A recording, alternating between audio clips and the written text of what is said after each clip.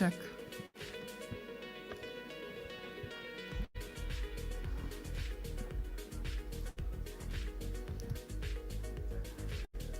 Ladies and gentlemen, we're about to begin. Requesting you all to kindly be seated, and we request you to please put your phones on the silent mode so that any of our proceedings aren't disturbed with that. Just allow us a couple of seconds. We're beginning. Thank you.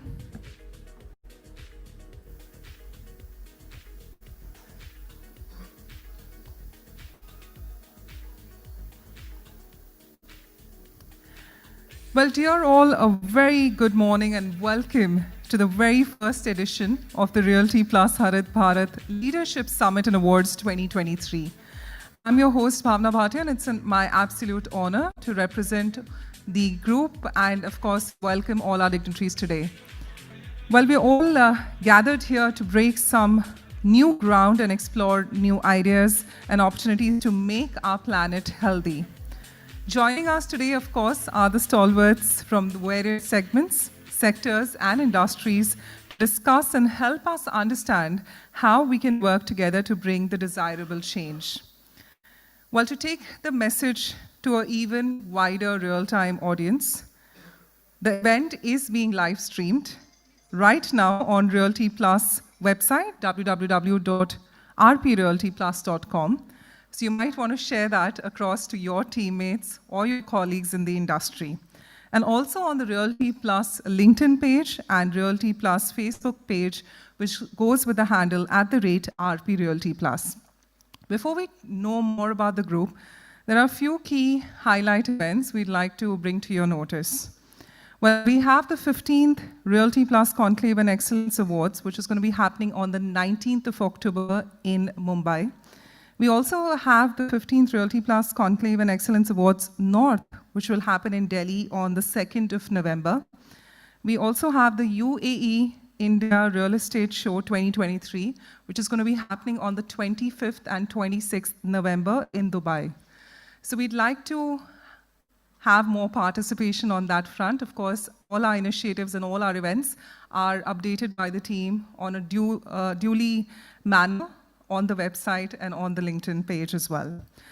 Without further ado, ladies and gentlemen, it is time for us to now have a brief introduction of the Realty Plus, and I believe an AV will do justice. Could we have the AV now?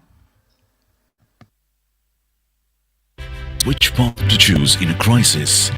Some brands are born to do the same. And during the times of challenge, the stalwarts of the Indian real estate industry have chosen to do just that, by showing others the way to finding opportunities even amidst a crisis, by showing the world how to go about delivering on promises even amidst adversity. Success doesn't just happen. It happens by design, by pushing the boundaries, by raising the path. It takes days to develop a vision and nights to make it a reality. Knowing that pictures are worth 1,000 words and that every word makes a difference. It's doing the research, trusting your instinct, and finishing what you started. For the past 19 years, Realty Plus has been turning obstacles into opportunities, keeping the industry informed on the latest developments,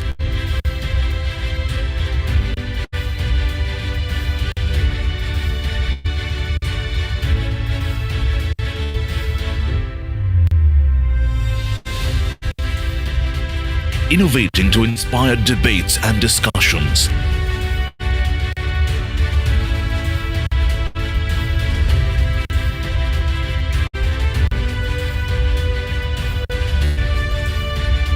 bringing forth the perspectives of the industry leaders,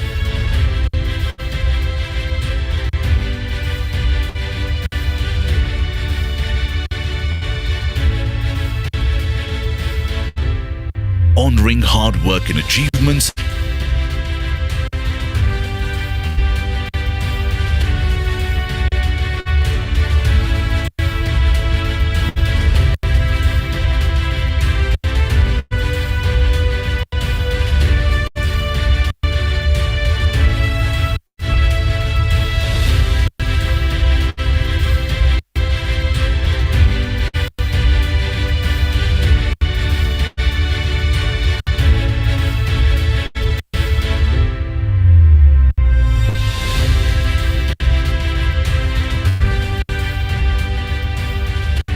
keeping the industry connected.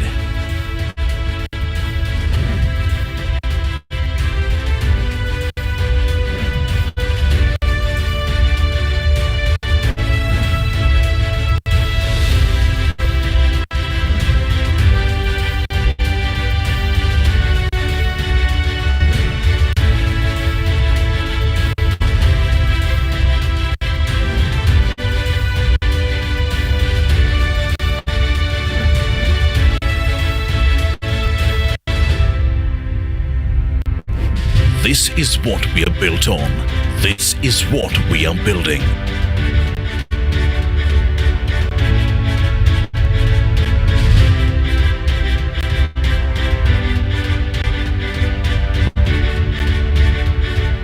We are Realty Plus, and we... Could we have a big round of applause for the team of Realty Plus? As rightly said, they truly lead the way. So on that note, ladies and gentlemen, and before we officially begin the event, we always believe that remembering God and, of course, the Almighty and having the lamp lighting is the perfect way for us to start the summit. To do that, may I have the honor of calling upon stage Kalan Krishnamurthy, Director, Xylo Paints. If you could have Sumera Abdul Ali, Environmentalist Convener, Awaz Foundation. Shabir Kanchwala, Principal Global Network for Zero USA. Dr. Mala Singh, Board of Director, USA, Executive Director, India ESG and Carbon Services. And Tripti Kedia, Publisher and Business Head, Realty Plus. May we request all our dignitaries to please join us. Ladies and gentlemen, let's give them a warm, warm round of applause as we have our eminent leaders joining us on the stage right now. And as we have them assembled for the lamp lighting, may we request the team to have the Ganesh mantra. Vakratunda Mahakaya Suryakoti Samaprabha. Ladies and gentlemen, a warm round of applause. Nirvignam Kuru Me Deva Sarvakaryeshu Sarvada. Vakratunda Mahakaya Suryakoti Samaprabha. Nirvignam Kuru Me Deva Sarvakaryeshu Sarvada. May we request our dignitaries to please come in the center. Thank you for the Ganesh mantra. Ladies and gentlemen, a warm round of applause for all our eminent guests of honor, our leaders for joining us today. And thank you so much for kickstarting our event once again. Thank you.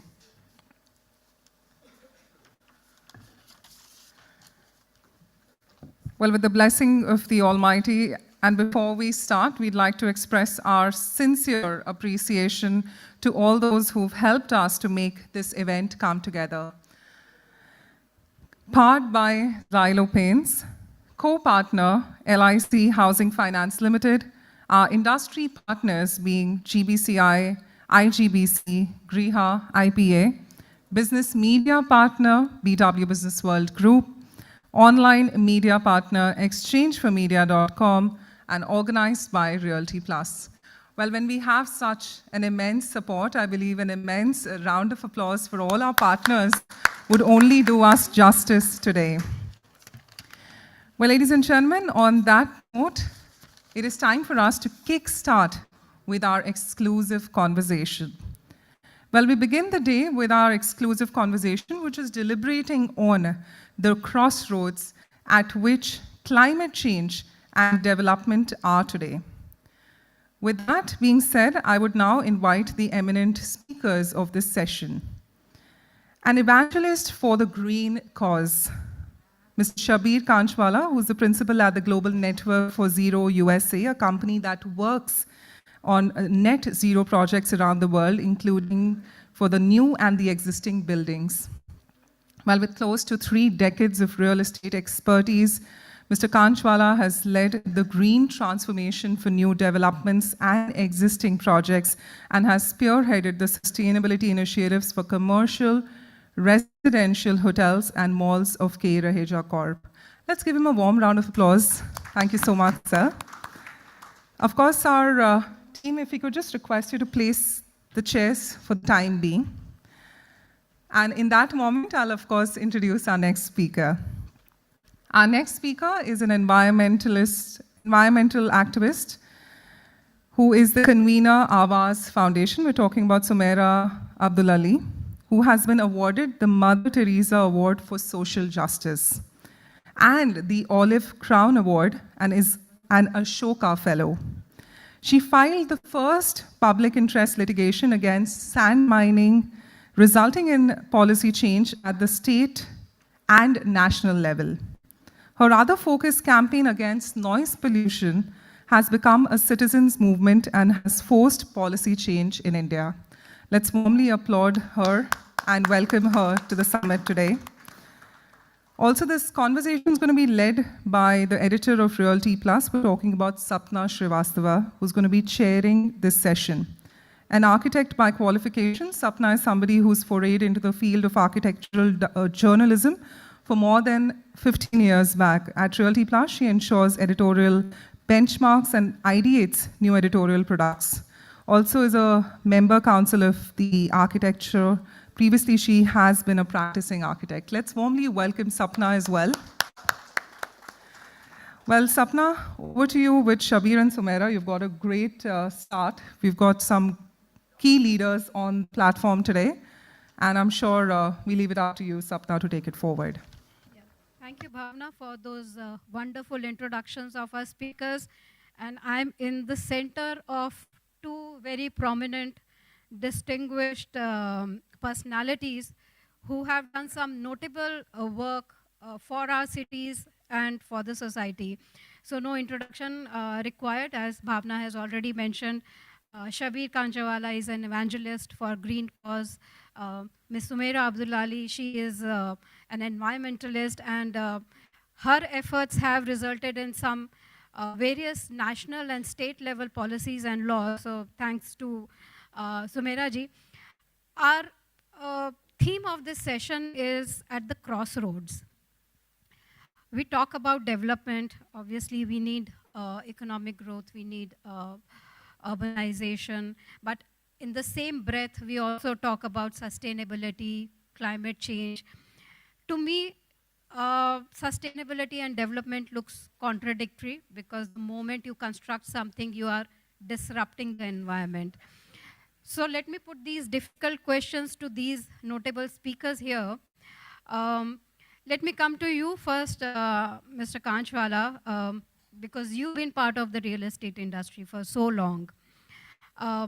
If we talk about building and construction sector, it contributes about 18% to the economic output of the country. It is the second biggest generator of jobs, employment after agriculture. So very important sector. We do need a lot of building and we do need a lot of construction. But on the other end, it also contributes 40% of the carbon emissions, total carbon emissions, and also 50% to the climate change. Now, how do we find that balance? I know there are a lot of things happening, a lot of green initiatives being taken by the building and construction sector, real estate sector. But is that enough? We need to do more. What are your thoughts? How do we create that balance? Thank you, Sapna. So to begin with, obviously, if you look at India as a whole, and if you look at our population density and the requirement for homes, offices, and other buildings is growing, right? So having said that, I guess good developers realize the need that sustainability and development need to go hand in hand. And, in my previous company in Rajas, when we started that in 2005-06, if you look at the long-term part, even in my present company, where, Global Network for Zero, building green makes economic sense, right?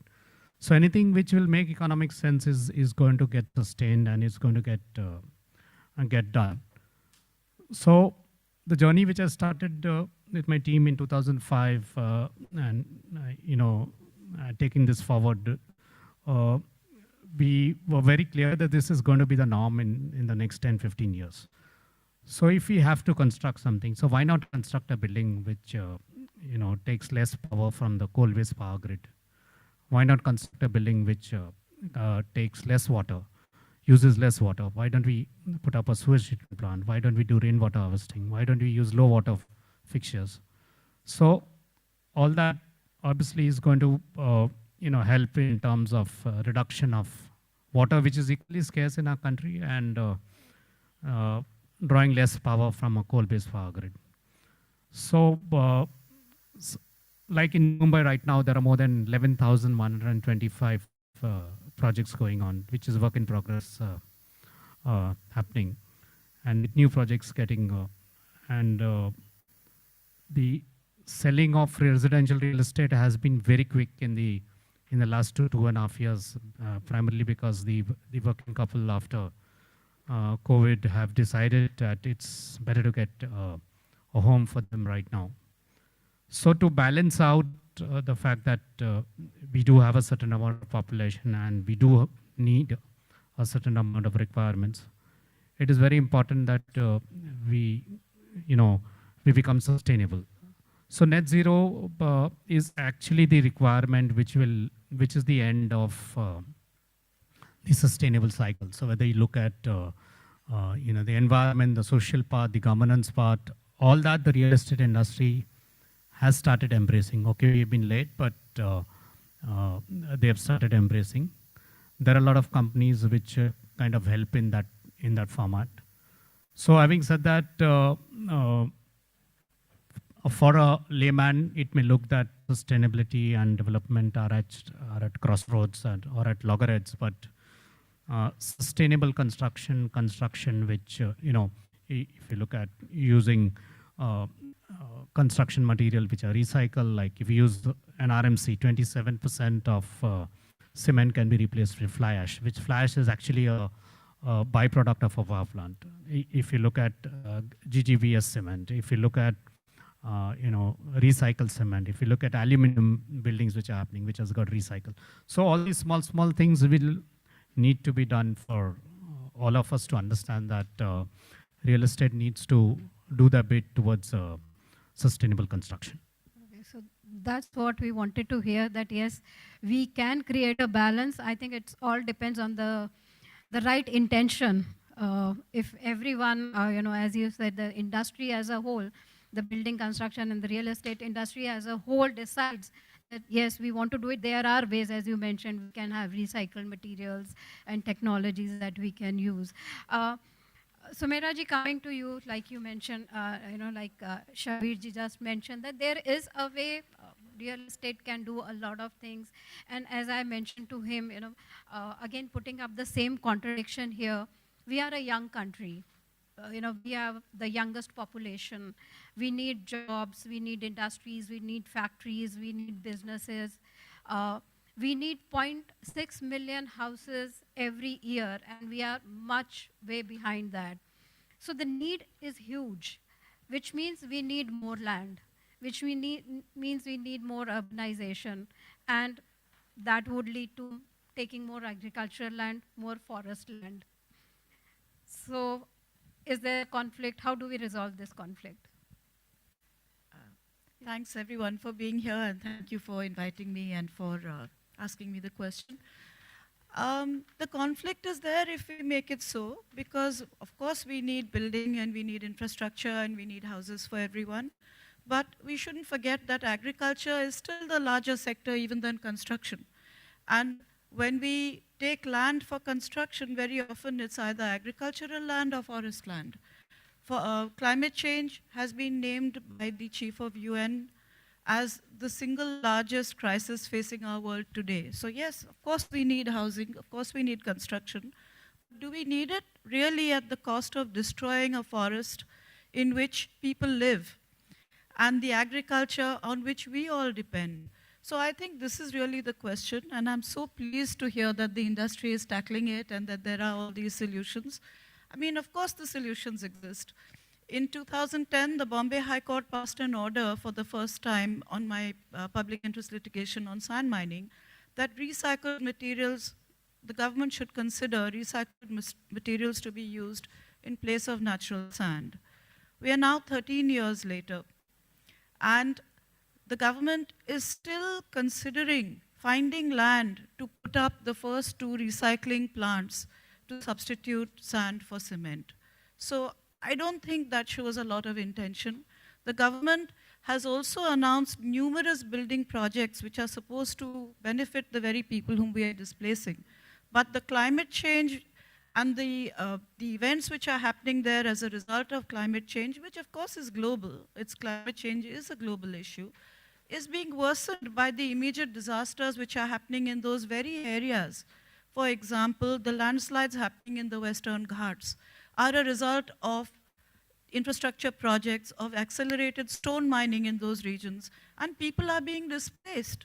So we forget that when we say that urbanization is required, of course it is required, I agree. But to some extent at least, the urbanization is being forced. Because when someone is displaced from a home where he doesn't want to be displaced to build up a city, then he is forced to come to the city and we are forced to build more and destroy more. So I really think it's a matter of acknowledging. I mean, I have a lot of respect for all the private builders who are taking up these causes, but if you ask me whether it's enough, I think we have a very long way to go. And let's not forget that coal, we are still mining coal to power many of these buildings, and even if the buildings become net zero, the transmission lines are not net zero because the buildings need infrastructure built around them, more roads, more street lighting, more of all that. Where is that coming from? So when you get people in the city, you're talking of more cars, more emissions. Mumbai has recently become the most air polluted city in India, maybe in the world, overtaking Delhi. So I don't think this is the kind of development. A lot of it comes from the construction sector as well. I live next to a construction site, one of the best builders in Mumbai, who has advertised, I mean, I see the billboards, the images are of blue skies and birds and greenery. And some of the advertisement of other builders show that you will be living in a forest-like environment in Mumbai by buying those properties. But for us who are the neighbors, where 40% of Mumbai is being redeveloped and rebuilt without noise pollution control, without noise barriers, without air pollution mitigation measures, the result is hell. There's no other word for it. So the neighbors are going through hell. And because the development projects span decades from today, I don't see that that is being mitigated anytime soon. Just coming to this site, I passed major construction sites of both private as well as infrastructure building. Some of those sites have been under construction for over 5 years, some have been for construction over 7 years, and there's no end in sight. So I think the problem we need to look at much more holistically. Do the people we are displacing for our building Mumbai, for our convenience, for the kind of city we want, the kind of urbanization we want, the luxuries that we want, are we really doing them a service? I think this is a question we need to ask. Right. I think we all agree that we do need urbanization. We do need housing for all. But again, as Sumaira ji said, it has to be holistically. We cannot be creating homes for some people and displacing others. So we need to probably look at the entire problem. And as Sumaira ji gave an example that the sand mining laws have been passed, but nothing much further has moved. So what we were discussing earlier also at the speakers lounge is that half-hearted efforts at the government level, at the industry level, everything has to, the intention has to be correct, and probably we will have better results. But again, Shabir ji, coming to you, Sumaira ji mentioned about pollution. And yes, we do all agree that construction sector is one of the biggest problem in terms of pollution. Reading some statistics, 23% of air pollution, 40% of drinking water pollution, and almost 50% of landfill waste is generated by construction. Your ideas or your suggestions, how do we mitigate this? So obviously, for construction to happen in a way that the noise, the dust, the contamination, the waste which comes has to be controlled. There are rules in our country, and unfortunately, the implementation of the rules is a question mark in terms of how we do it. So I guess builders who are more on the A plus side, they do spend on this. They do spend on when they're drilling, they look at noise, how you can reduce the noise. When they look at diesel generators, when you have buffers, then you look at sprinkling of water. When you have a ready mix plant, even the sand for that, people are now have shifted to crushed sand, and you're not using the river sand. When you look at using Maiwan, you don't need the river sand for external plaster. There is gypsum plaster which can be done internally. So, technological things which reduce noise and water and which kind of don't deter the neighbors. But I guess if you look at Mumbai, which is like a 32 square kilometer place, if you look at from VT to Thane or from till Borivali, within a span of 40-45 square kilometers, there is development happening. The positive part of this is that yes, the infrastructure requirements, even though they keep on increasing, they can be done quickly rather than ideally, people staying in Mumbai should be actually going all the way beyond Pune for us to say that that's really sustainable. There is always a shift, I guess, from the villages to the cities, and the Government of India statistics talk about 40% movement to the cities in the long run. And this goes back years back, right? I mean, I heard a quote where Mahatma Gandhi, told that time the Prime Minister of India that, he said that in Gujarati that Gambara Abad Karo, don't look at all the cities. So please look at the prosperity of the villages first rather than looking at the prosperity.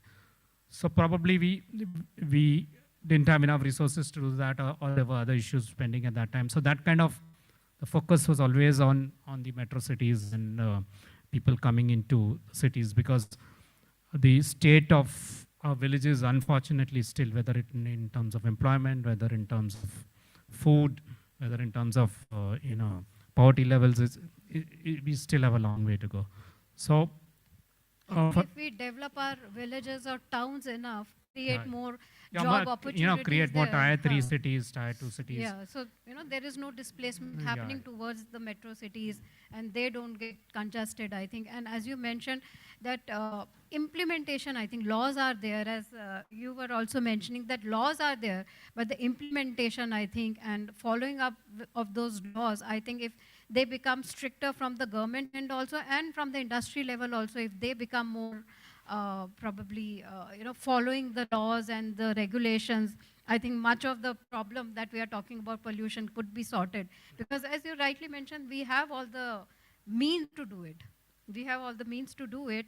Now, we are sitting here, we are talking about, we have this entire conclave around sustainability. We are felicitating people for doing good work in this area. I see a lot of young people are very vocal about green cause, about climate change. This is a question to both of you. Is there an eco-anxiety among people, as we call it? Are people anxious about the climate change? We are seeing that happening.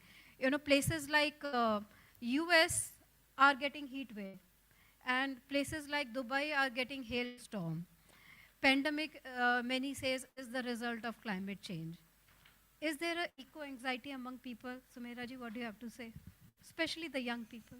Well, I'm not a young person, so I would have to speak on their behalf, which they may not like. But the young people I have spoken to uniformly have various types of anxiety, and mental health is an issue. Climate change is a leading cause of that, and that's not me answering, that's the UN answering. So, and they have conducted those studies. So yes, it is definitely a problem, and it's very obvious that that's the world that they are going to inherit and they are going to live in. So they would be anxious because that's going to be their day-to-day lives. And therefore, when we plan the world that we are leaving to them, we all have children, grandchildren, whatever we have. It's very important that we leave the world that we would ourselves like to live in and not think that, well, it's far in the future, it doesn't matter, you know. We can go on polluting now because they'll sort it out later, because that's giving them these mental health anxieties, and it's our responsibility as parents, as grandparents, to look after them and their mental health and their anxiety. I would really wish that the Builders Association would, for example, not wait for the government and come forward and show us those projects which are leading the environmentally friendly projects right from the building and the planning stage up. For example, when all trees are cut on building site, and it's assumed you're starting from a blank slate, I would love to see the developer who comes forward and says, I will reclaim these trees, or I will show you that the material that is being, the debris which is on site for reconstruction is being treated on site, as is done in many Western countries. And maybe just like Raheja Corporation perhaps took the lead years ago to come up with buildings which are now eco-friendly and people are wanting them, maybe somebody can take the lead today and show us that building construction can also be eco-friendly, and that would be something, the need of the hour. Right. I think those who are doing it needs to set an example and probably be the leaders of change. You have been talking about planning with purpose. That has been your philosophy. So what would you like to tell the audience about this planning with purpose? How can we follow that? See, planning with purpose is actually for the younger generation, right? I mean, the millenniums. I mean, you'll be pleasantly surprised that there are a lot of millenniums who now, tell their parents that they need to work in a green, sustainable office, and they want to stay in a green home, and they want to shop at a green mall, and enter a green metro station. So the millennials are very focused on climate change and how they want to look at it, and they are actually driving a lot of sustainable construction requirements. There are a lot of questions now which they ask before buying a home, which was probably not there 5 years back.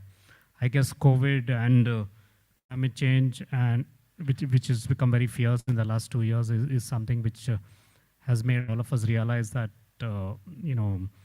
with the kind of population we have, we need to work out a balance where we kind of plan, sustainable. Any sustainable planning has to be sustainable over the long run. I can design a building which is a green sustainable building, but I need to see that it operates as a building which is sustainable. So there is a requirement even on the society members of a housing society to ensure that they ensure that the sewage treatment plant in their building is working. They ensure that the rainwater harvesting water gets utilized. They ensure that the solar which is put up on the terrace, that gets utilized for.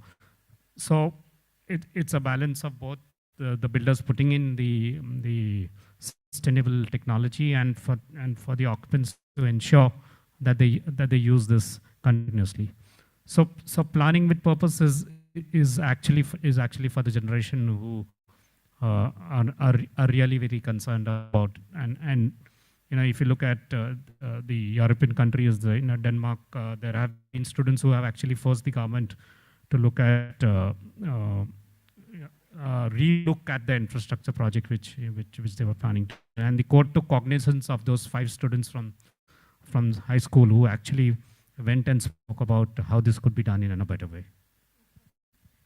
So as you rightly mentioned, it's not about just the design, it has to be green design or it has to be green construction, but the entire life cycle of a building or a development, from design to construction to maintenance to operation, everything has to be eco-friendly, and that's what is planning with purpose. You take the entire gamut of the building's life cycle and building's life to be truly sustainable.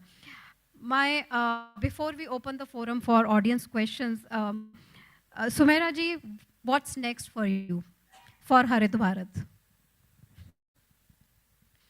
Well, I think it's up to the audience here to come up with those plans and tell us how they're going to implement without waiting for policy change and government to do. And I would love to support such initiatives, because I think what we really, really need is to stop this whole discussion of us against them, development against environment, and we need to work together to make it happen.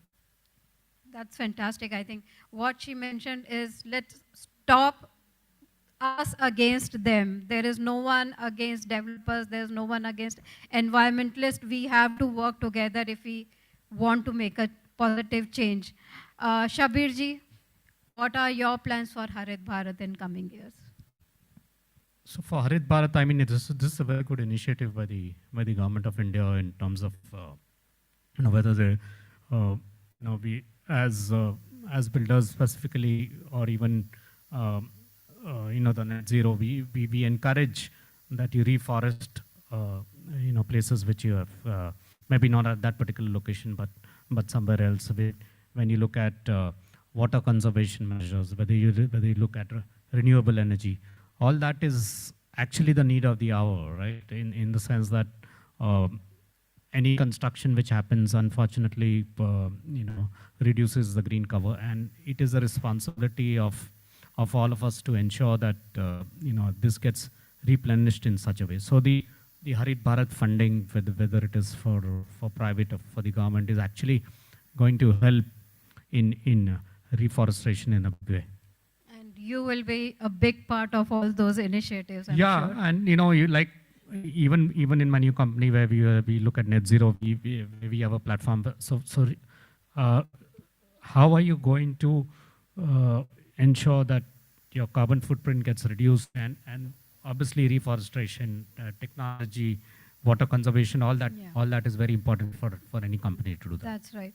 So these were, I think these were some very difficult questions which at least I had in my mind. How do we balance both the things? We need economic growth, we also need housing, we need a lot of construction, but we also need environment, because if we want fantastic house, fantastic lifestyle, fantastic jobs, we need a fantastic planet to put them on, first of all. So that's my two bit, but we have our speakers here for any questions from our audience for them. Anyone, if you have any questions, they are here for another few minutes.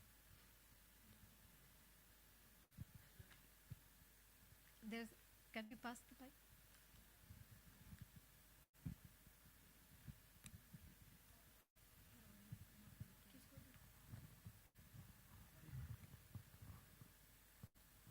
Check. We'll be entertaining few audience questions, starting with you, sir.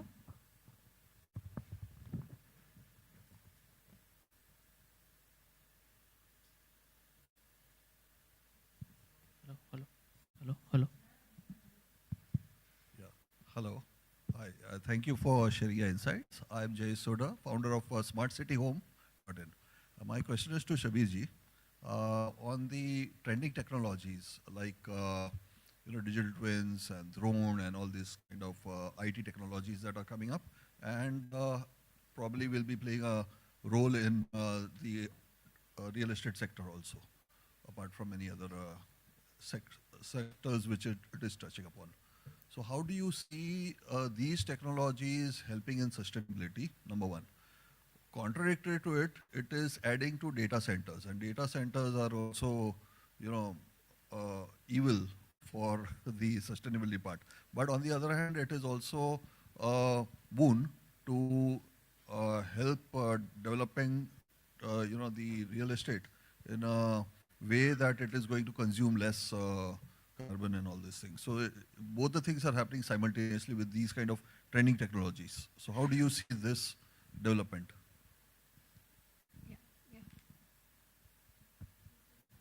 So data centers are power guzzlers. That's a fact. And how do we look at there is a concept of a green data center, which actually a lot of data centers which get built in this country are doing that. What do you mean by a green data center? It means that whatever power you are using in your data center, it needs to be replaced with a solar farm. There's a solar farms in the interior of Maharashtra, and if there is a data center, because majority of the data centers are in Mumbai and Chennai, and because that's where the cables come from, from the ocean, and that's why they are concentrated at these locations. So the requirement of power needs to be offset with a large solar farm, which needs to be offset with looking at technology and how you can reduce, because the equipment in the data centers, they need two air conditioning, one at the bottom level and at the top level. And you're talking about 16 degrees and 18 degrees, and those kind of requirements obviously throw up a lot of carbon in the atmosphere. So they have to be offsetted in such form. So the positive part about data centers is obviously we are using less paper. We are putting everything on a note on the iPhone. If you look at the new iPhone 15, even on the other hand, apart from that, data centers, because of the technology, the kind of drones, what painting it can do without that human efforts, all those things also add in terms of spending less time for completing the project. In that context also it's helpful. But after all, it is leading to the data center through which it is happening. So that's what I'm trying to... Yeah, so there has to be a balance, right? I mean, so if you ask me personally, climate change and the number of people which we have in the world, that is always, debatable. And with the number of people which we have in the world, and we have already passed that requirement of one planet. There are a lot of studies by the UNFC where they talk about, we are in 2023, but actually we have passed the amount of people on the planet. We have passed that somewhere in 2010. So we have already passed that 10 years back. So we are actually now living on oxygen. If you look at. So, as Shabirji is saying, and what we are discussing, and what you also mentioned, that it's a necessary evil that we have to live with. We want data centers because the world is getting digital. Being digital is good because it will consume less paper, less trees will be felled for that. But data center themselves are a guzzler of electricity, and so again, I'm sure there are technologies which are happening. There are a lot of, in data center also, there are technologies being developed for lesser electricity. They are very expensive as of now with water and all. They are doing all the cooling systems which are being tested. But probably very soon we will have those technologies so that we don't have to depend on fossil fuels for the electricity for data centers as well. Any other question that we have for our speakers here? Yeah, there is one at the back.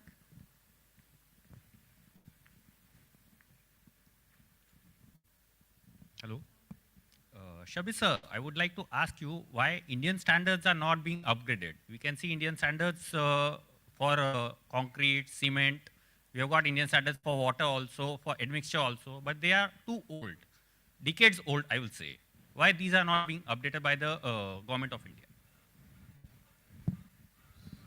The government of India has started doing that, and very recently will come out with a sustainability standard. So anything and everything will now have an annexure of sustainability. Whether if you look at manufacturing, whether you look at buildings, whether you look at so that is work in progress.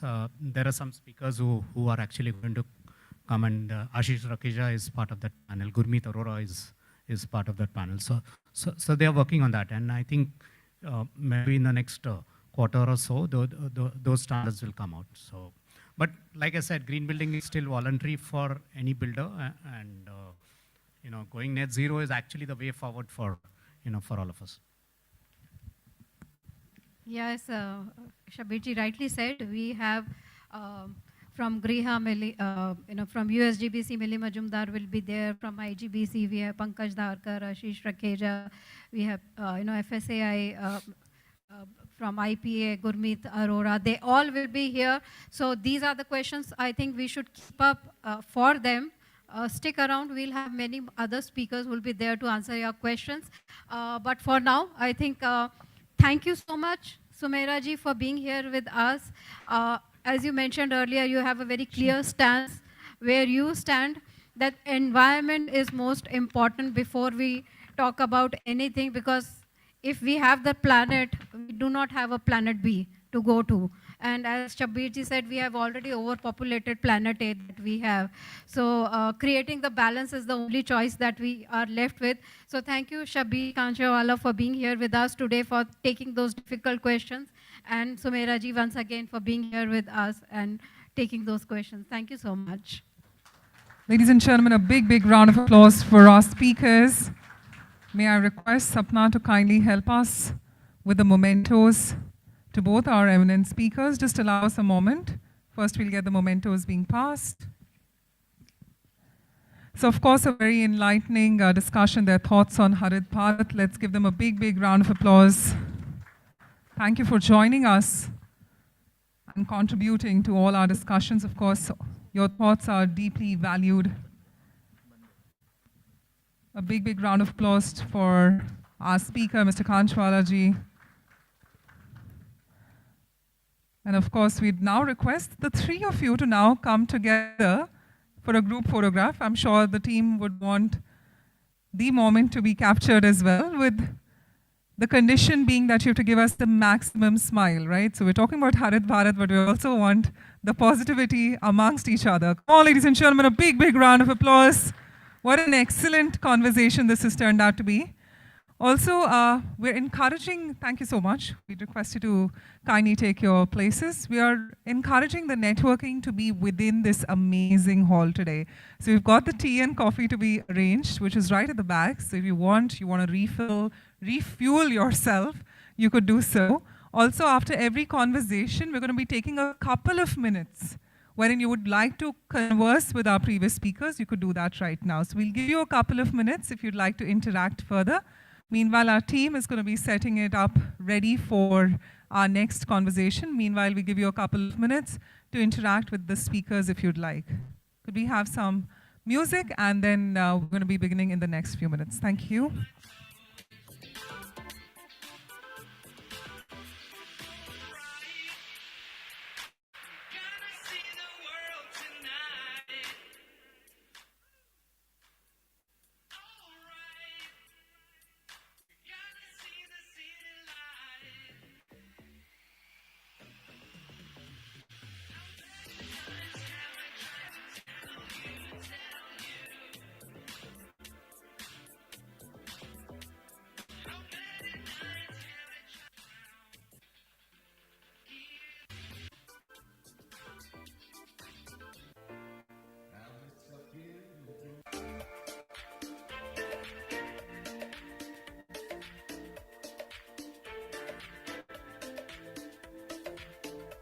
We encourage you to refuel yourself with a cup of coffee and tea at the back. Just allow us a minute. We're going to be starting. Thank you.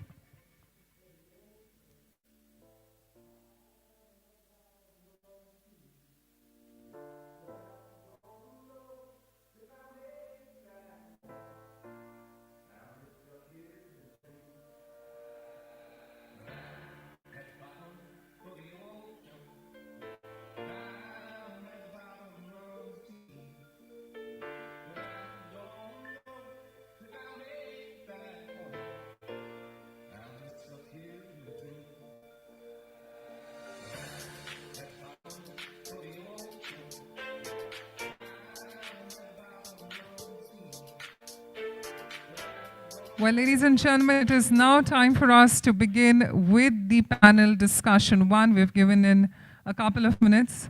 We loved the conversation so far, and I'm sure there's a lot more which is in store for all of you. Well, let me tell you, we've just begun.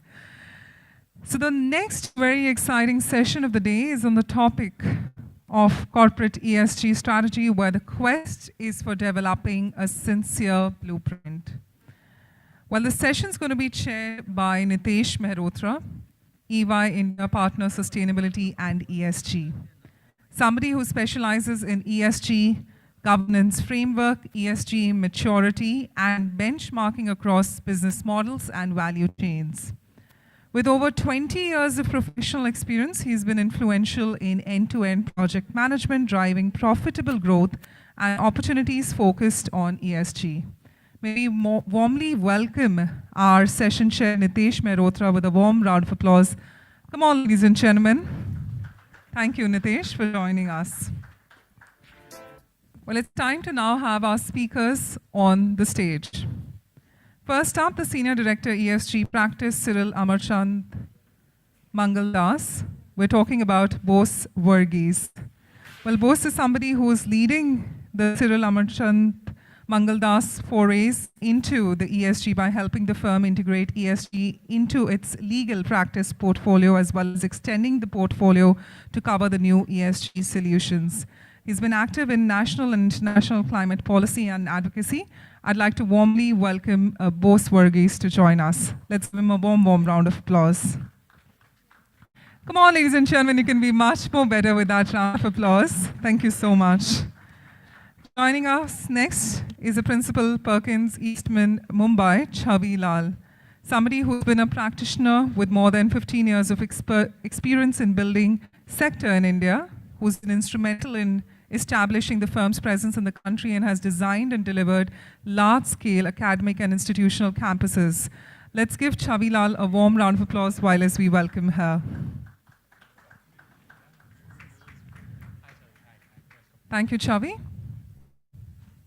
Joining us next is Dr. Mala Singh, Board of Director, USA Executive Director, India, ESG and Carbon Services.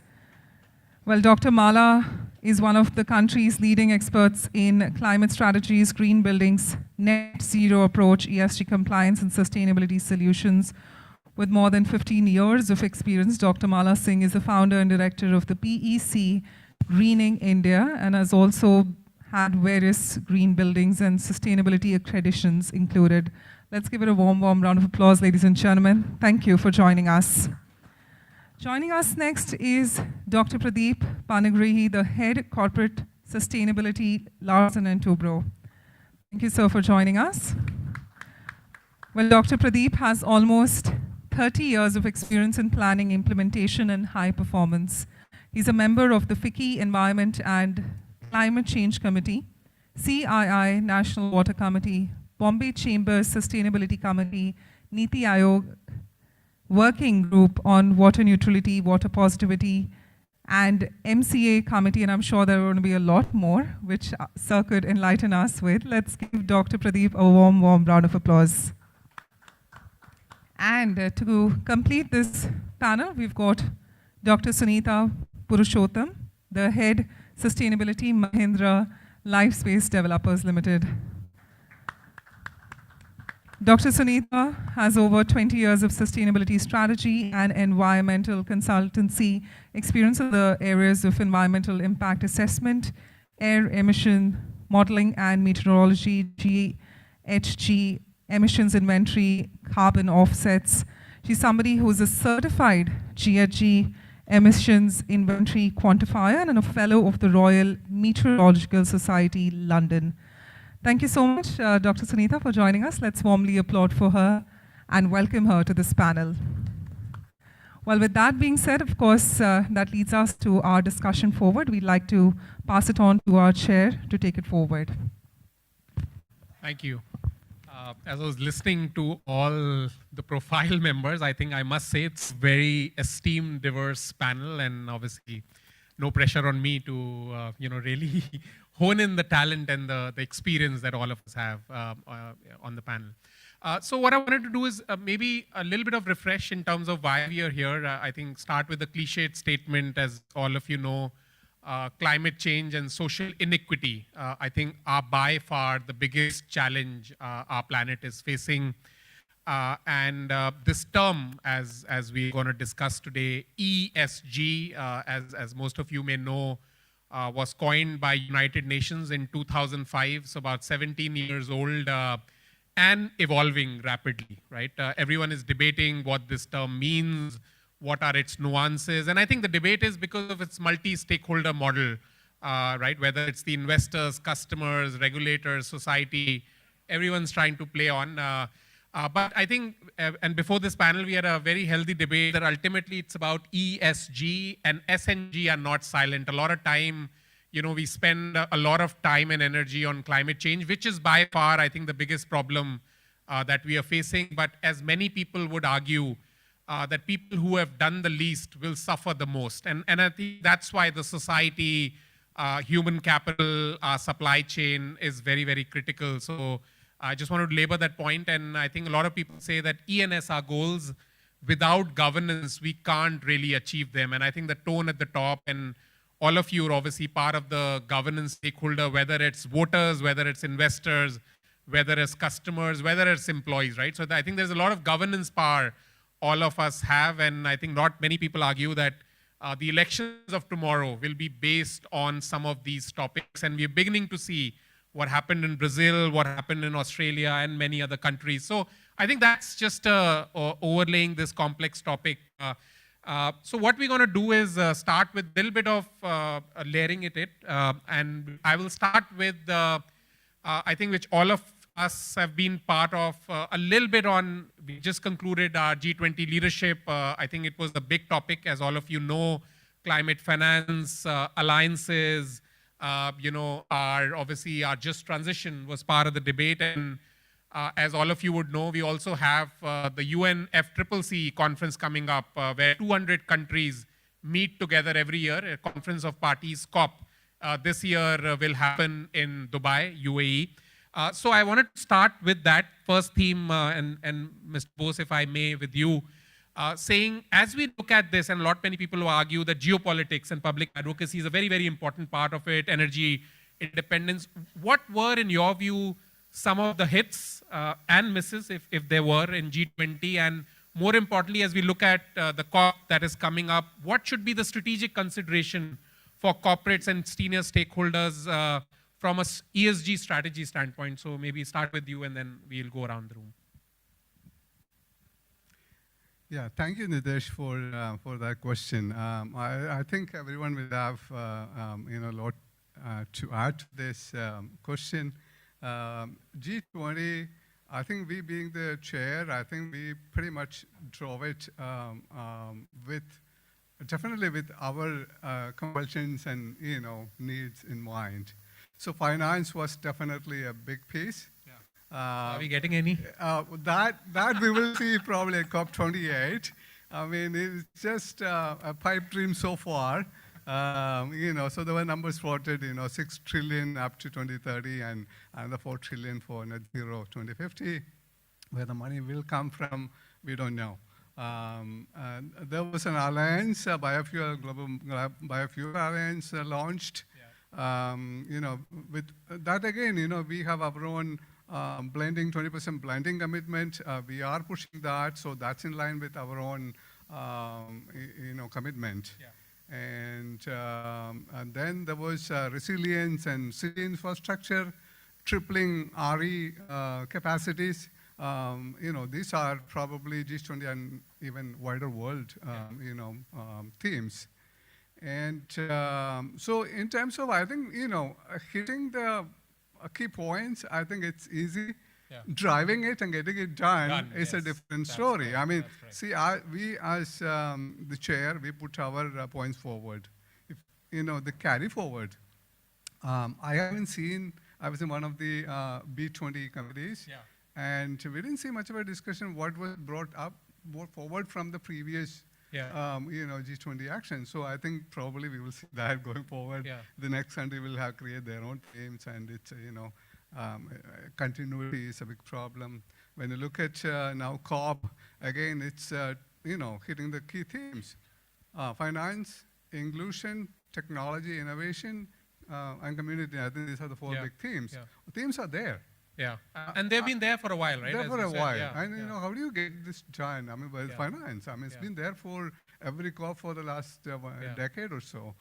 We haven't seen much action. So I think as a country, our biggest interest lies in the finance, definitely, and two, the energy security. That's right. I think these are probably, and our commitments are aligned to those anyway. The 2070 net zero and aligned to that. So I think we will stick to those lines and differentiated responsibility. That's something that I think we will stick to. I think not many are expecting this COP to deliver big compared to some of the previous ones anyway. So low expectations, that's what you're saying. But I think one thing to the point that you made, I think India took a little bit of a leadership position in Global South, because obviously I think we all know Global North and Global South has very different nuance to this sustainability journey, and obviously just transition is a very important thing. But Chavi, if you want to add and others to it as well. Yeah, sure. I think, Nitesh, I will actually pick up from your introduction, because I think UN, since its inception, was originally seen as a global advocacy agency, right?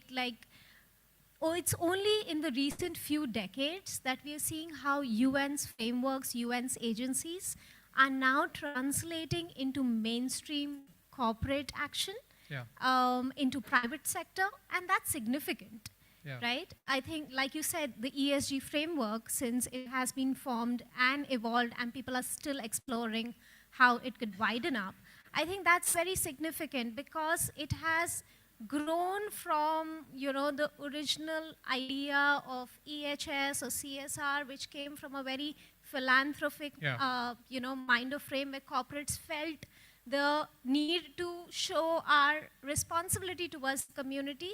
But now this framework makes it mainstream for all decisions, for all actions that corporates are going to pick up. So I think that's a big step ahead for us, right? I think in many ways now globally, we are getting unified with all these frameworks.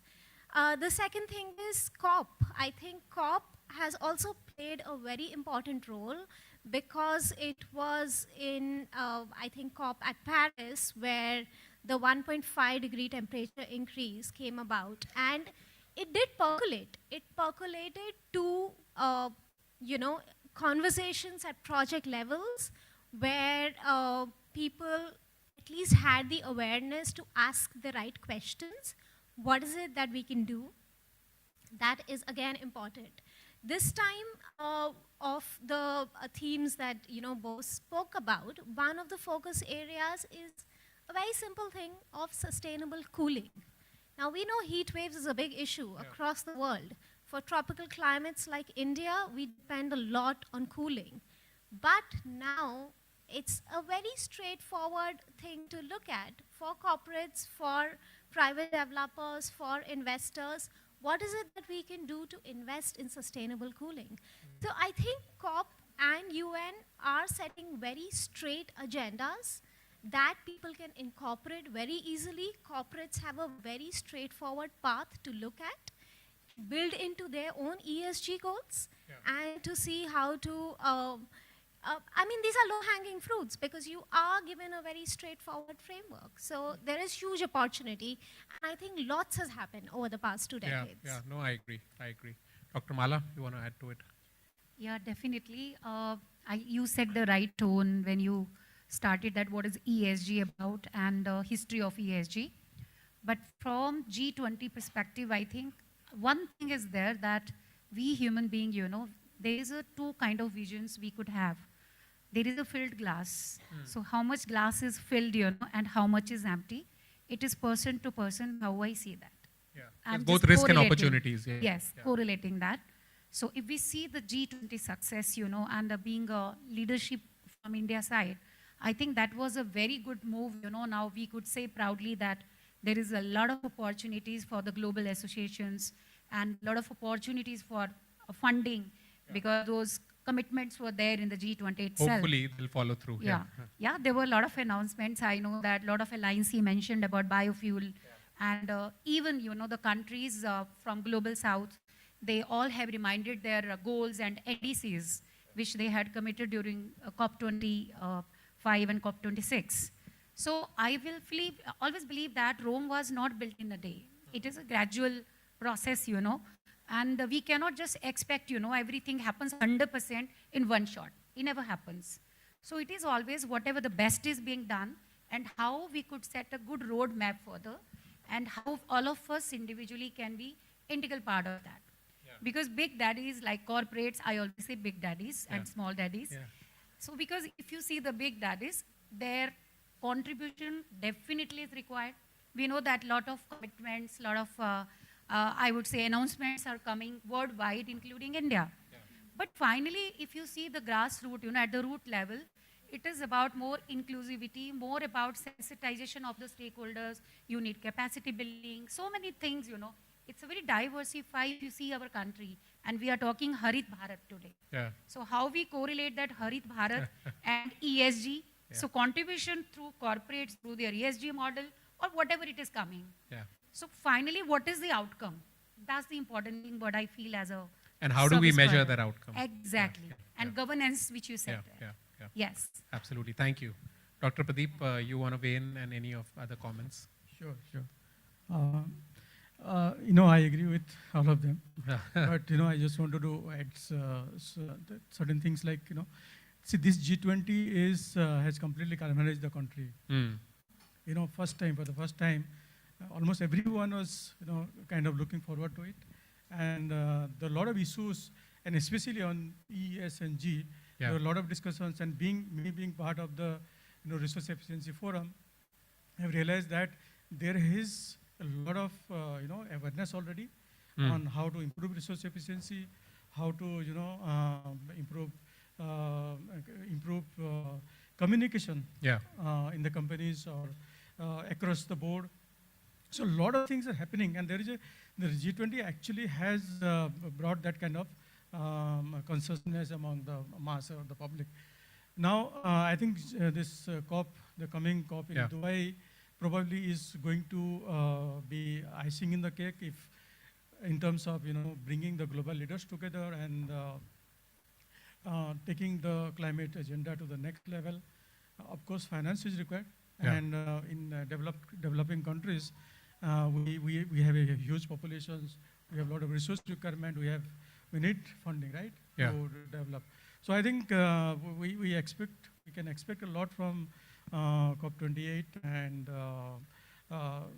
see, another important point is that I was talking in one of the forum in Delhi. I think it was recently only that we as a country are highly resilient, right? We rise up to all the occasions. We take up all the challenges and we meet the challenges. And I don't know, maybe it is there in our DNA or whatever, but you look at all the global standards, practices, whatever is there, we try to implement sincerely, very honestly, and we sometimes exceed the expectation. So I think somewhere we are a different breed altogether, and probably, G20, COP20, these are all helping us to,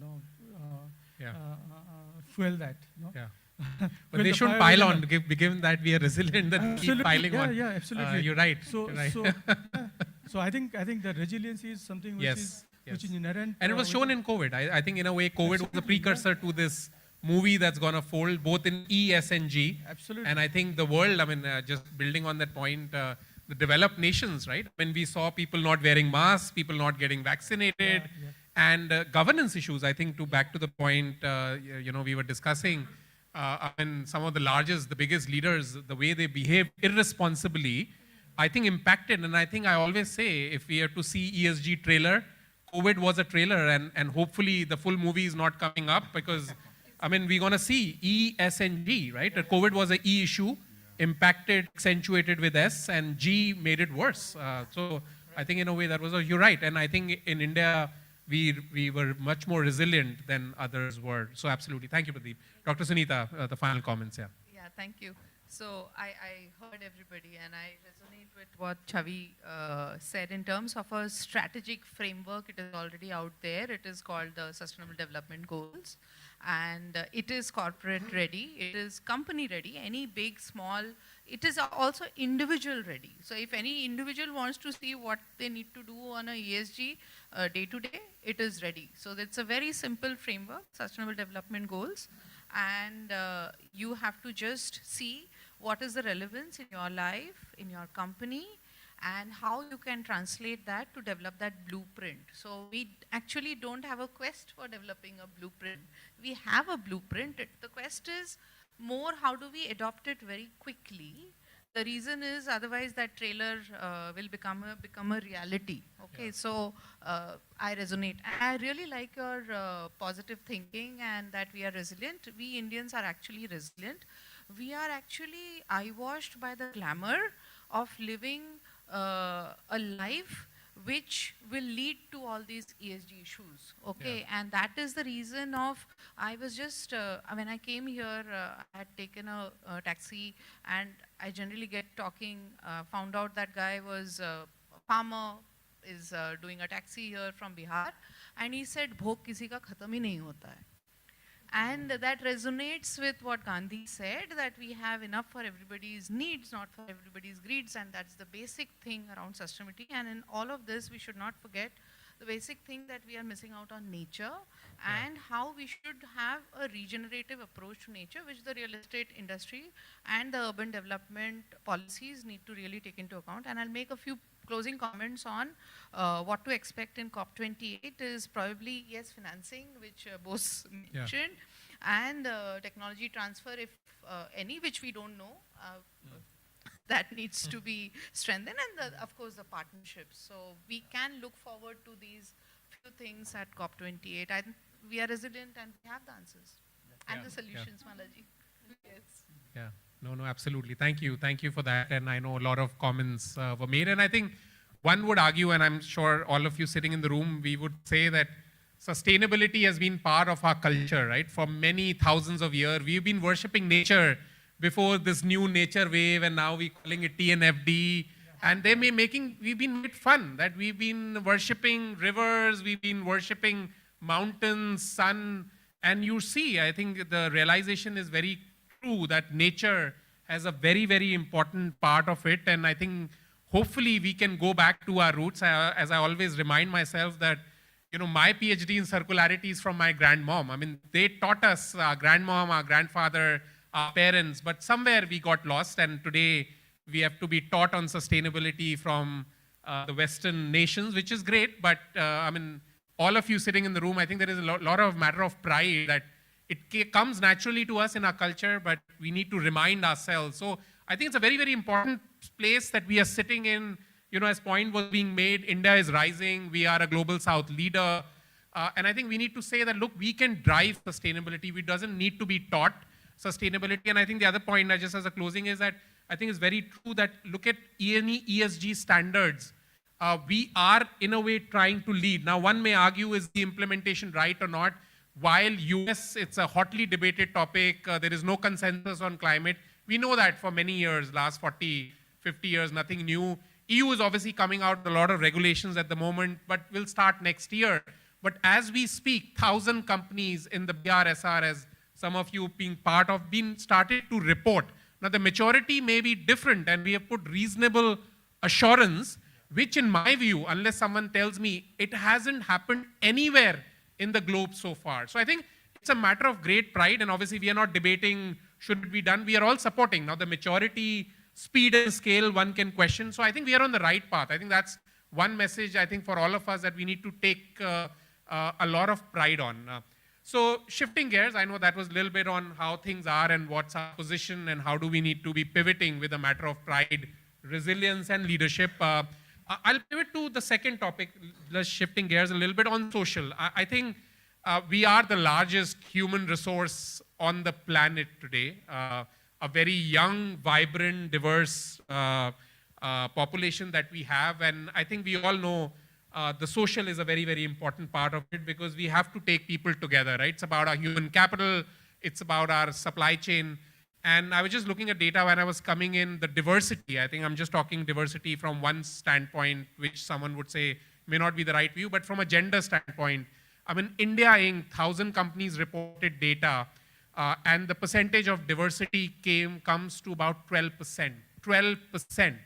That's the diversity for 1,000 companies publicly disclosed data. And if you were to compare that to China, there's a lot of comparison, not that needs to be compared. The number is 60%, right? So I think there is a lot to be done, and obviously it's not just in terms of gender, but in terms of age, skill set, the diversity. So I just want to hone in a little bit on social aspects, saying what are the issues India is facing, and are there any leading practice on social that we need to be thinking?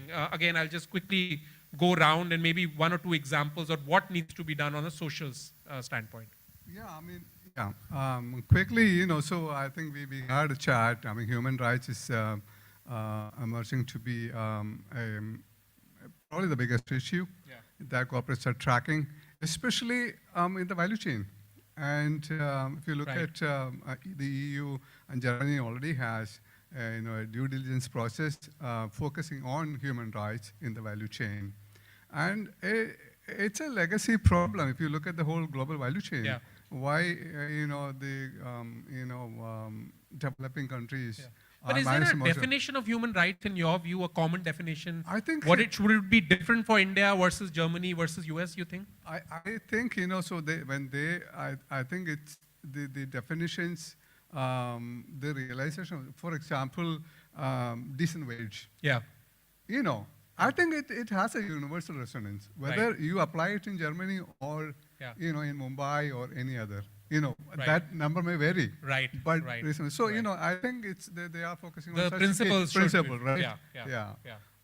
So I think some really fundamental aspects of human rights people are driving.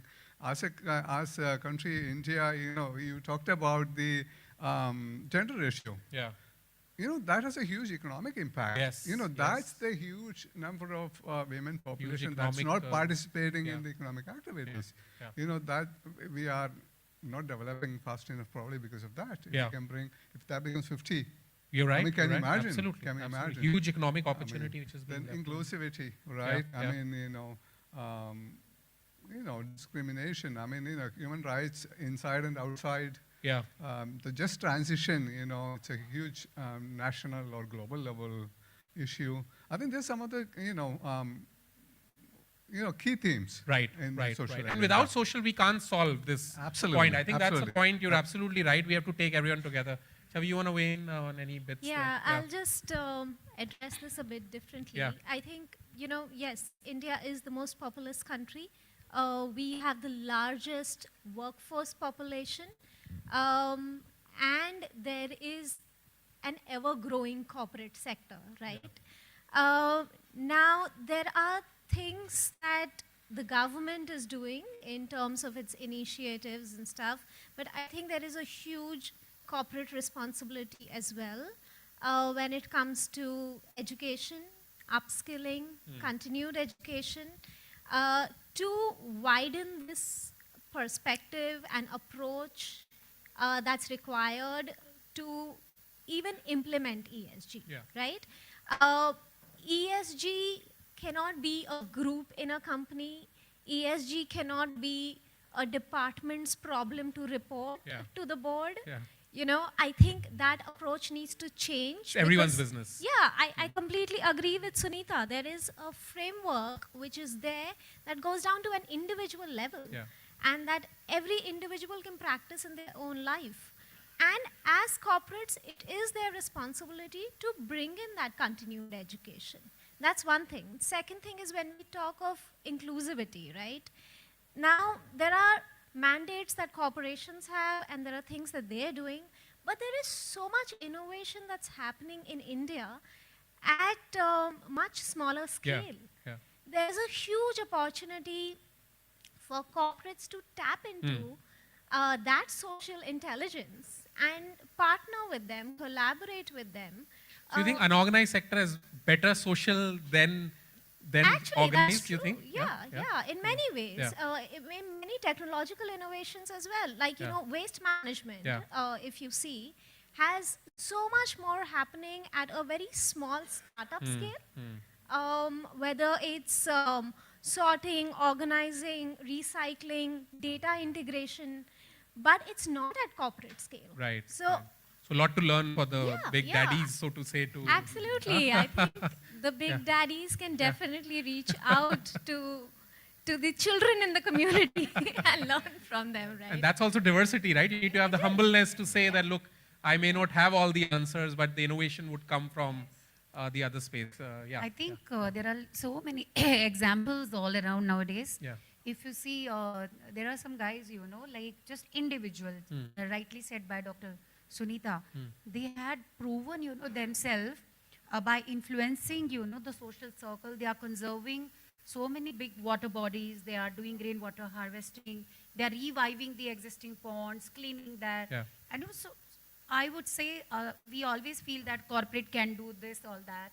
But I think sometimes individually, you know, social has that power, Yeah. you know, to do something which is more innovative, which is more, I would say, have the large influence. So collaboration is very Yeah. important. I agree. I agree. Exactly. And also, If we you may look not have into- all the answers alone, but Yeah. collaboratively Even we there can was get a lot of guy, answers. you know, from Pune, I forgot his name.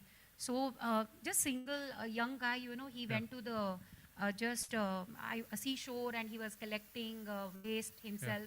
Then all young influencers, you know, Yeah. they also got influence. Yeah. Then it becomes a big team, you know, pan-India. Right, right. So this is what one person can do Right. and how. But it's also you a know, question of speed and scale, right? Because there are Exactly. examples which are very small, but maybe that's the point you're making. We need to make them at industrial scale, But right? corporate helps them. Corporate should help Later, them, yeah. you know, the corporate also, you know, that's a good model. That's correct. Then because there's the involvement of corporate comes into the picture. Right, You right. call it CSR Right, right. or you call it the sustainability initiative. No, absolutely. So it's a collaboration. No. Dr. Padi, coming to you, I know your sector, social, is a big, big heated subject. So maybe sub-comments from you. Absolutely. I would rather cite some examples. Yeah. Everything starts from the top. Yeah. So, you know, our SNS, our new chairman and managing director, every meeting he goes, he talks about diversity, inclusion, and equity, right? Yeah. And see, in our sector, more than 600 plus live project sites, and so much of, spread all across around 50 countries. Yeah. It's extremely difficult to maintain the diversity ratio. So our target is to achieve 10% by 2026. So far today we have already achieved 8.3%. Right? 2 years back it was 6%. Right? So Right. there's huge focus. Yeah. The new recruits, GETs we are taking, 30% are female candidates. Yeah. We recruit something like 5,000, 6,000 Right, odd right. GETs every year. And so that is the kind of focus we give on. But what are the real obstacles you face? Is it safety? Is it cultural? I mean, or is it traditional? I think it's cultural basically. Yeah. Like, you have so many project sites. Yeah. Do you want female candidate to go and work in a remote areas? There are safety issues, there are cultural issues, but still, you'll be surprised. Some of our business heads are now females. Yeah. Right?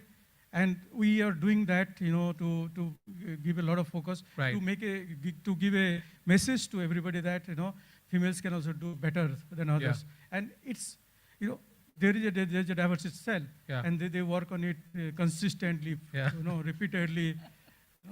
They definitely can. Mala, Absolutely. I met.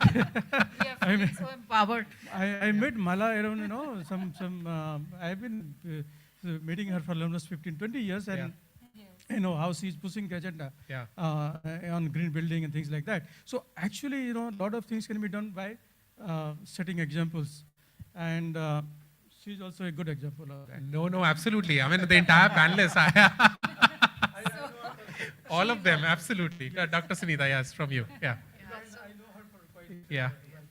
Thank you, very kind.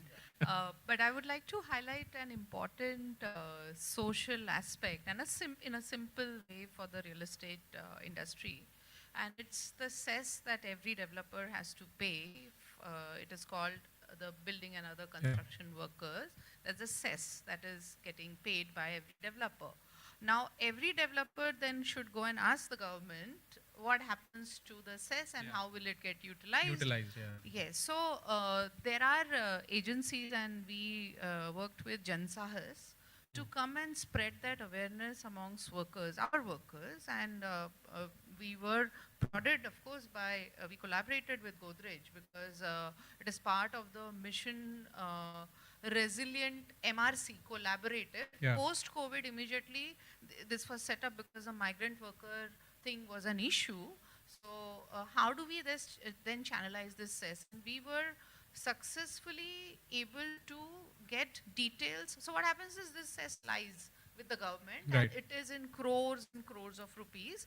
It is supposed to be channelized back to the workers for their social welfare, which means funding their children's education, their children's marriages, their health insurance, and pregnancy-related hospitalization, and so on. So it's a family-related, because they are workers, they are migrant workers, and they, for making it better lives for their families. So this social aspect of channelizing the cess back to workers needs a little bit of work at the developer's end, where you have to get the details out and sit with them, and nobody actually takes that effort, because the safety teams would want to do safety, and the projects team wants to do the project development, right, to complete the work. Now, who will sit with the workers, because it is time consuming. So doing that actually gives you the benefits back to them, and then they start feeling that this company, a Mahindra or a Godrej, does much more for us, whereas all we have done is we have become a conduit for them to realize that this fund can come to you. Yeah. So we need to demand the right utilization and the impact of that. Yeah. So basically a little intervention that we have done has unleashed a lot of goodwill amongst the workers, and the workers, we know that when workers won't be there, they will prefer working with a Mahindra or a Godrej. So that is how I think the social part, with a little bit of sensitivity, what we can do more and how we can do better, that work we can unleash. The other is that their conditions of living at site and outside of the site really needs to be looked into, because it is linked to their resilience and the ability to develop, because we are still not into technologies that will bring buildings in an automated fashion. A lot of things has become automated and fast, but we still need the workers, and therefore how should their living conditions be, and focusing on the living conditions, drinking water, food, makes a lot of difference to the development. And also ultimately they are making it, and imagine, I feel that the goodwill that they are also, it's like airing out that I'm thankful that I'm working here, and the customers ultimately feel that positivity of that side. I'm just thinking from a spiritual angle, how does goodwill transmit? So that's the other angle that we should look at. But I would like to just add one more point. From the perspective of like corporates like Mahindra, Life Spaces or Godrej, because you people have integrated policy and good HSE policies for workers, how to bring it to the mainstream, so many developers are there, so much of labor you could see, all around the country. So are they not willing to, get those benefits which corporates are giving to their people who are working at their sites? So that's a big question. I think how the policy interventions and governance model we need, I think that's a big thought to, further when we talk about resilience. So I just want to say that every small, big company, if they develop a holistic view, anybody can join MRC. There is no bar. Anybody can join the decarbonization. So scale is not a threshold. I mean, it's a notion that some may carry. It is basically, you are a small company, you are a leader in that company, you want to do this, and you drive it. And there are many such platforms. MRC is one platform. The Decarbonization Charter for the Real Estate Sector, which we are leading, is another such platform. But there is a lot of, in fact, there are a lot of these customers are now coming out with their requirement or their, on greening the campus, for example. Or using recycled material. There's a big business case for it, right? It's a business case, exactly. In fact, one of my colleagues who is sitting here, she's from Realty, she came back to me some 5-6 months back saying that we need to develop certain things which will be completely eco-friendly in nature and things like that. Right. So customers have started recognizing this. Correct. Which is good for. No, absolutely. I think that's where it's important. I would say two things just to summarize. One is, obviously, our employees, our communities they are a very important part of our stakeholders, right? And ultimately, we all know ESG is about stakeholder management. And if we don't take them together, I don't think it creates holistic enterprise value. In fact, it leaks enterprise value. We all know that. And I think the business case on this is very, very strong. And I think the point some of you made is also very critical, that as the consumer awareness on sustainability is rising, right? While I know there is a lot of debate, will there be, we as consumer be able to play green premium as it's being called? Will I pay more for a sustainable product? I think data may be paradoxical. I mean, there is a lot of debate, but I think one thing is for clear that companies who are giving greener product and truly green, I'm not getting into the greenwashing aspect of it. I think there is a competitive advantage. And I think today we are all seeing, what's happening in Europe. You can't do business globally also if some of your practices are not greener.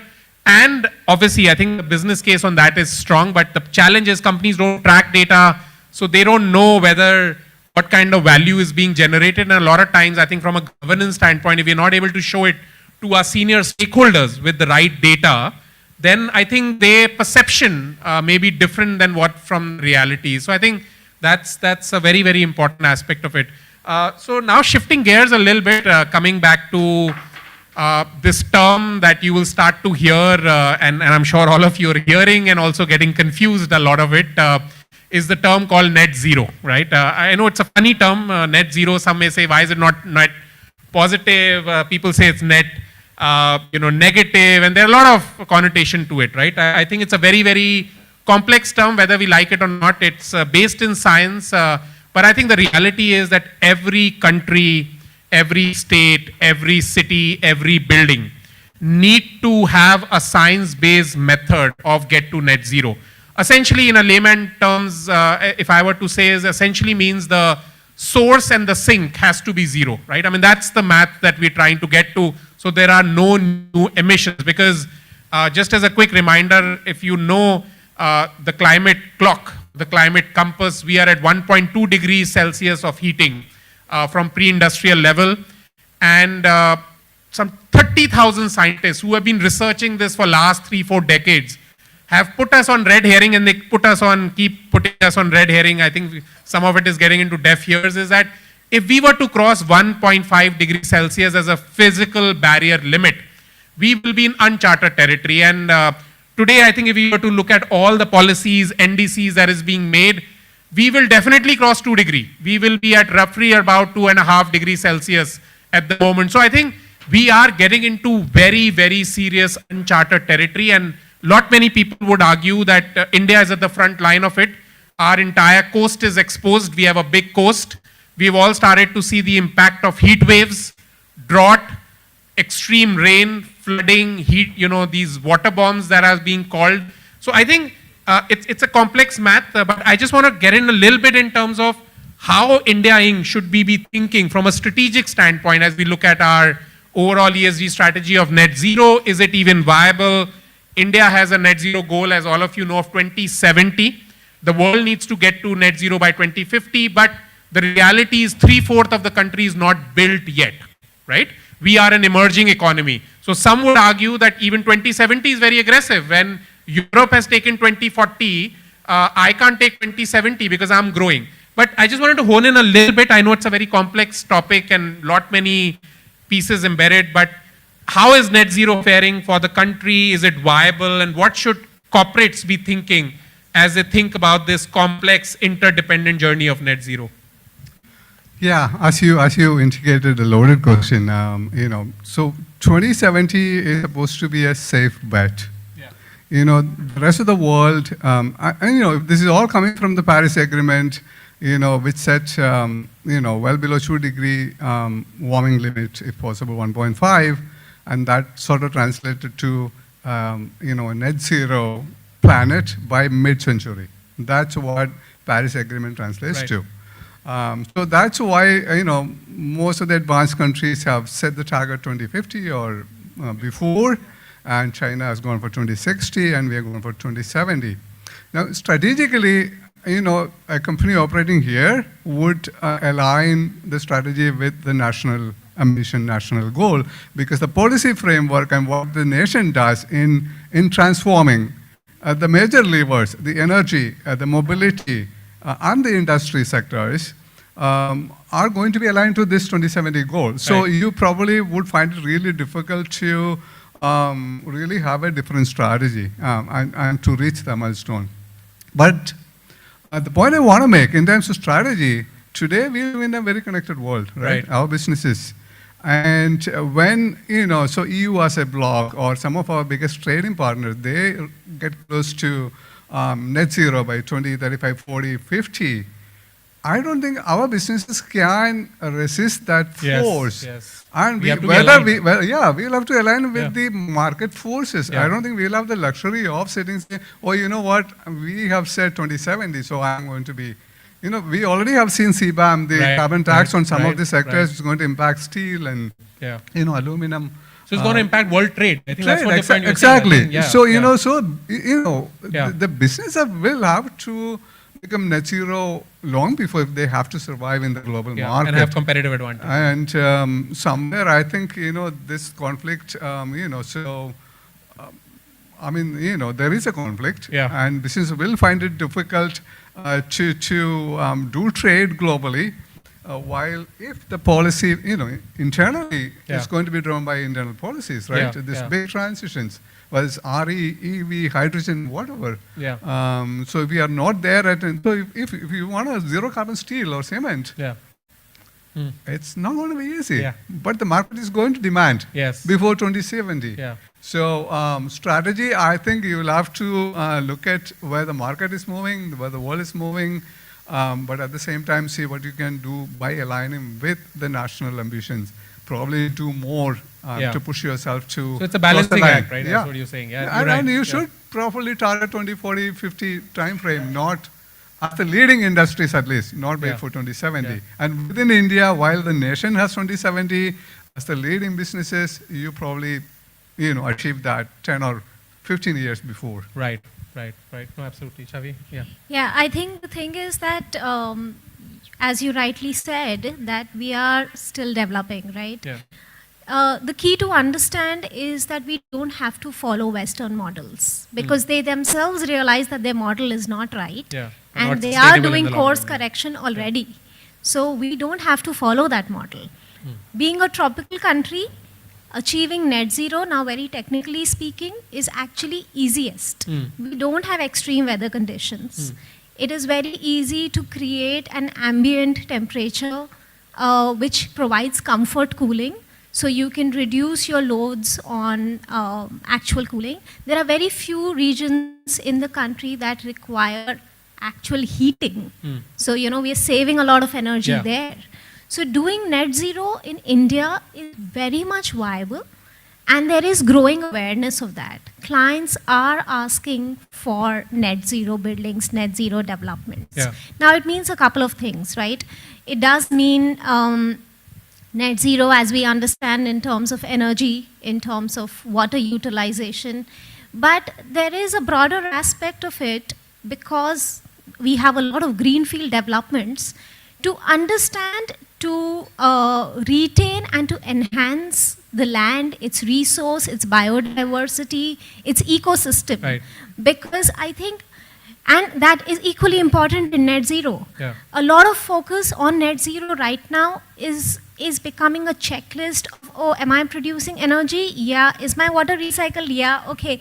But it's farther Much more holistic. It's. And I think you made a good point that a lot of countries not built, if we factor that in the design from day zero, I think it's much more easier for us than to retrofit every building, every city. But I hope everyone understands that and we are taking the right decision, which will economically as well as from our perspective will be beneficial. And that is the second part of it, which even the earlier speakers were talking about. There is a strong business case of having what is built, cities which are built like Mumbai, Delhi, Gurgaon, and looking at the building inventory there and seeing how to retrofit it, adapt it, instead of just going out and continue building more. Because there is, again, this is the learning from the West. They are doing this now, right? They are looking, they are pulling down highways, converting highways into green transit corridors and stuff. We are building highways. How much do we really need to build? We do need investment in infrastructure, but we need investment in infrastructure for stormwater systems, for sustainable sewage treatment systems. So I think we need to get ahead of the curve. I Right. think the target is totally achievable. It can even happen So it's sooner. more an opportunity than a risk. I think that's the Absolutely. point you're making. And that's a very important one. Yeah, I know we are out of time, but if everyone can just quickly add on to the other points. Yeah. I think I would like to just say, when you said net zero goals, I think we should also talk about, because this is a Harit Bharat event. Yeah. So this is basically about your 5, which Narendra Modi ji has talked about, our Panchamrit. So your one goal which you are addressing by 2070, this is just one part of that. And other 4 goals, I don't know how many of you are, I think some of you may be aware, that when we are talking about reduction in carbon intensity, we are talking about Renewables renewable energy, 500 gigawatt. But if you see the cumulative and per capita emissions, India, the you lowest. already spoke about that also. So that is another challenge. Yeah. And she also talked about the emissions from built environment and all that. But where we are stuck up, actually, the thing is embodied energy. And because when we are building, because we are a developing country, we are just talking about mostly operational energy, operational carbon, like developed countries. Right. Now their embodied is already frozen. Yeah. So they are just discussing operational there, right? But in India, because there is a lot of opportunity to speak about these concepts, because embodied is something where if you just see a case of one building, so you will see that 90% of the emissions just lies in the embodied part, embodied carbon. So this is, which is we talked about LCA, life cycle, cost assessment. Sunita madam will talk about that. But I think coming to the just these net zero goals, we cannot ignore the fact also, like I'm from Himachal. Okay, so I am born and brought up there. And I know always we blame climate change, because of climate change, all those landslides, flooding and all those happening. But we also know that we human are the culprit, because we are not using that sensitivity and we are forgetting our old roots and culture. So those things are also very important to think about. Because I know what happened in Shimla, Manali, because that's my birthplace. Right, and right. So we need to have an India model. We just don't need to ape or copy. Yeah, this is what I'm model. trying to say, because rightly said by her, that we cannot just copy the Western, model here. So we need to have some diversified model for region-wise, based on the regional priorities, based on the availability of resources, as per Niti Aayog report, you see that. So I think there are a lot to do, but I still feel there are a lot of opportunities. Still, when we talk about climate change, I think there is a lot of opportunity for the workforce, which is very inclusive model, and a lot of people will get the jobs. So a lot of positive things are the also new there. opportunities, absolutely. I think it's the biggest transformation that's happening in the... So this is what I am saying. Things are, we know our commitments, we know our determinations, we know all our NDCs and all that. But what is the roadmap ahead, and how do we do the governance part? And what we actually, achieve that excellence. I think everything lies in the result. This is what we were talking about, assurance and all that stuff, which is still, Rome was not built in a day. No, absolutely. And lots of opportunity. I think for India Inc., I must say, seizing the opportunity, we do it the right way. Something is better than nothing. No, absolutely. This is what I'm saying. Dr. Pradeep, your any I think we all have seen Montreal Protocol, right? The success of Montreal Protocol. So in my view, if you just connect the dots, Paris Agreement will be another big success. You just have to connect the dots and understand the science properly and act. Just act on everything. Stop talking and start acting. That's it. But measurement is very important, and science-based approach. Absolutely. You're absolutely right. Otherwise, everyone will make their own ways and may not be proven in the heart of science. You're right. You're right. I think that's important, and data, I know that becomes a very important part. Dr. Sunita. Thank you. You're very kind. I know time's up, but I have the opportunity to make the last comment. So Chavi, I really resonate with what you said. We can do it in the tropics, and the kind of buildings that we made are not climate responsive at all currently, because we are primarily making buildings which are not meant to be made in India, which is using a lot of glass and a lot of concrete. We have never done that in our past. And the sizes of the windows also is an opportunity for us, because we need to reduce the sizes, because the heat shouldn't come into our homes. Currently, we are letting the heat in the name of daylighting, and that's not a requirement. We are doing a lot of research in the Mahindra Terry Center of Excellence, where we have proven that all the models that we are using for daylighting softwares, and there are people who do that, are using the wrong benchmark because the light sky conditions are not the sky conditions of, they are the cloudy sky conditions. Yeah. So in Indian sky conditions, you don't need that kind Right. of light. And spending you- all the energy in what cooling you then. need Yeah. is getting the heat out of our homes, Yeah. and we have to fight tooth and nail to build better buildings. CRD is the base with nature, blue-green infrastructure, and not the FSI that we are currently consuming, and that needs to be a huge policy shift, reversing what has happened to rectify that all the water channels that we are digging in name of cars Yeah. need to be put an end. And that is the only way to get to net zero, because that is climate responsive. It is using your own food for living. So, that, I mean, it's so interlinked with your own health, and we people are not realizing it. That what we are doing to our urban scapes is really screwing up our health, and Yeah. that is something that really needs to be thought through. So net zero and connectedness of what you are daily going and what kind of life you are leading has to be there at an individual level. And unless you realize that as a consumer, you will still go and buy that apartment which will be fully glazed and think that you have arrived in life. You have not, you've come back in life. Okay, so that's the point, and we've made one net zero building. It's India's first net zero energy building. It is possible. We've used CRD. So less glass, smaller windows. Smaller windows, 33% chhajjas are missing nowadays. Yeah. We do a lot of bad building, you know, chhajjas are missing. Where are the chhajjas? They are not even climate responsive because the rain is going to come in anyways. So why would you even buy an apartment which doesn't have a chhajja? So there you go. I think we need to look for net zero buildings as we look at chhajja things. All right. So I think I know we are out of time. I want to open it up. I know it's a very we won't be able to open it up for anything now because the conversations.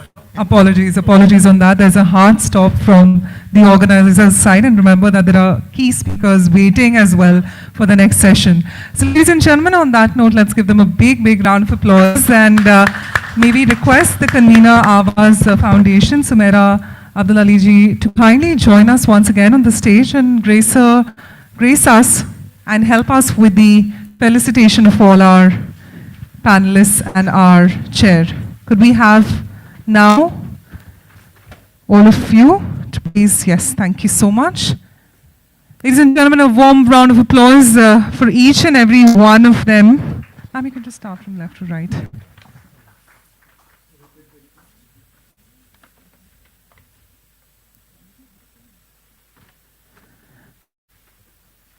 And we always love the photo op moment, right? The maximum smile from all our delegates. Big round of applause, ladies and gentlemen.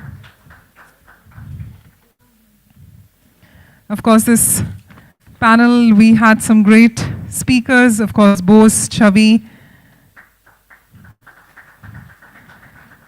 Dr. Mara, Dr. Pradeep, Dr. Sunita. Of course, our excellent moderator, who of course we gave him a tough task towards the end.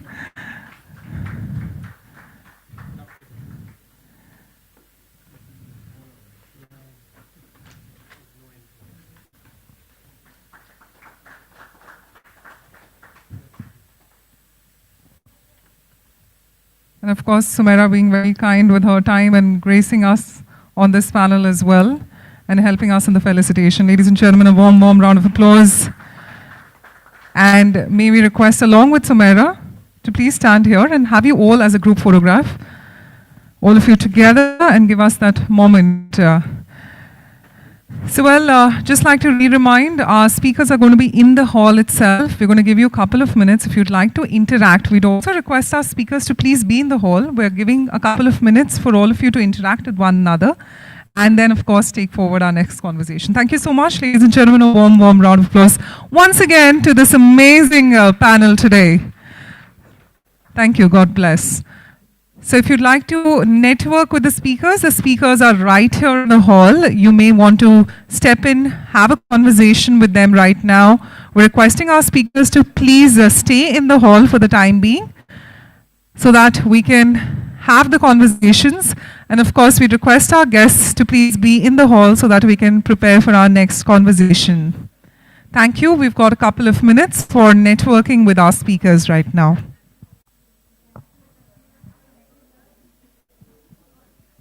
On the other side, we have our spotlight session coming up, so stay tuned and do network with our current speakers. Thank you.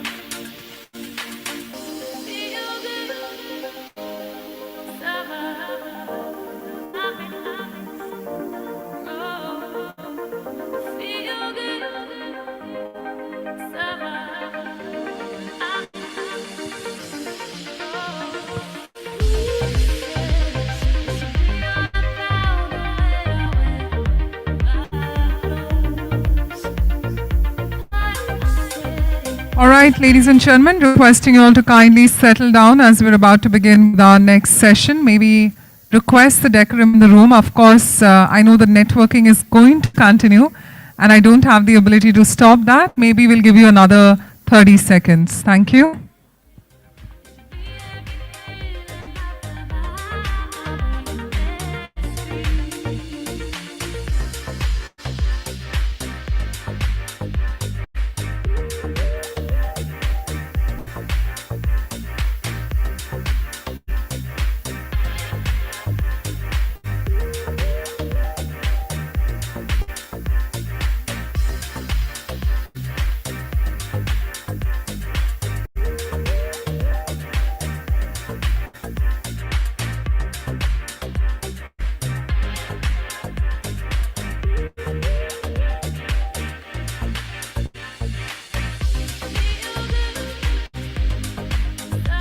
All right, ladies and gentlemen, I know we are encouraging networking, but we also would want you to settle down as well.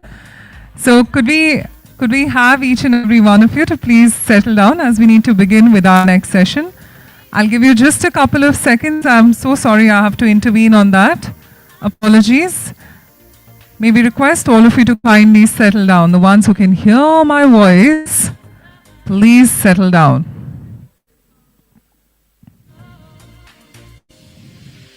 A couple more seconds.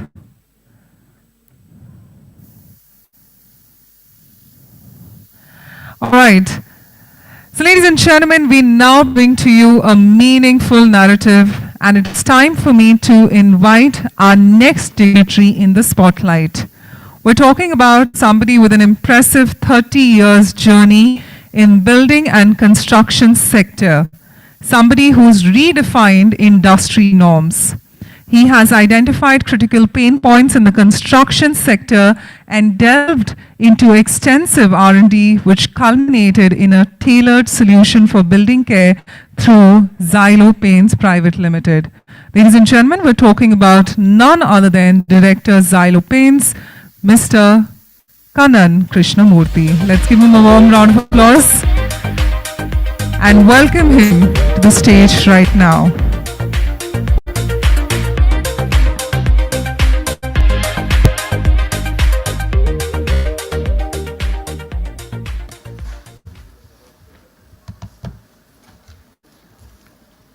Good afternoon, everybody. I thank Realty Plus for having given me an opportunity to address such a fantastic August audience here.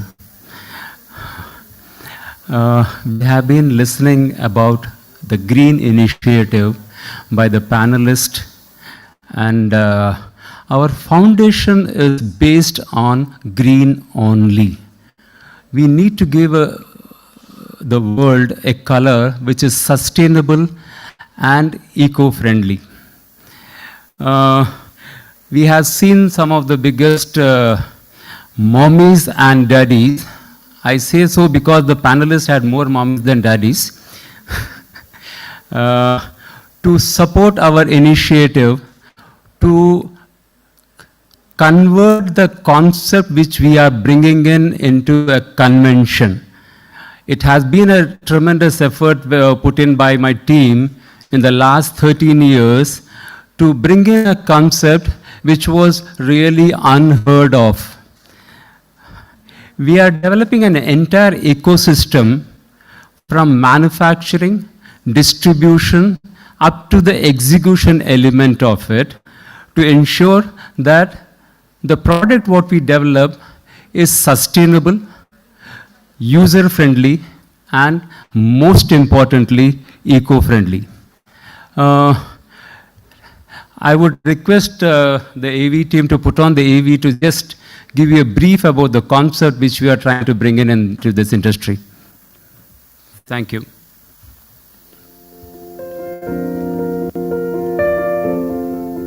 Xylo Paints has been at the forefront of manufacturing and distributing a wide range of paints for various surface coatings that are designed to meet the technical specifications and the expected quality of our valued clientele. What we believe in. First time, right. Ensures efficiency, quality, maximizing customer satisfaction. Part of the solution. We collaborate to address challenges and contribute to positive outcomes. Honest selling. Earns trust, fostering lasting customer loyalty and a positive brand image. Healthy competition, encourages innovation, drives improvement among competitors. Challenges faced by the construction industry. Addressing them is our top priority. Cracks. Cracks occur because of thermal expansion and contraction. The material used to bond contracts where the temperature is low, but does not have a mechanism to expand when the temperature goes up. Cracks are mainly found in AAC blockwork, precast panel joints, RCC panels, plastered walls, drywall boards, and panels. Weak plaster. Signs of weak plaster may include flaking, cracking, or a powdery texture. In severe cases, the plaster may start to crumble or fall away from the underlying surface. Weak plaster not only looks unsightly, but can also compromise the stability of the wall or ceiling. Undulations. It happens primarily because of uneven shrinkage of material, which looks ugly after painting. Leakages. Leakages happen from terraced floor joints and cracks on the facade. Fungus algae formation.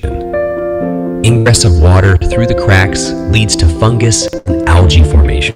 Pinholes on RCC surface.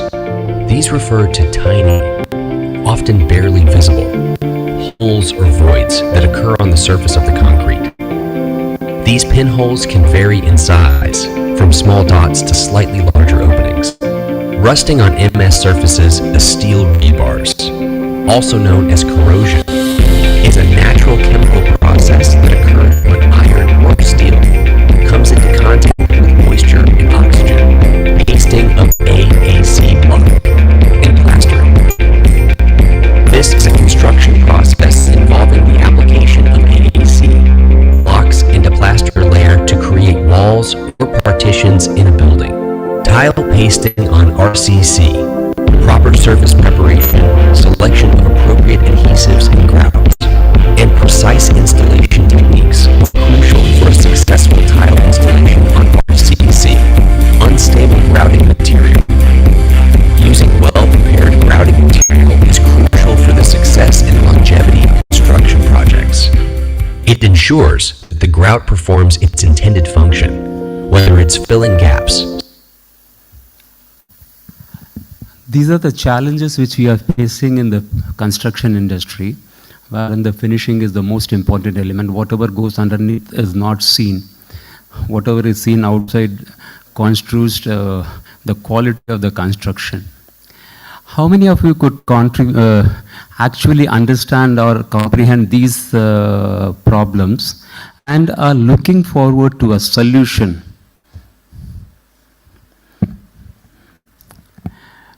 Okay, all of you are keeping your hands down. It means probably you understand that these are the problems and you need a solution for it. We have been going around all this while by resigning to the fact that these problems are bound to remain, and let us learn to live with it. Now, here we are bringing in certain concepts to ensure that we get the first time right product and a perfect product, which will save on the environmental front as well, and more of user-friendly material. Can you just move it forward, please? Supporting loads or stabilizing structures.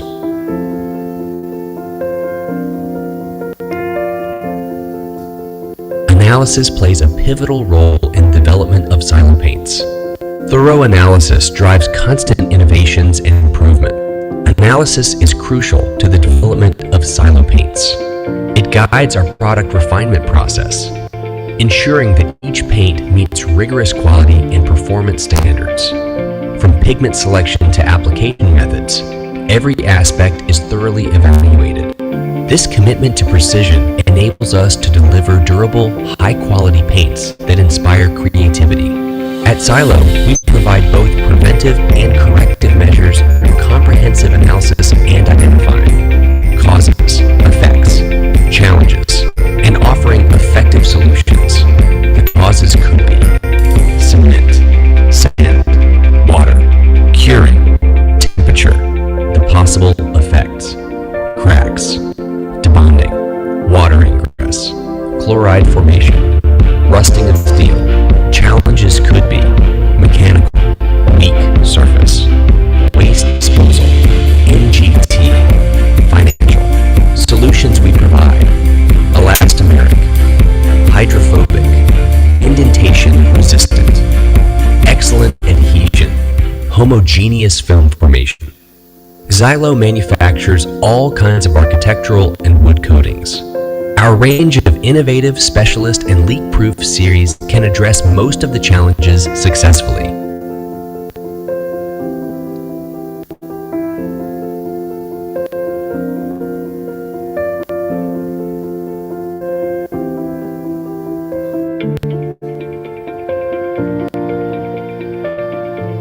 Proud to be a part of Indian. Thank you so much for listening patiently to this, and I look forward to some interesting kind of question answer session down the line after an initial pointers from the MC here. Thank you.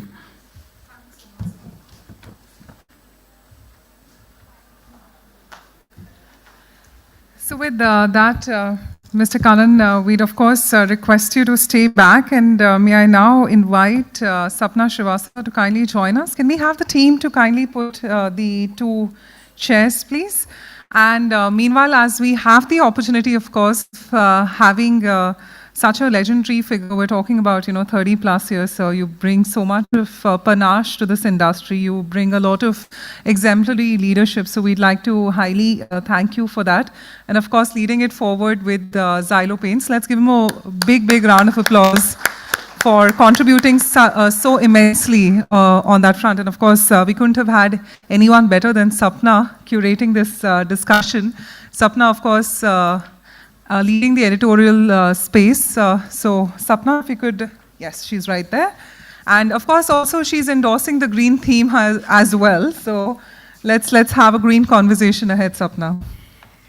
Yes, because we are doing Harit Bharat, so why not also be dressed Harit?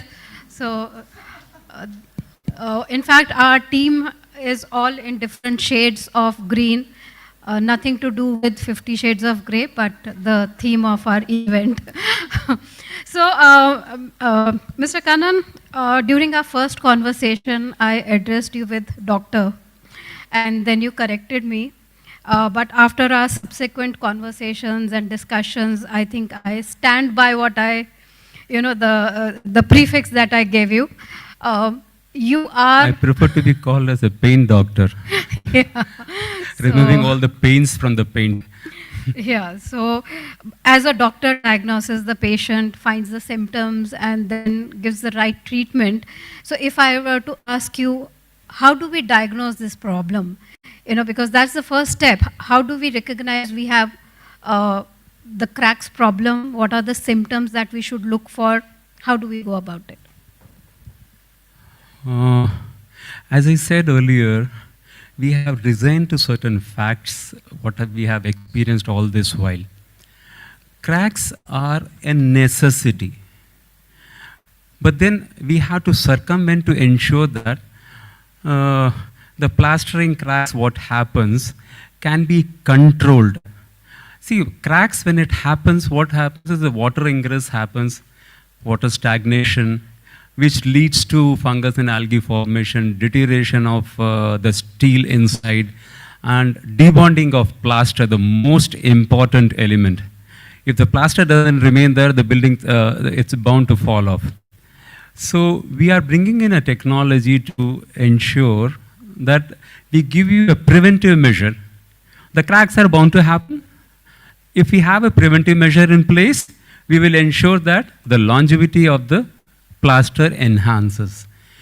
And most importantly, we have been living with cracks for a long time. Now we can present a corrective measure as the same solution for it and ensure that we secure our building at least for the next 25 years from the plaster angle per se.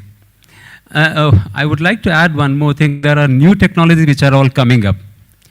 All these technologies are essentially required by the world today. As we have been talking about Harit Bharat and all, we have monolithic construction wherein we save a lot of plastering effort, which consumes a lot of river sand and water. All these technologies are good enough, but they also come up with certain challenges like cracks again. Cracks is imminent everywhere. So we can give a definite solution, a comprehensive solution, a first-time right solution. As you said, these cracks are bound to happen. We have to live with that. But when are they considered dangerous? When should we be cautious about these cracks? See, if we allow the water ingress to happen, it is going to become dangerous only. Water can dissolve anything and everything in the world today. So we have to be careful with that, ensure that the water ingress is stopped. How do we stop that? We have to have a film on top which can ensure that it is elastomeric in nature. What do I mean by elastomeric? Which can expand and contract to climatic conditions. And it makes a homogeneous film so that the building can expand and contract due to thermal fluctuations and ensure that we do not have cracks in the building. So let us not wait for the cracks to happen. If at all it has to happen, we have the solution for it, ensuring that the NGT does not object to it, and we give a definite positive solution to it. You mentioned about elastomeric film that that can help with the cracks, but many times we get a lot of queries and a lot of this thing that my building quality of construction is not good. There's been cracks. We have done the treatment, what you mentioned. Still the cracks are there. There is recurrence of cracks. What are the reasons how that can be fixed? See, going deep into it, all paints are elastomeric by chemistry. The only difference between an elastomeric paint and an elastomeric plaster is that elastomeric plaster we can apply as thick as 25 to 30 mm as well, whereas a conventional paint cannot be applied beyond a thickness of 50 to 55 microns. So what happens is the substrate is not elastomeric. It puts pressure on the top strate, which is just 55 microns. It is not able to sustain the impact of the 1500 to 2000 micron thickness of the putty or whatever we have on the substrate. That is why the cracks happen. So we need to have the substrate which is elastomeric, which can expand and contract to climatic fluctuations, which is hydrophobic, which is impact resistant. which is abrasion resistant. All these put together, we have a product which can ensure that the cracks do not get developed at all. So that's one correction that you mentioned. It's not just the paint, it's the substrate that has to be fixed. The substrate has to be good enough. Yeah. It should not crack. Okay. So in a conventional system, we normally do a plaster of 19 mm or 25 mm max on the exteriors. But on top of it, we can apply a putty of approximately 1500 to 2000 microns, 1.5 to 2 mm, and ensure that the cracks on the substrate on the plaster does not impact the top strate, which is our elastomeric plaster. So I would, going technically more into it, what happens is the plaster has got intragranular spaces. It has got enough space to expand and contract. But then what happens is there is no mechanism for it to, once it contracts when the temperature comes down, it doesn't have a mechanism to expand when the temperature goes up. So what this elastomeric plaster does is, it takes the space between the intragranular spaces and acts as a cushioning effect for the cracks not to protrude outside. So the putty what we are manufacturing will ensure that the expansion contraction continues to happen and the intragranular spaces are filled with these shock absorbers. What about drywall? Because a lot of constructions now are happening with drywall. So the treatment for plaster that you mentioned and for drywall, do they vary? How do we fix if we have cracks in the drywalls? Very interesting question. Drywall, again, I consider this as a future of the building industry. Recently, I read an article saying that Earth has become heavier than what it was originally. We are putting too much of pressure on our Mother Earth. And we need to have construction material which are lightweight, sustainable. Drywall is one form of construction wherein we are using cement board, calcium silicate board, etc. The cracks happen because of, again, thermal expansion contraction. What happens is, between the boards, there is a pull-push pressure happening because of the thermal fluctuations. Now, if we observe, like, if there is a crack, if a joint of around 6 to 8 mm or 4 to 5 mm, the crack is only in microns. What is happening is the adhesion properties of this gap filling material is not good enough. Now, our material, what it does, it holds both ends of the wall. When the temperature comes down, it contracts, does not leave either of the wall. And when the temperature goes up, it expands and does not leave either of the walls. When it does not leave either of the walls, we will not be able to see the cracks happening there. So that is the primary reason for cracks happening, whether it is a drywall like cement board, or it is cement panel, or it is precast structures. In all these areas, the cracks happen primarily because of, again, thermal expansion contraction, and the filler material does not have that elastomeric properties to expand and contract, and does not have the adhesion properties to hold on to both ends of the wall. We just saw the AV with the products that were mentioned there and their applications. So how do Xylo products are different from others that are available in terms of technology, in terms of quality? We are bringing in some very key concepts which are alien to the painting industry. For example, if I tell you you don't have to sand the surface, how many of you will agree to it? Nobody is agreeing to it. So this is a concept which you are trying to bring in. See, what happens is this has got a green concept behind this thought process. We are different in terms of understanding the subject very, very well before offering a solution. What is expected out of a doctor? He has to understand the patient well. So I being named as Dr. Painter. So I would like to analyze the reason for the same and offer a solution which is really working. And we are different, we have introduced certain technologies called, film formation technology, elastomeric properties, indentation resistant properties, shock absorber properties, and no primer required in our painting process, no sanding required. And one more shocker for all of you.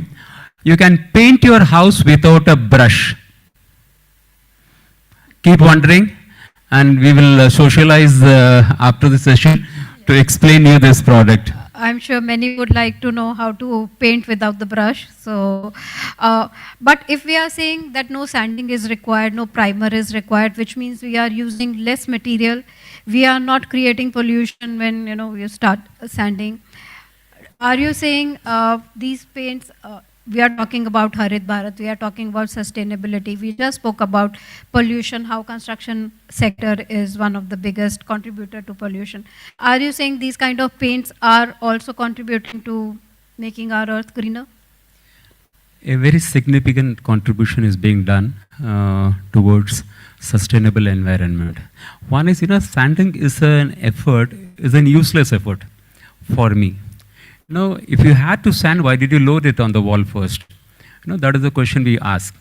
So in our case, we say that apart from this, sanding causes dust.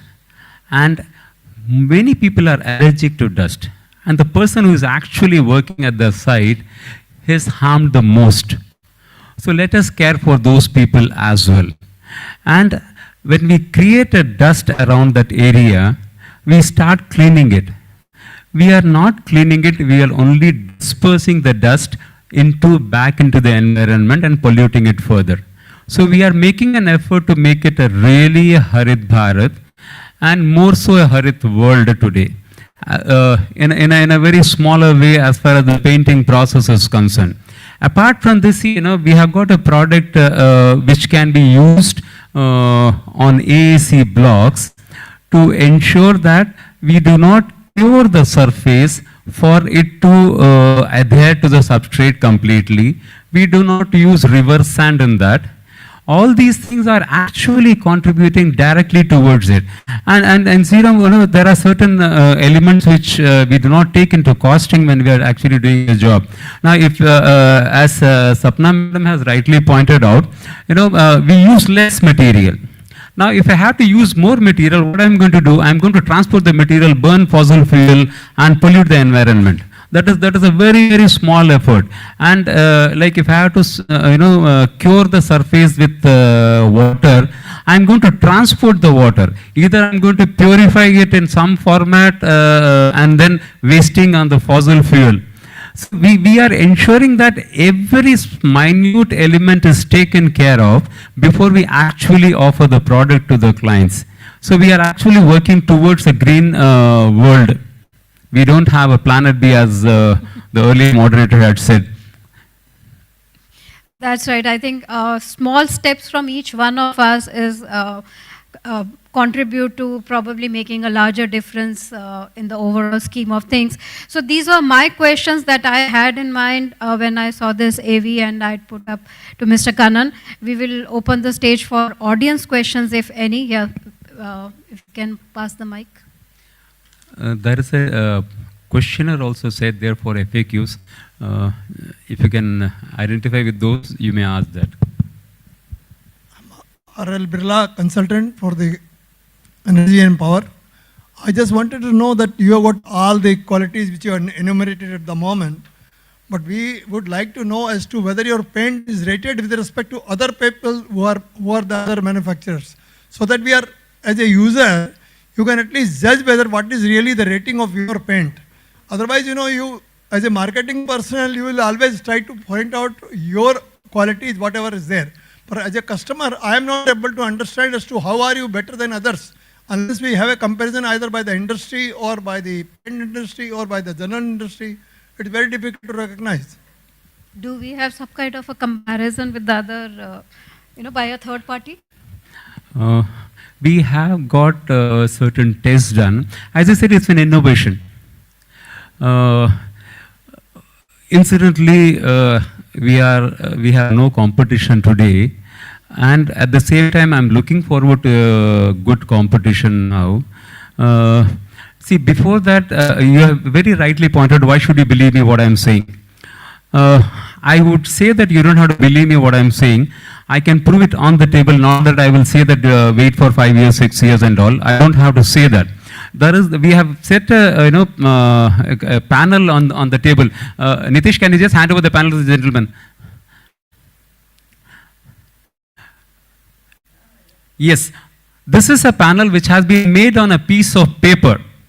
Now, when I say when I said all the properties, a product is elastomeric. How do you prove that? One is you flex it on both sides. It will not crack. It shows that it is elastomeric. Number two, I said this should have an excellent adhesion properties. No other putty or a plaster in the world can adhere onto a piece of paper. You may tear it off and see it has been applied on a piece of paper.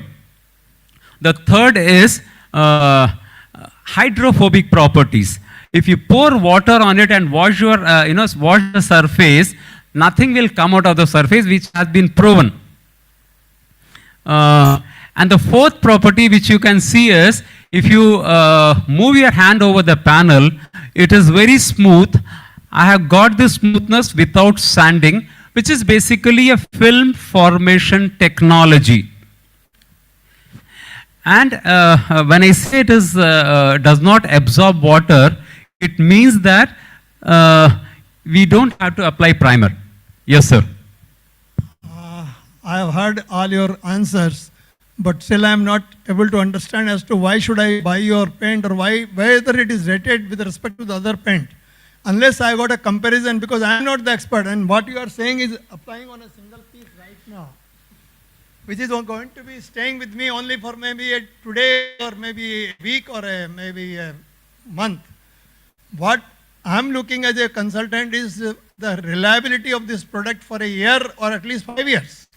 How do you prove that? That is not coming out from your answer. Sorry to say that. Thank you.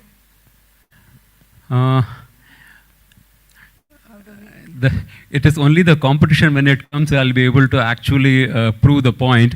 In the meanwhile, what I can say is the panel, similar panel, if you can try and make it with any other possible alternatives available which you can comprehend, it can establish my stand on this.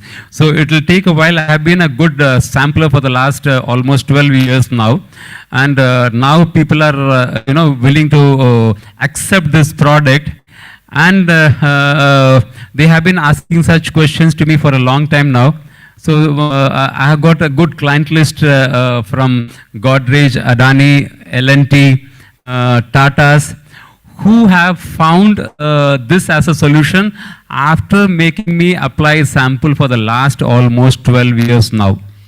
I think the takeaway from this discussion and the question that we had from our audience is that probably we can have a comparison chart with other paints, as the gentleman suggested, from a third party, and we can have the comparison where Xylo paint stands and what contributions they can make, which is different from other this thing. So I think on that takeaway, Mr. Kannan is here to answer all your questions offline. Let me hand it back to the Bhavna now for the rest of the proceedings of the day. But in the meantime, thanks Mr. Kannan for sharing your perspective, how things can be done better and how your product is making a difference. Probably it is an innovation, as you rightly said. This is something which is being done first time, and not many comparable products or materials are there in the market as of now. And we hope we have more such products coming in which can, as you said, make construction more sustainable, more healthy for the people who are working on that. So on that note, thank you so much for being here with us and sharing Thank you your so knowledge. much. Thank you. I Yeah, look thank you. forward for your support Yeah. to making this concept into a convention. Thank you. Thank you so much. So with that, if we may request the both of you to just, firstly, do we have the photographer though? Where's my photographer? Okay, already out. Can the team, the lovely lady in the black, take a photo of both of them? Yeah? Ladies and gentlemen, a big, big round of applause. What a fabulous conversation it's been, and so it's been an absolute honor hosting you today. So well, with that, it is time for us to refuel ourselves, but this time with a scrumptious lunch buffet which has been laid out for you. We'd request you to join us back at 2:20 and continue the conversation. Thank you for being such a kind audience, and we'll resume with some great conversations. Thank you.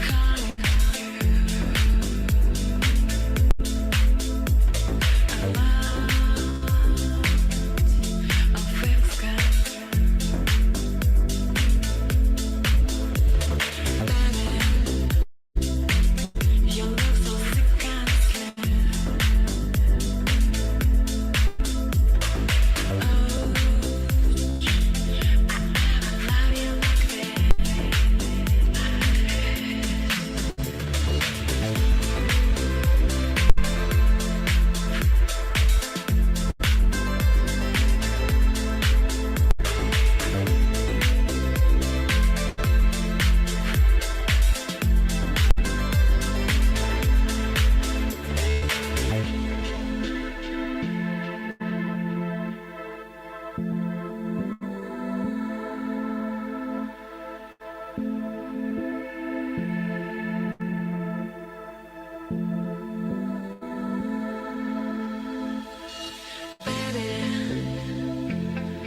eyes glasses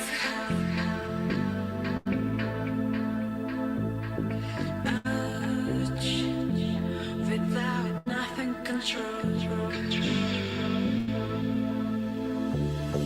Baby, stop taking fucking drugs.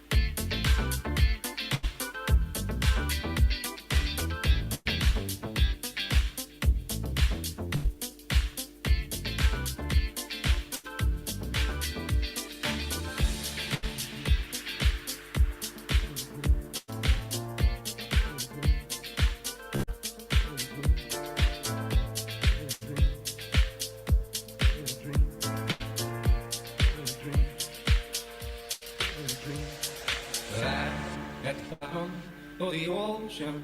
I'm at the bottom of the sea. But I don't know if I'll make it back home. I'm just stuck here in a dream. But I'm at the bottom of the ocean. I'm at the bottom of the sea. But I don't know if I'll make it back home. I'm just stuck here in a dream, in a dream.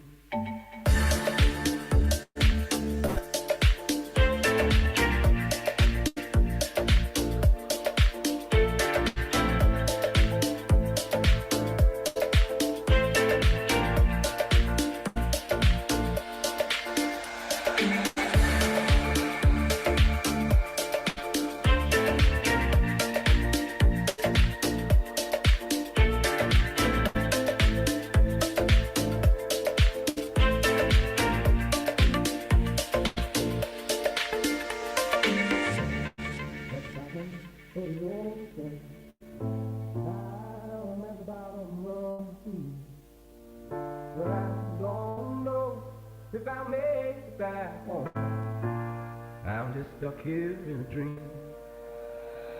But I'm at the bottom of the ocean. I'm at the bottom of the sea. But I don't know if I'll make it back home. I'm just stuck here in a dream. But I'm at the bottom of the ocean.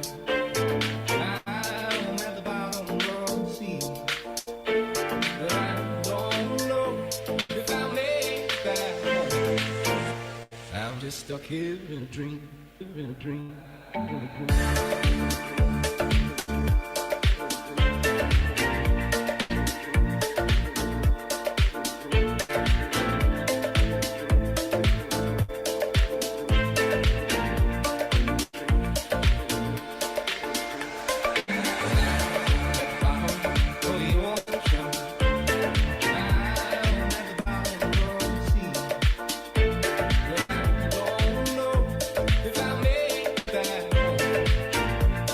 Stuck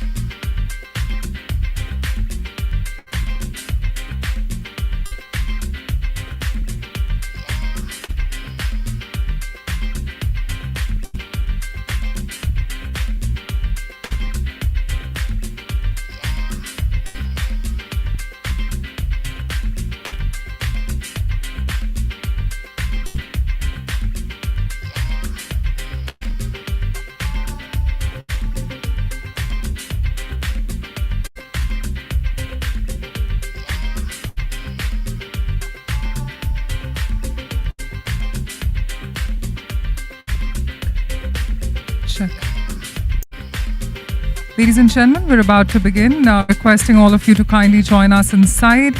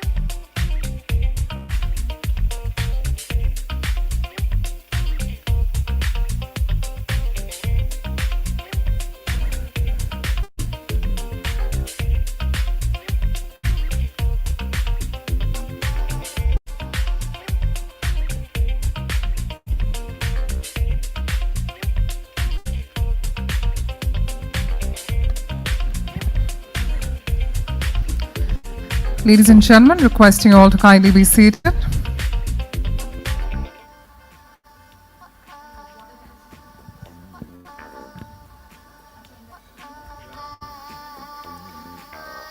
We're giving you another minute. Thank you.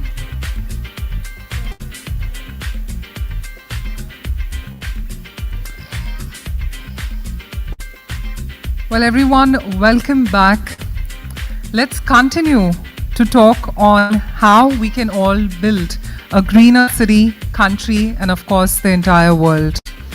Ladies and gentlemen, our next panel present here today will be deliberating on accomplishing the mission net zero for commercial real estate. Without further ado, because we are tight on time and I respect each and everyone's time out here, we're going to be moving on to introducing our panelists and our moderator. First up, I'd like to invite the Managing Director, GBCI India, Senior Vice President, Research and Innovation, US Green Building Council. We're talking about Millie Majumdar, who's going to be joining us as our session chair. Well, Millie, being an architecture graduate and building technology specialist, has had more than 3 decades of experience in the field of energy and environment with a focus on sustainable developments of habitats. She's also a member of the Committee for Formulation of Energy Conservation Building Codes for India, member of Committee of Bureau of Indian Standards for Revision and Updating of the National Building Code of India. Thank you so much, Millie, for joining us today and being a part of our conversation. Well, it is now time for me to call upon our esteemed speakers. First up, Sustainability Lead Officer, Mindspace REIT, DGM, ESG and Sustainability, K. Raheja Corp. We're talking about Anubhav Saxena. Let's warmly welcome Anubhav, somebody who drives the sustainability initiatives across the commercial and residential businesses of K. Raheja Corp. He works closely with the industry bodies to ensure compliance to the green norms for every new edifice. He's somebody who's, of course, championed the partnerships for the group companies with the climate group. Let's warmly welcome Anubhav. Thank you so much, and let's once again give him a warm round of applause. Joining Anubhav on the stage is going to be next up, sustainability coach, net zero education expert. We're talking about Deepa Parekh. Deepa, with over 16 years of experience specializing in the building sector, as a sustainability consultant, helps clients meet the net zero goals for building design and operations.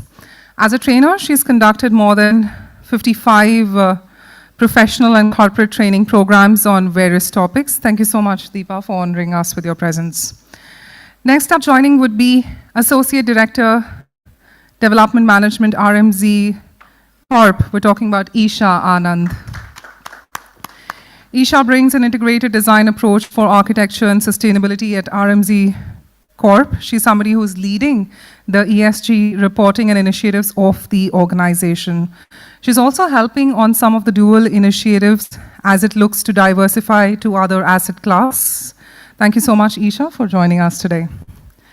Next up is going to be the Head Operations West Region Embassy Services Private Limited, Karandeep Singh Nanda. Karandeep handling 25 plus million square feet under his portfolio for IFM and PAM and is responsible for managing the CRM, financial management, P&L analysis, driving operations with cost-effective solutions, building value adds, and of course, today going to add a lot of value to our panel as well. Let's give him a warm round of applause. Thank you, Karandeep, for joining us. And next up, the Managing Director, Strategic Consulting, Cushman and Wakefield, India. We're talking about Khurshid Gandhi, who's going to be joining us.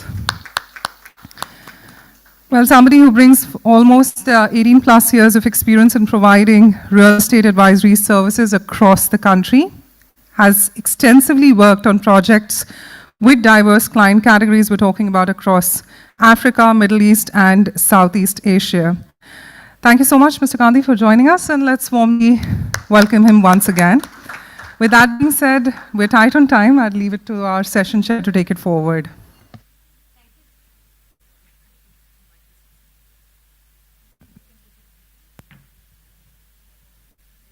Oh, no. Hello, yeah. Good afternoon, everyone. No, the energy is low. Good afternoon. Okay. I know it's a very difficult session post-lunch, but we have a very, very eminent panel here. And we also know that how important net zero is, discussion is in current context, and everyone out here are looking for ways and means by so that we can not only achieve goals of net zero emissions in our respective work, portfolio, buildings, and the sector as a whole, but also how to maintain it and, see the intersect with the decarbonization pathways, with other also very important issues around how to finance it, what are the implementation challenges, what are the intersect between resilience, equity, health, and so many other things. And we have a very eminent panel here, so I'll just put some context to the discussion here. We all are aware that, there is a global agenda and commitment for different countries around meeting net zero goals, net zero emissions. And we also know that India has committed to be net zero, emissions by 2070. Definitely, if you are looking globally, the energy-related emissions from the building sector is also pretty high. We talk about 40% emissions from the building sector, but that per se is also only the operational energy which we are talking about. If we take into account the embodied emissions, that it will be even much more, because we know also steel and cement, which are the two key ingredients of driving the real estate sector, also contribute to nearly 8% of emissions. So overall, there is a very large role of the real estate sector and commercial real estate to drive the net zero agenda. And we are also living in times where there is a lot of uncertainty around climate change. Hence, there is an overarching agenda around building resilience, around health of people, equity, and so many things. And also, we are having the ESG agenda that drives most of the corporate communications, and there is a lot of focus around that. So all of these things are applied to same set of properties. So that means that there are a lot of, intersecting issues and a lot of things to be handled together in an integrated way. And we have a very eminent panel consisting of architects, facility managers, portfolio managers, advisors to the real estate sector, and also large, portfolio clients who not only manage their own properties, but also look at properties of other corporate clients. So firstly, we will begin by, hearing alphabetically. So our panel, and I must say the organizers, I must thank them for putting together such a balanced panel in terms of gender. So that's also very unique, I think, here. So we'll begin first by, 2 to 3 minutes introductory comments from each of the panelists on how they're moving towards net zero emissions in their respective area of work. And here I would also request them to focus on one thing, because here we talk about net zero as a very loose term, and it means very different to different people. Sometimes, for ease of our and benefit of our own work, and how we want to also show compliance, we include or exclude things, because there is no defined scope per se in the industry so far. So I would request all of the panelists to talk about what they understand or how important it is for them in their context, and how they define it, and what are the goals they have set for themselves. So I'll start, from you here. Hi. So the definition, as we seen in the morning, that some of the session, that the net zero concept itself is very complicated. That it have very each and every company, each and every sector is having their own interpretation for the net zero. So the traditionally, like 10 to 12 years back, when we first heard this concept of net zero, we used to think that net zero means if a net zero building, the building where whatever it is going to consume, the same amount of energy it should generate. So we used to think all the possible generating measures or renewable measures need to be there at the on-site. It has to be designed on the building rooftop. So theoretically it looks fine, but when we started applying this concept practically for a large commercial building, it doesn't make any sense, because we don't have that much space on the roof. Then the definition again got changed, and slightly over the period of time now, there is introduction of the green power. You can take the benefit of the green power. If the space is not there at your building, you can take the off-site renewable energy. Then it's true that we have to first make a lean design. We have to make energy efficient building, then have to apply for on-site renewable energy. Then we have to go for green power. But then they also realize that this also have some limitations. We are still not making it at 100%. Then they started accepting the carbon offset projects. So over the period of the time, the concept of net zero is getting involved, and more things also getting added. Just like William said, embodied carbon. So net zero could be different for net zero definition again could be different for project level, also for an organization level. Talk about your how Raheja Group is looking at zero in terms of. So Raheja Group since now we are looking as not as one project, we are looking as the entire organization. Since we have ESG commitments, so we have to define a net zero target. So so net zero target means that we have to balance, or we have to nullify all entire scope 1, scope 2 and scope 3 emissions. We cannot rely on just on scope 1 and scope 2. We also have to see scope 3 emissions, which handles the embodied carbon. So that's a very important thing. And since the group like us, especially for Mindspace REIT, which is handling a lot of commercial building, approximately 60 commercial building we are handling. So in that case, we divide this roadmap into 2 sections, like for existing building and for the futuristic building. For existing building, we have to use a structured map. That it's not like we are going ahead and directly declaring it like after 5 years we can make it net zero. It cannot happen. So we have to go step by step. So what we did that we have to first we established the baseline. The baseline was FY 1920. And once we established the baseline, we started developing internal benchmark. See, right now we all are having the sustainability building codes, IGBC, USG, all these councils are there. But these are all external parties. It's very important to establish internal benchmark for the KPIs. So then we started studying our buildings, a tenant profile, durations, operating hours of the tenants. Then we realized the internal benchmark is different as compared to the external available benchmark. Then we started aggressively setting the KPIs, the energy intensity, water intensity for the existing building, and then whatever the lessons we are learning for the existing building.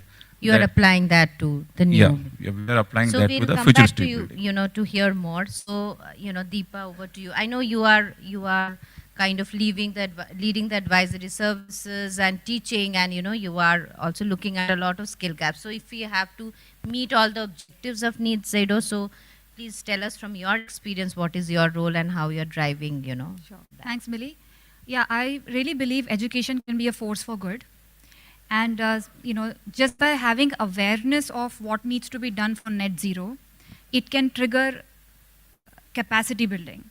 So I see two things in my practice and then what I bring into teaching / training as well. One is a supply side, one is a demand side.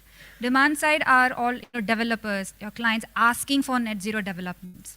And the supply side is the workforce which will actually help implement this. Now both sides need to have awareness about what does net zero mean for their respective domain. And having that awareness, they then will actually consider capacity building as something crucial and necessity. Once that happens, then we can see a ripple effect in the organization where you can actually drive this top down in the organization or bottom up if the workforce is skilled enough to work on green buildings. The projects that I have been part of, wherever the outcome has been exemplary, I have seen the overall awareness of the entire team is at a different level as compared to the other business as usual projects. So they are able to really influence the outcome, both from a project implementation side and even questioning the brief, and the client is also very receptive to it. So if that basic awareness is not there, then I think it's very difficult. Then we start looking for incentives and other external kind of factors to influence net zero. Yeah. Thank you so much. So, I think it's a very, good time that Isha, you will hear your, inputs, because we have heard about the KPIs being set, and we have heard about, how awareness generation and skill is very important. And you being an architect from RMZ, you look at both the supply and the demand side of things, right? Yeah. So how do you kind of, look at it? And if you can also again focus on the basic question about defining your net zero targets and goals, and also how you are able to bridge that gap between your supply side and demand side from the design perspective to performance. Absolutely. So obviously, I think as we've been talking, the net zero goals for us are split. Okay. The net zero goals for us are split between operational as well as embodied carbon. Operational, obviously, design plays a major role when we're designing our buildings, that they have to be designed in the most optimized manner, right? You're using the right resources, you're designing them efficiently, not only through active measures, but passive measures also. Design has a lot of strength when you just have to apply common sense sometimes. It's not about putting in like rocket science into it. So I think that's where a designer's role comes when it comes to designing optimized, efficient buildings. And thereby you can reduce your operational carbon and the energy which is being consumed by the building. So obviously there's a lot of focus on that. We are measuring the energy intensities of our assets. I think the older portfolio sits at about 135 EPI. I think going forward, we're targeting that to bring it sub 100, which I think is a bit of a challenge in multi-tenanted building. I think for self-use buildings and residential, I think it's a slightly easier task, but when you don't know who your end user is, it becomes a challenge. And that's what we're trying for, and bringing it sub 100 is what we're looking at very intently. I think other than that, I think what the development of the renewable energy sector has really helped us a long way. As of last month, we've transitioned our entire Bangalore portfolio to green power wheeling, which is great, like a 5 million square feet of assets in Bangalore. Completely 99% operations is on green power in a combination of wind, hydro, and solar. So I think on the operational front, between design optimization, efficient operations have been key in achieving that. In terms of embodied carbon, I think a lot of data is missing, in terms of benchmarking. What's the starting point to measure your embodied carbon? How do you measure where you need to get to? So that's an exercise that we're doing, that we need to establish our benchmark first, and then we look at improvements, like looking at replacement of cement. How do we look at putting in construction, demolition waste during construction? How do we look at green steel? So that's something we're working towards, and as an effort towards that, we've become a signatory at the First Movers Coalition, where we're looking to reduce our embodied carbon because of cement and concrete, which actually ends up being the largest part of our construction. So that's the way we're looking at. And I think the most important thing I'm looking at, especially through forums such as this, is collaboration. I think between Anubhav and Karandeep, we are from the same sector, but we are competition as well. How do we collaborate in the best possible way? Because I think a lot of things that we end up putting into our building is because of the kind of end users that need to come, and we're competing for the same people. So obviously, you kind of overspec your building and over-design your building. Instead of looking at ISHRAE and some of the adaptive comfort ranges, you go as per ASHRAE, because if you don't tick that box, you're out of the race, right? So how do we as an industry collaborate to set those standards? I think that's something I'm looking forward to through this forum. That also brings, to Deepa's point about awareness and the client awareness on, demanding for that. Absolutely. So we have heard from the Raheja group, from RMZ. Now over to you, Karandeep, the embassy's point of view on the same topic. How, and if you can focus on the difference, like we have heard different perspective, that will be interesting for that. So from embassy point of view, I think we are more focusing on renewable energy, and like we have a 100 megawatt power plant in Bellary, where the complete energy wheeling is done. And more than 80% of our tenants in Embassy Manyata in Bangalore, they are getting the through this green power. So that is also one of the reasons why more tenants are actually coming to us, and they're also long-term contracts with us. And secondly, from an embassy point of view, we are focusing more on technology, especially in metering devices like IoTs and all, because there you can track your energy consumptions very closely and you can work on it. And with our customers, we are focusing on effective waste management practices. We are trying to reduce the landfill rejects. We are keeping some benchmarkings in our KPIs for that. I think more effective parking management, traffic management is very important today, because if you have those traffic jams within your commercial parks, in a way that is also increasing your carbon emissions. And I also feel that we are also doing a lot of programs in terms of encouraging employees to have a more sustainable diet program and going towards a better, you can say, lifestyle.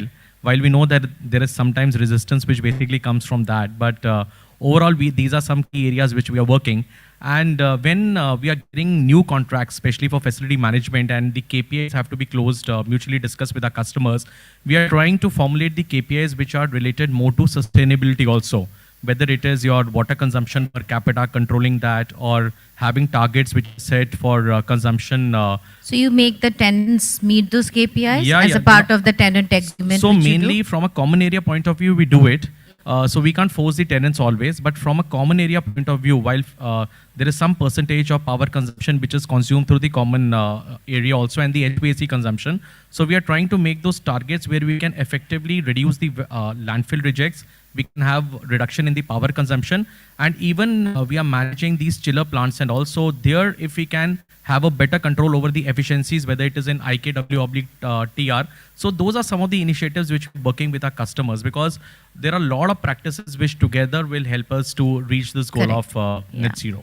Yeah, so very interesting, viewpoints. I'll come back to each of you later. So KG, over to you, from Cushman Wakefield. Thank you. Thank you. Oh, can you guys hear me? Okay. So, I mean, there's a lot that we can talk about, but essentially my firm deals with everything from advice to implementation, right? We are the service provider on the actual implementation side. We work backwards into advice. So what I'll do is, and there's a lot that's been said here, but let me throw out numbers to you, because I'm a numbers guy, I like numbers, okay? So first out, real estate, Millie mentioned this, right? Accounts for 65% of all cement consumption in India. You get steel, that's higher. 40% of all carbons that come into the environment, 40 to 45% is real estate based. India today sits at about 1.3 billion square feet of space across commercial, that's about 700 million square feet. You've got retail, hospitality, and of course, industrial. When I say industrial, I mainly mean warehousing because that's investor owned, right? And this is investor spaces. I'm not talking about the campuses and so on and so forth, which is another billion square feet. Why is this important? Because the government mandates and these esteemed people on the panel are driving change today through those places, right? However, for the 700 plus million square feet of space on the commercial side in India today, there is almost 10 times as much residential space that nobody is really tackling the problem on anything remotely resembling ESG. Yes, certain governments have mandated rooftop solar, but that's eyewash and we all know it. So let's talk the power problem, right? Because we said we'll all sort this out and say we'll put up renewables. Our target by 2030 is to put up 500 gigawatts of renewable power. Our current installed capacity as of March of this year is 417 gigawatts, of which renewables has dramatically spiked, by the way, and is about 140 gigawatts. So there's a big gap for renewables to cover to get to that 500. By the way, our demand is close to about 700 gigawatts that we know of, because there's a lot of power that's not been consumed. So what are we doing, right? So it's great to talk about, real estate, but the ground reality is it's a much larger problem. It's a behavioral problem. It's a you and me problem. And we need to sort that out pretty extensively. And the only way to do that, and you mentioned this, quite thing, is to get educated about it. We're doing it today because we're mandated. Globally, if you look at how it's moved, it's a mandate, then it moves into being risk, and then it moves into being profitability, and I'll quantify that. So right now in India, we are being forced to do BRSR for the top 1,000 listed companies, both financial, non-financial indicators, right? This is compliance, tick box approach. You're doing the first bit of that.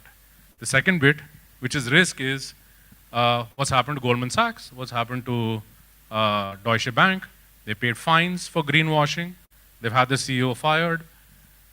So that's happening. And then there is the bit on profitability, right? A lot of companies realize if they're green and they've green their value chain, they make money. It's actually happening, and it's not eyewash.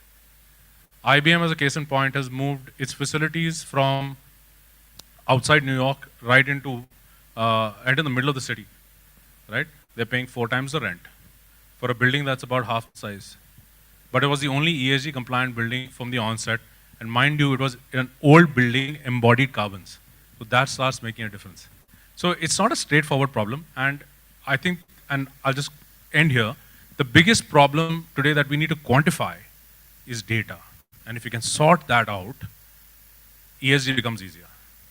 Yeah, and I think, all of you together brought out very important issues, if I can summarize it very well. One, it came out that, skill is one of the very important thing. And what I could gather is, again, that net zero, yes, is a wish, but everybody is grappling with their own definition. Somebody is focusing on renewables, somebody is focusing on demand side, but the overall net zero emission target, I'm not sure if it is still within the entire portfolio. And there is, the skill gap. There is this intersect which we spoke about between equitable distribution, within the resilience of climate threats, and also lifestyle and other things. So now, and we also spoke about data, right? So unless data drives a lot of our decision making, and this is also age of AI, IoT. So, if we get to the next round, again, I'm not throwing this question to any particular person. How do you see, because also when you are designing buildings which would be net zero probably in future, you would also be driven by data from your existing stock, right?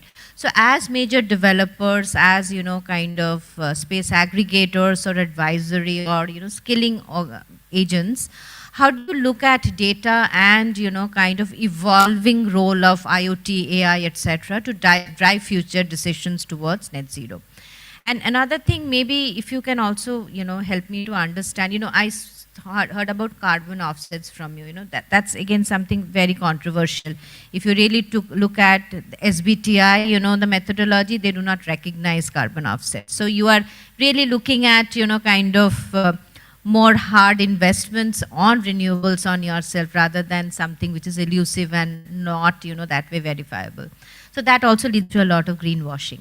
So if you can throw some lights at portfolio level, how you are leveraging data and how really you are making these goals actionable, which your clients can also visibly see and which also you can quantify, vis-a-vis not greenwashing. So if you can, if we can hear from that. Anyone can take the question, then I'll specifically ask.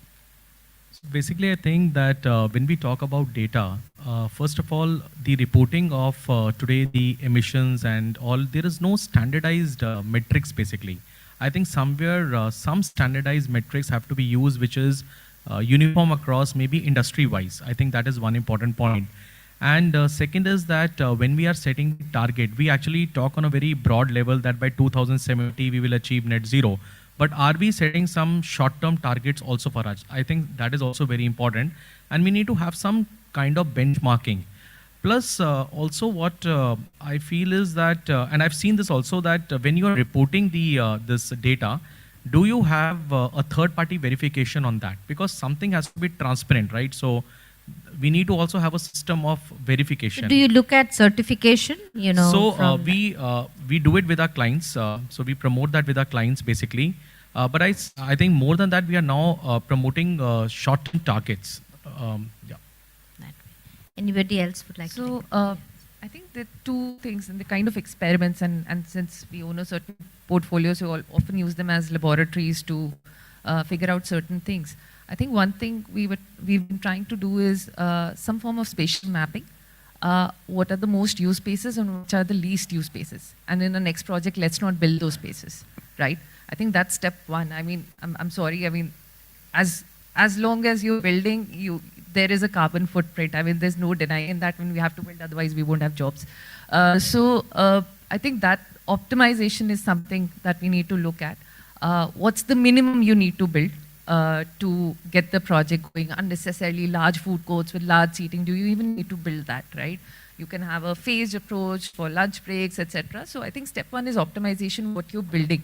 And we're trying to do that. What's the bare minimum we need to build by reevaluating our assets and how people are using those spaces. I think one is that. And second is on the whole energy consumption aspect, just studying that pattern and looking at all the anomalies. When does it go higher? When it does go lower? And also, unfortunately, calling out certain end users because person A is using the building a certain way and person B is using the building a certain way. So I think calling them out, not rudely, but politely, that that they need to get their act together. Yeah. If I can go next. Okay. So I want to just address data and the greenwashing bit. One is on the academic side. In general, how you use data-driven design approach or evidence-based design approach in designing buildings. That is one way to not just be aware of what you're designing, but also to avoid greenwashing. I'm a advisor, reviewer, and a mentor with Solar Decathlon India. This is one of the largest student design competitions to design net zero building. And here, the entire goal is to show evidence-based design. And how do you really arrive at net zero? There are 10 contest areas, and they are all very rigorous, aligned with what should happen in practice. And through the 9-month-long competition, students learn about the basic fundamentals, which then they have to apply and actually come up with their design. So in the end, they're actually showing evidence to how they're building. Of course, it's on paper, but how it is, net zero. So now when these graduates come into the profession, they are already skilled at a certain level, and Absolutely. they will question greenwashing. So this is one way. And the other way in practice is to actually train architects and design professionals to use evidence-based design approach in their practice, integrated into the process of the way they design buildings, so that they are also more aware of what exactly they are designing for. When that happens, I have seen architects get very confident in talking to the clients. They know how to present their design well. They just don't take no for an answer. But those who are not sure what's going on in the design, they rely on consultants to tell the story, and then they lose the game, right? Sometimes it's too late, consultants are not hired the first person on the design. So really relying on evidence-based design, and at the same time using your intuition as well. It's not just blindly following numbers. Yeah. Yeah, absolutely. And I think data and also performance monitoring to see what you're designing for is actually happening in practice. And, people who are occupying the building are also deriving value of that. That is also very important. That also I see a disconnect between people who design and operate buildings and people who actually occupy and use it. Yeah. So when we talk about the data at the project level and organization level could be very different. Data science and data analytics plays a very much important role if any organization want to achieve a net zero goal. Like in our case, we are having 60 buildings. We have just developed a library of KPIs. It's almost 200 KPIs at the building level. Now, just imagine 200 into 60 KPIs, it's approximately 1200 parameters. It's not possible a person to visualize and analyze this data. So that is why the data science concepts, we have to create interactive dashboards so that the management plays also very much important role in driving this entire net zero. They should understand this complicated problem in a simplified manner. That's a very much plays an important role. Do you interact like all the developers? Because all of you have a lot of data, right? Do you interact to share data? No. Or it's like, no. No, so our ESG reports are pretty much available at the public forum. So I think it's through that, but obviously the background work is never shared. This is a bit of so I will, let you speak on this also. The answer is not yet. Yeah. Okay. So we're hopeful that the data lake is created, but the ground reality today is developers tend to be in any entity, right? Internal data is internal data, right? You don't share it because there's a lot of confidential client data that goes into it as well, right? And whether you like it or not, in the space that the developers are at, a lot of the clients don't want that data shared, whether they like it or not. Fortunately, it's moving increasingly towards being smart, right? So there's a lot of smart metering, you are putting things out there. And I think as it goes along, as we learn more, and we start pushing that data out, because awareness is critical to that, right? Organization awareness is also critical to that. Once that starts happening, it'll build. But it is not, it's very easy to put the mala around the neck of the developer. The ground reality is they're also limited. And at the same time, the onus lies on them to push for that. So it's a responsibility and a duty. I think one good practice what is happening in last few years is at least with such type of sessions, awareness, even media awareness, your NGOs are also coming, they are also giving a lot of awareness. I think there is a lot of sharing of best practices today between tenants, developers. I think that is also adding value. But I do see a very less data-driven, like what you said about evidence-based design, etc. So we talk at a much, 30,000 feet level of do this, do that, which is pretty much well known that the efficiency space has developed pretty significantly. We know what to do, but then application of that, the challenges around that, and what people have gathered by applying it, that is missing. And that's what I'm talking about, data sharing. On that note, Millie, I think this gap, like you mentioned, is there because, first of all, if you want data in the future, you need to plan it during design. Correct. The intent has to be there. Say it's there, okay, you've put the sub-meters in, and then the design team is gone. Now, and the operations team is there, they don't even know why these meters are for. And then, maybe they would think that it is just to operate the building, lights, that kind of thing. And it's so limiting in the intent is also not carried forward.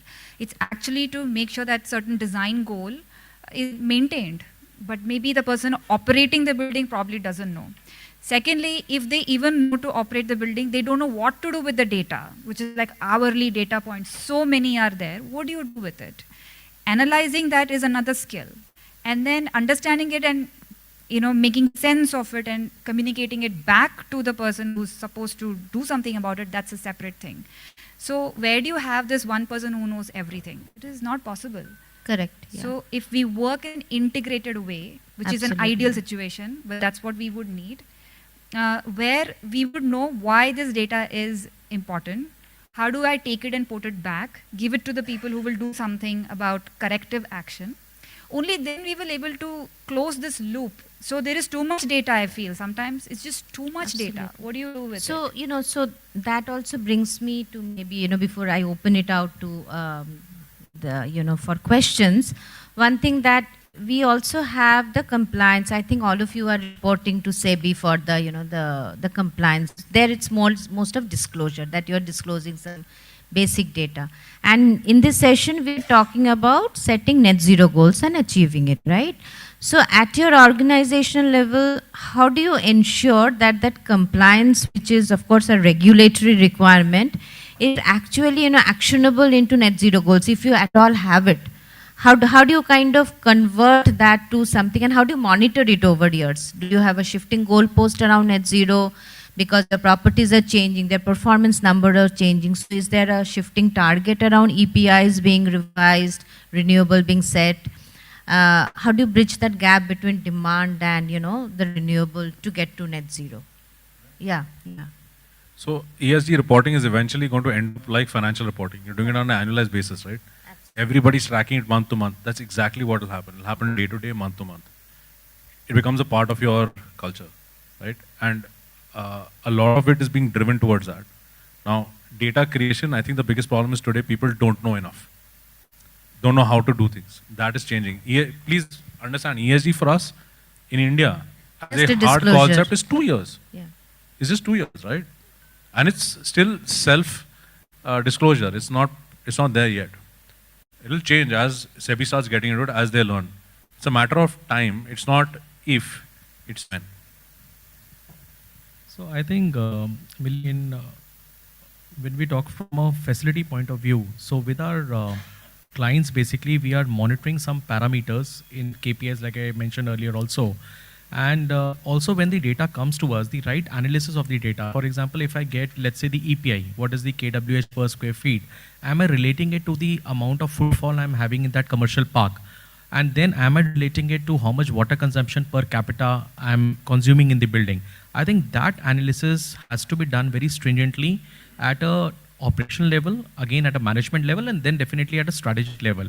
So I think so when you track it with the numbers, right, today you have some benchmarking numbers. Like when we talk about landfill rejects, everyone wants that there should be 0% landfill reject. But we are not able to do that because today, while we are segregating waste into dry waste and wet waste, but are you going to that last mile and seeing the vendor who has taken your waste weight and dry waste, is he also doing the same? Correct. It sometimes so does that not happen. municipal collection. Yeah, sorry. I want the audience to interact, and so I really don't want to end up the time. Yeah. So maybe 20 seconds before I open up for questions. Just one small thing on greenwashing. Yeah. How can we avoid greenwashing? Just that's a very important thing. How can we avoid the greenwashing? First, important thing to understand is sustainability is not a race. Neither net zero is a race. Right now it's happening in the industry, everyone is in a rat race. So if someone X is doing platinum, I also have to do the platinum rating. So we should start, and this push should come from GBCI or the certification council. They should also reward silver certification project. Though sometimes it happens that due to the project design constraint, or the practical challenge, the project has able to get the silver, but they have done the genuine Everything is rewarded, so that's silver. You can get to platinum later. So but it's like right now, they are just competition is there. Because of that competition, eventually people are trying to do the greenwashing. So maybe the education is a very much important thing. We need to educate the supply chain.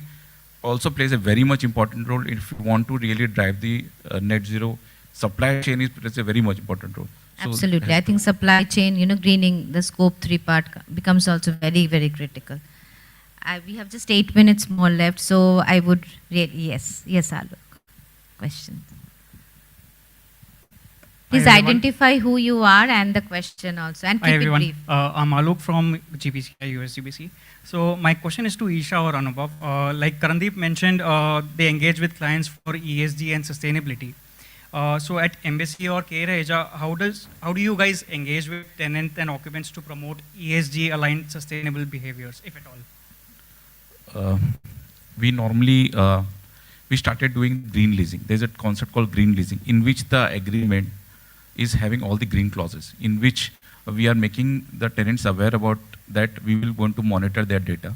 We will going to educate the tenant at the initially from the start itself when we are starting this dialogue of the green leasing. So once the green lease is plays a very much important role if we want to educate the tenants. Otherwise, and because if the tenants are not following the sustainability data, or they are not agreeing to the developer ESG goal, then we will be in the big trouble. So that is why, and then we keep on doing these tenant engagement activities. So maybe twice in a year we used to have this with the tenants. We normally give every quarter we give our ESG updates to the tenants, so the tenants are also aware about, and slowly we are pushing tenants to be also in the platform about ESG. That is the only way which we can think of right now. I think just to add, we are also doing a lot of energized programs today, where we are doing a lot of health camps and other things which we are doing along with the tenants. That is one way basically to promote it. And second, like I mentioned earlier, is in terms of renewable solar energy. So like we have some of our parks where we are providing more than 80% to tenants renewable solar power. So I think those are ways how we are we are promoting this. And also, at the end, it is also a cultural change. It is also an individual change today, right? So while we do all these practices, but it is also very important for the individual to accept it. So I think similar approach, green leases, introducing those clauses, but I think done in a more collaborative way, puts a lot of mutual onus on each other. I think both are equally responsible. So the behavioral change is required from the tenant's perspective as well. So I think we are also looking at similar things. But again, I think from a tenant side also, there's a lot of awareness. All the larger companies have their own net zero goals and other sustainability goals. And we are part of the supply chain in a way. So there's a lot of demand from their side also as to how we need to behave to create their spaces. So, you know what, when you said supply chain, sorry, I have one question. Do you have a supply chain, database where you know who are the suppliers for low carbon, zero emission product services? So obviously, it's limited. We know who they are. But it's building. It's building up, I think. But what also is a challenge is you can't let one vendor monopolize, right? Because there is a limited supply chain, so you can't just have that. We need to have that open. Now, as you're aware, in Europe, now they have introduced this border carbon tax, which will disable, kind of ones without having lower emissions too. And just to add what she said, when we talk about behavioral changes, also there is a lot of government commitment which is needed when you are talking about net zero emissions. So from an individual perspective, while you definitely focus on adopting more sustainability initiatives and all. But as an individuals also, when you're voting, please also vote for individuals who are more prone to these climate change and who treat this. Because the political will is because also I've very, never very seen any important. political speeches. They will talk about subsidies, they will talk about reservations, but they never talk about climate change. I just want to add one little snippet, right? It's when you look at net zero, it's not only what you can see, right, and quantify. It's not just sustainability, energy, power, water. It's also DEI initiatives, right? Are your buildings good enough for blind people to use without help? Can people diversity, use that, equity, right? inclusion? So I'm don't just forget that. That's a expanding. very critical piece of it. And at the end of the day, the building exists to serve the individual. Absolutely. Any other questions?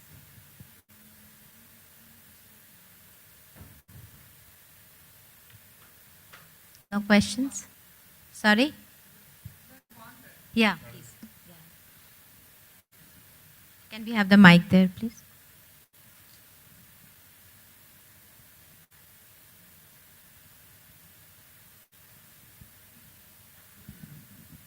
I think you have to close it, hold it closer.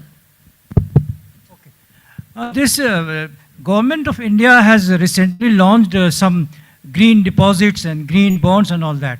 Is there any thrust from the real estate sector to enable the, these things to go on a faster to scale up this thing, because this is a finance aspect which is very necessary to deal with? Because in any green initiative, finance upfront investment and all that becomes a big hurdle. So is there any tip from your side, from the real estate business leaders and all that? Sure. So I'm not a finance expert, but I can just like from an architect and a sustainability perspective, I can see a shift and a demand from all the banks and our investors as well. There's a lot of demand from them that our portfolio should be green. They're looking at our ESG goals, they're measuring it up. One of our major investors, which is a Canadian fund, they have set their decarbonization goals and they're measuring our projects against that global benchmark. So we do see that shift, and that's going to influence how actually projects gets financed. That shift, I mean, just over the last year, I've seen a phenomenal shift, whether it comes from the banks as well as investors. Green financing is critical. The ground reality is we're in Singapore, and you will even look at Europe. There's a 0.5% difference in cost of capital acquisition. But that's a little more mature. It'll happen when it happens in India. There are covenants now to getting financed at a cheaper rate in India today, but we need a slightly larger arbitrage on a real estate project than 0.5%. But critical to this also is, remember, carbon credits and a carbon exchange that is healthy is pretty critical, because you're not going to be able to sort the renewables gap today or in the next 5 years or in the next 10 years. It's a big gap. You need the exchange to make sure that those who can't meet it, industries that can't meet it, use those to offset, right? Mining is a case in point of how you will never be carbon neutral, but you need those offsets. Thank you so much. You know, we had wonderful discussion. I think, thank you for participating. I hope you all enjoyed as much as I did. So we heard about, you know, all the initiatives taken by the leading developers on moving towards net zero in the commercial commercial assets they have. We heard about the skilling gaps. We heard about, you know, how ESG is intersecting with the net zero goals, the role of data, technology, and of course, so many other cross-cutting issues, and of course, the role of financing. So please, on behalf of the entire organizing team, give a big round of applause to our wonderful panelists. And thank you so much for being, you know, such patient listeners. Thank you. Thank you so much, ladies and gentlemen.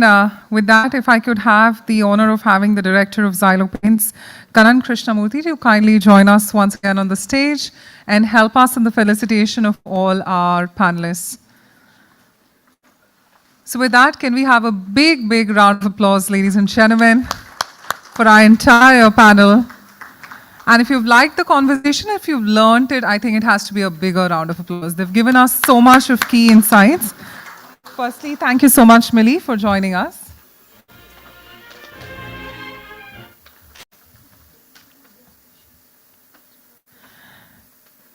Thank you so much, Anubhav.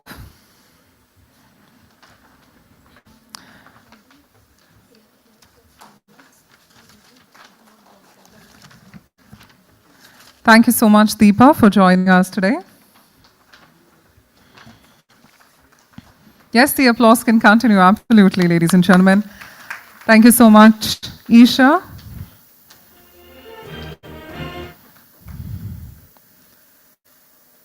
Thank you, Karandeep.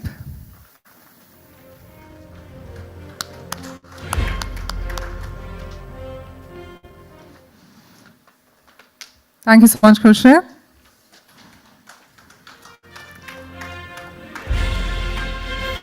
And may we request all of you to come together as a group photograph. That's something we'd love to take back in our memorial lane. So ladies and gentlemen, let the applause continue for all of them.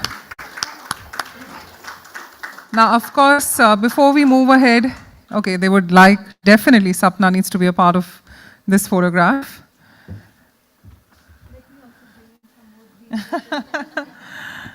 So ladies and gentlemen, once again, a big, big round of applause. So before we transition, thank you so much. Before we transition into our next panel, our speakers are going to be in the hall. We're going to give you a couple of minutes to network with them. We'd request our speakers to just stay in the hall for the next few minutes because this is a chance for them to network with you. And post that, we're going to be quickly moving ahead to our next panel discussion. So if you'd like to network, you'd like to introduce yourselves or exchange cards, you may do so in the next couple of minutes. Thank you all once again for joining us. We're going to be moving shortly to our next discussion. We're giving you a couple of minutes. Could we have some music till then? Thank you.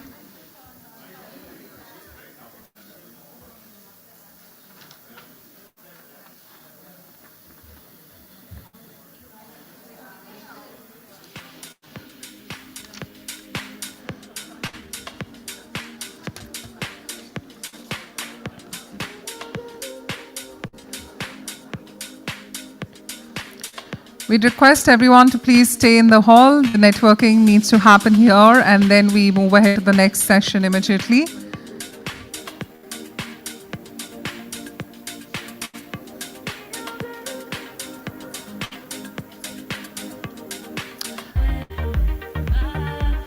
In interest of time, we're going to be going ahead to our next session since all our speakers are already in the hall. Meanwhile, we'd request you all to continue with the networking, but for the time being, for the ones who are inside the hall to kindly settle down. We'll give you a minute for that.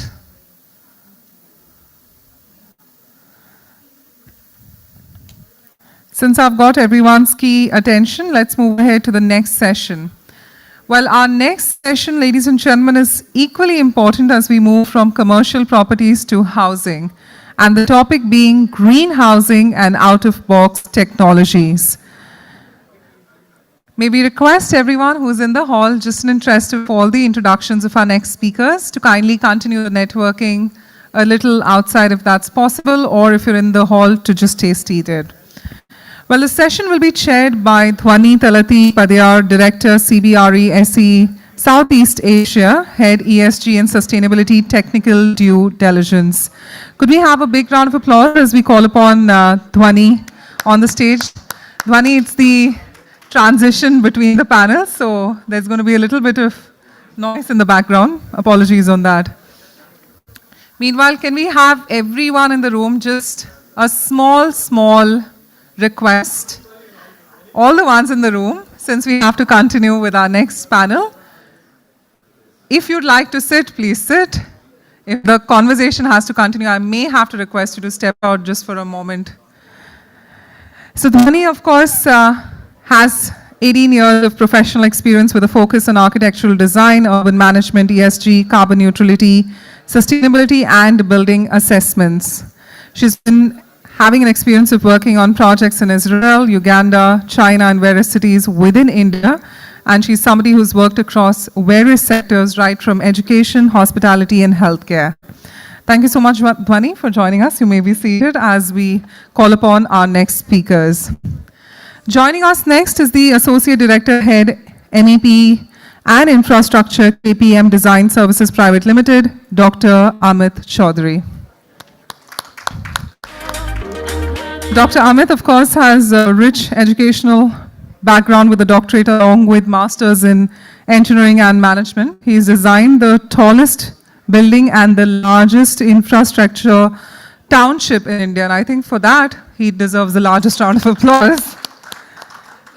Well, he's passionate about how cities function and impact of infrastructure on everyday life, so I'm sure there's going to be a lot of concrete information coming in from Dr. Amit.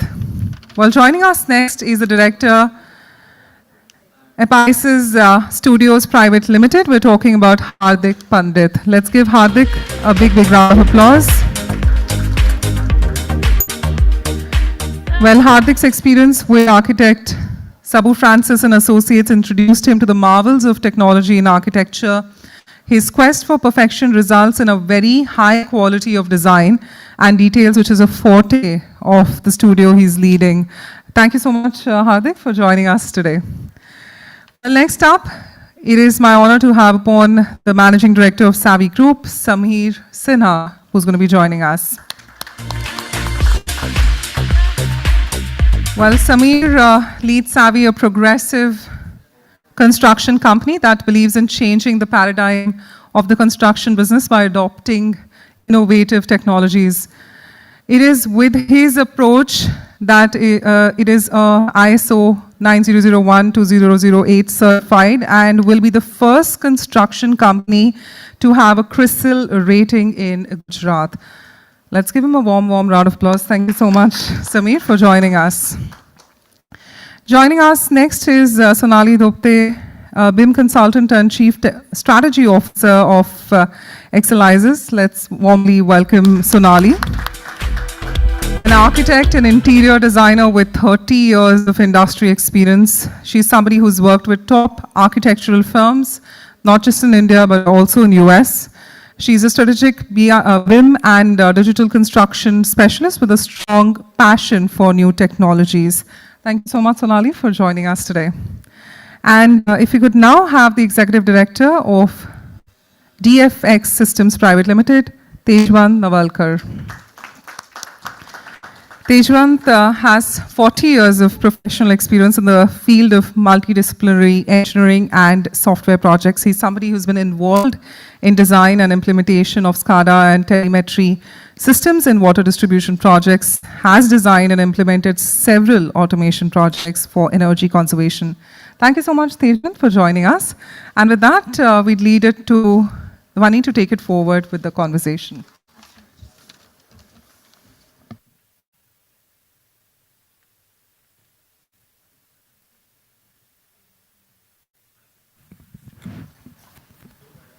I'm audible?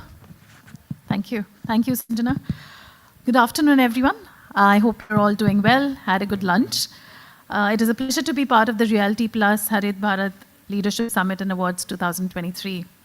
The need for green and sustainable development has unequivocally become a pressing priority across sectors. With COP27 behind us, achieving the 1.5 degree Celsius climate target seems quite challenging unless significant progress is being made in three primary sectors: the energy, transport, and real estate. Green homes in India emphasize energy efficiency through the integration of advanced technologies. Features such as smart thermostats, energy efficient appliances, and proper insulation reduce the energy consumption and utility bills.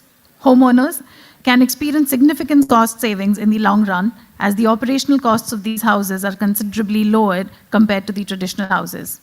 The incorporation of rainwater harvesting systems, wastewater treatment plants further leads to water conservation and reduced water bills.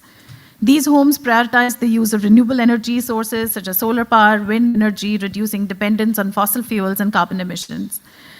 The impact of green sustainable home extends beyond individual dwellings. They foster the development of sustainable communities and neighborhoods. Developers are increasingly focusing on integrating sustainable infrastructure and amenities such as electric vehicle charging stations, bicycle lanes, community gardens. These initiatives encourage residents to adopt eco-friendly practices, promote community engagement, and create a sense of shared responsibility towards the environment. But don't let me go on reading like this. We have a very eminent panel here, and just outside this room as well, there were really interesting conversations going on, and I'm hoping that we extend it here and we have a more interactive session. So in our panel discussion today, we will deep dive into the topic, building green housing, thinking out of box technologies. So let's take a quick round of introductions, although Sajana's done a very good job of it, but specifically relevant to the topic here, if we could hear about 30 seconds each from all of you panelists. I'll begin with myself. I'm Dhwani Talati Padyar, Director, CBRE Southeast Asia. I head the ESG Sustainability Consultancy along with technical due diligence for Pan-India portfolio. We cater to residential, commercial, across all sectors and asset classes. We've covered a large portfolio. I'm happy to connect offline again, but enough about me. And if we go clockwise and... Thank you, Dhwani, for such a technical opening things. Myself, Dr. Amit Chaudhary. I look after MEP and infrastructure, global business for KPM Engineering. Thank you. Yeah, good afternoon, everyone. Thank you, Dhwani, for the wonderful pre-talk, for the setting the stage right for this session. And I'm architect Harit Bharat. I am the director of Apices Studio Private Limited, and we are an architecture studio who's engaged in designing of architectural projects, including residential, commercial, industrial, data centers, and various other kind of projects. So, thank you. Hi, I'm Samir Sinha. Thank you, Dhwani, for the wonderful introduction. I have a real estate company called Savvy Group, based out of Ahmedabad, and we have been committed to sustainable development for the last almost 2 decades, and we are committed to building only green. We have just ventured into Bombay also. I'm the only developer on the stage and probably in the room, so I'm the bad boy today. But I think we need to change that up now. We need to have more developers in the room because ultimately we are the ones who bite the bullet. And these are all people who already know what they have to do. It's guys like me who don't know where to go, what to do, unless the guru tells us what to do. But again, we have a very myopic view at the whole sustainability agenda, and that needs to change. So I'll take the blame. But thank you so much for this panel, and thank you for the opportunity. Good afternoon, everybody. I'm Sonali. Like they mentioned in the introduction, I am an architect by education. A 30-year-old veteran makes me sound old. I've never designed anything in my life, so I don't want to call myself an architect. But I'm a technologist at heart. Started Excelize 19 years ago and has been working on using technologies such as BIM for various kinds of projects across the globe. And I've seen the benefit technology offers in every type of construction. And believe me, before we came in, we had a mini argument on who's to blame. He's right, developers get blamed. So looking forward to an interesting discussion today. Thank you. Good evening. Good evening, all of you. I am Tejwan Navalkar. I am a mechanical engineer from IIT. I have been into this business of MEP, as we call it in the building industry, and I have more than 200 projects under my belt, ranging from airports to large townships. And my focus and energy has been devoted to green buildings and promoting the concept of green. Even before they were called green, it was intelligent buildings once upon a time. Then it's graduated now into and settled down into hopefully green buildings. Energy has been Hello. So we are focusing on energy conservation, implementing strategies, and I'm an avid adapter of new technologies. So whenever I see new technology, we try and implement it in some of our projects, or one of our projects at least. So that has been my passion, to work on new technologies, and this thinking out of the box made me literally jump out of the box. So I'm here, glad to be here. Thank you. Thank you. I think it's a very power-packed panel, and Sna's done a great job of mixing the right mix. We've got developer, architect, engineers, executors. I think it's a fantastic mix. So Hardik, if we could start with you. What is driving this green movement and in the housing sector specifically? How do the government policies, incentives encourage the adoption of the out-of-the-box green building technologies in housing construction? Yeah, Dhwani, thank you. That's a very good point. See, nowadays, earlier, this kind of having green building was just a kind of a marketing gimmick for an corporate so that they could advertise themselves that they are being sustainable. But nowadays, with the kind of awareness that government is also bringing in, there's a lot of requirement coming in from the clients, from the end users as well, as that they want to take up these green initiatives, they want to be responsible. And like my friend rightly said, that developers are the one who get blamed, but I'll tell you, it's from them itself, because of the awareness, they are now coming up with the requirement to us. We want to initiate these kind of green development, and they want us to suggest them the suitable process and methodology for it. And many times we tell them, even to the smaller clients, like it is not necessary to take a green certification. Just by getting a green certificate doesn't mean that your building is green. There are a lot of initiatives that can be done even at the ground level, which doesn't cost anything, and thereby we can promote and we can adopt these green initiatives. So this is what, as an architect, we try to implement. And right, you said that it is awareness is something which is going to bring about the change. And in terms of the government is also supporting, like they are giving a lot of incentives to the green buildings in the form of giving some additional areas or giving some tax breaks or something like that. So that also helps in people adopting it, which whereby they don't feel the pinch in their pocket. So I think that is very much helpful to for taking this cause ahead. Thank you, Hardik. I think you were poking and complimenting Sameer at the same time. I could see that. So I think, Sameer, you should go next. And the most reverberating question on the table, how do you bridge the affordability gap? And is sustainability, paying a premium for it, really a myth? Or is there an alternative way of looking at it?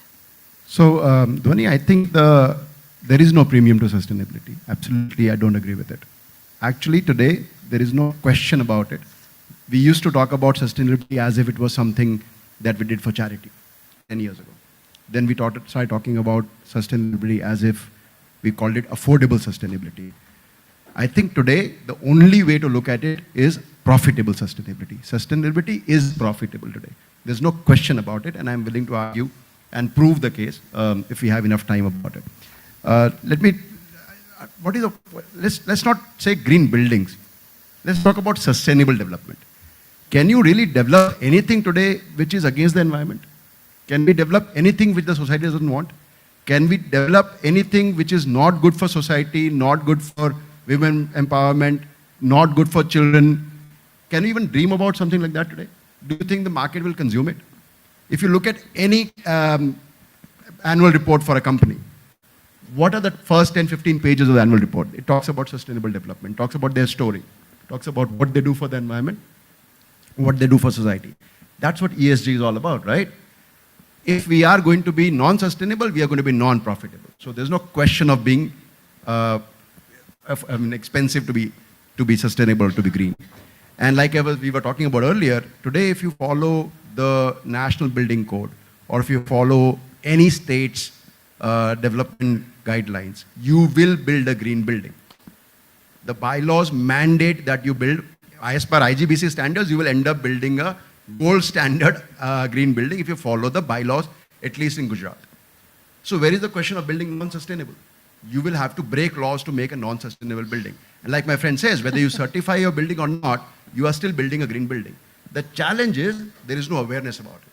The challenge is there is no demand from the consumer about it. So the motivation for a developer is very, very limited because he has to do it out of his own awareness, or he has to have been guided by gurus that are with me on the stage to develop green buildings. But otherwise, he has to mandatorily build a green building. There's no option about it. And he cannot not do that. Very well articulated, Smear, really well. Profitable sustainability is a key word I have jotted down for future as well. In fact, taking a closer look at this value creation and coming to you, Amit, what are your thoughts on circular economy for green housing? So, whatever we are talking about green building or sustainability, it has to have a circular economy. Whatever we are snatching from environment, it should again go to the environment. If we are taking the water, we should use it, recycle it, and give it back to the rivers, ponds, and lakes, whatever it is. Any construction material, for that matter. Water is sensitive, so I said water. But any construction material we are taking from environment, either it is bricks, blocks, cement, anything, we need to find out certain methods to put it into the circular economy, where it can, when it goes back to the nature, it can amalgamate with it. Not like plastics, where we know that on the earth only plastic will remain. So my thought is, let us recycle, reuse, use the natural energy sources for the green building constructions. Yeah, and with that triple R comes the need to bridge the fourth R, which is the renewable energy. And with that, Mr. Navalkar, if you could take the next question. What are the challenges one faces with the renewable energy, the fourth R? Green power, or even specific to solar in that sense? I think that's a very pertinent and relevant question. Solar, everybody, I mean, it seems so ubiquitous. Everybody is now aware of solar. We can see solar panels, etc. But there are certain challenges which I would like to highlight, especially for developers and for designers like us. Now, when you go to build tall buildings, today the average heights are about 30 storied, 35 storied and so on.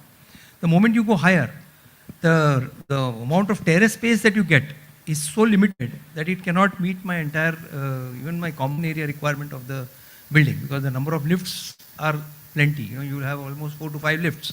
You have pumps pumping water all the way to the 30 plus floor.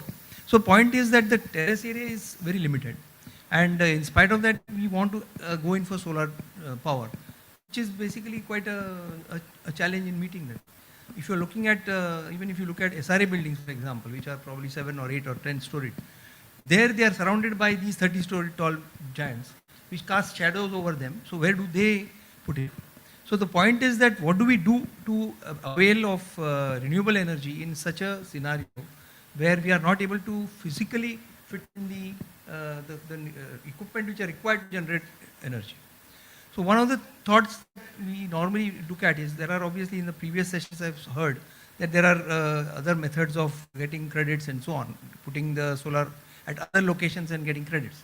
But what is very less understood is that there is an open access solar power which is available to the individuals, to large consumers. Now the benefit, so far it has not become popular. The reason is that till very late, almost 6th of June 2023, when the rule changed, where the solar access panel, access solar power, open access solar panel was allowed from 1 megawatt, it dropped down to 100 kilowatt. Earlier it was restricted to only 1 megawatt users. That means people who are consuming 1 megawatt and above could be eligible to get open access solar from the open market. Now what is open access solar? It is basically an open market where you will really go and bid for the lowest supply of electricity and get it at your place from the same distribution network, for which the charges today in Maharashtra, for example, range between 7 to 8 rupees per unit. Now if I have, when it was 1 megawatt, societies, housing societies could not avail of, but industries could, because they were very high consumers. But now with the limit having been dropped to 100 kilowatt, any tall building which is 30 plus would obviously be in that category and eligible for this particular situation. Further, earlier open access solar did not allow me to supplement it with my own solar. Now that is also permissible. So I can get best of both the worlds, use my terrace to its full capacity, use open access solar to purchase it at the lowest rate, and my returns without any major investment starts from day one, because I get it at 7. And in Mumbai, especially in the MSCDCL segment, I have tariff ranging up from 12 to 14 rupees depending on the slab. So 12 to 14 versus 7 to 8 is the saving that you get with virtually zero investment. So that's one of the new technological advancement, or I would say the policy making changes, which is actually helping utilize energy to the renewable energy to the most optimum level. Is it challenging for retrofitting it? No, it is not. In fact, it is much easier. Retrofitting is in fact the most ideal, because you are already paying at 12 rupees. The meters are already installed. In fact, we are working on a project where we are actually advising the society to change over to this sort of a scenario. Because what happened is, if you look at even the terraces, a storied building, imagine the wind which is available there. And the vendors who are installing solar panels today are not really geared up to handle that sort of a thing. Again, Mr. Sinha would be more familiar. When you build concrete, there is always a thumb rule, 2 kg per cubic meter and 5 kg. Why is it more? But the point is, similarly with solar, there is, when they quote for structure, they always take panel cost and then say 5% or 10% is structural cost. That works fine on ground level.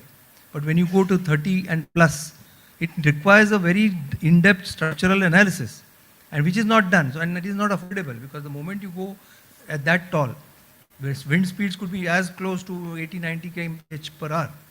So there we need, so the cost goes up, and the society would always go with an L1 factor, go to the lowest guy who probably has just taken 5% of the cost of the panel to give the structure. And that would be very dangerous for the society inhabitants and the residents, and could be serious mishaps could occur on that. So this becomes a via media between the two. Very, very interesting points came up, and not one, many. But one of the interesting points, which it also leads to, is the more the technology adoption, complexity in the design stages. And that's where I'd like to bring you in, Sonali. How does BIM empower attending to these challenges at design stages with technology, sustainability features, all being weaved in at the same time? So essentially, BIM, Building Information Modeling, is a process. It's a process that lets you visualize before you physically build anything. And it just doesn't stop at the visualization part. If we look at the same example he gave about solar panels, in the 3D model, that virtual model, you could put in the solar panels, you could simulate what-if scenarios around it to come to an optimal design before you actually go on site, then realize the problem, then you redo. So there's a lot of wastage you can avoid in terms of material, cost, time.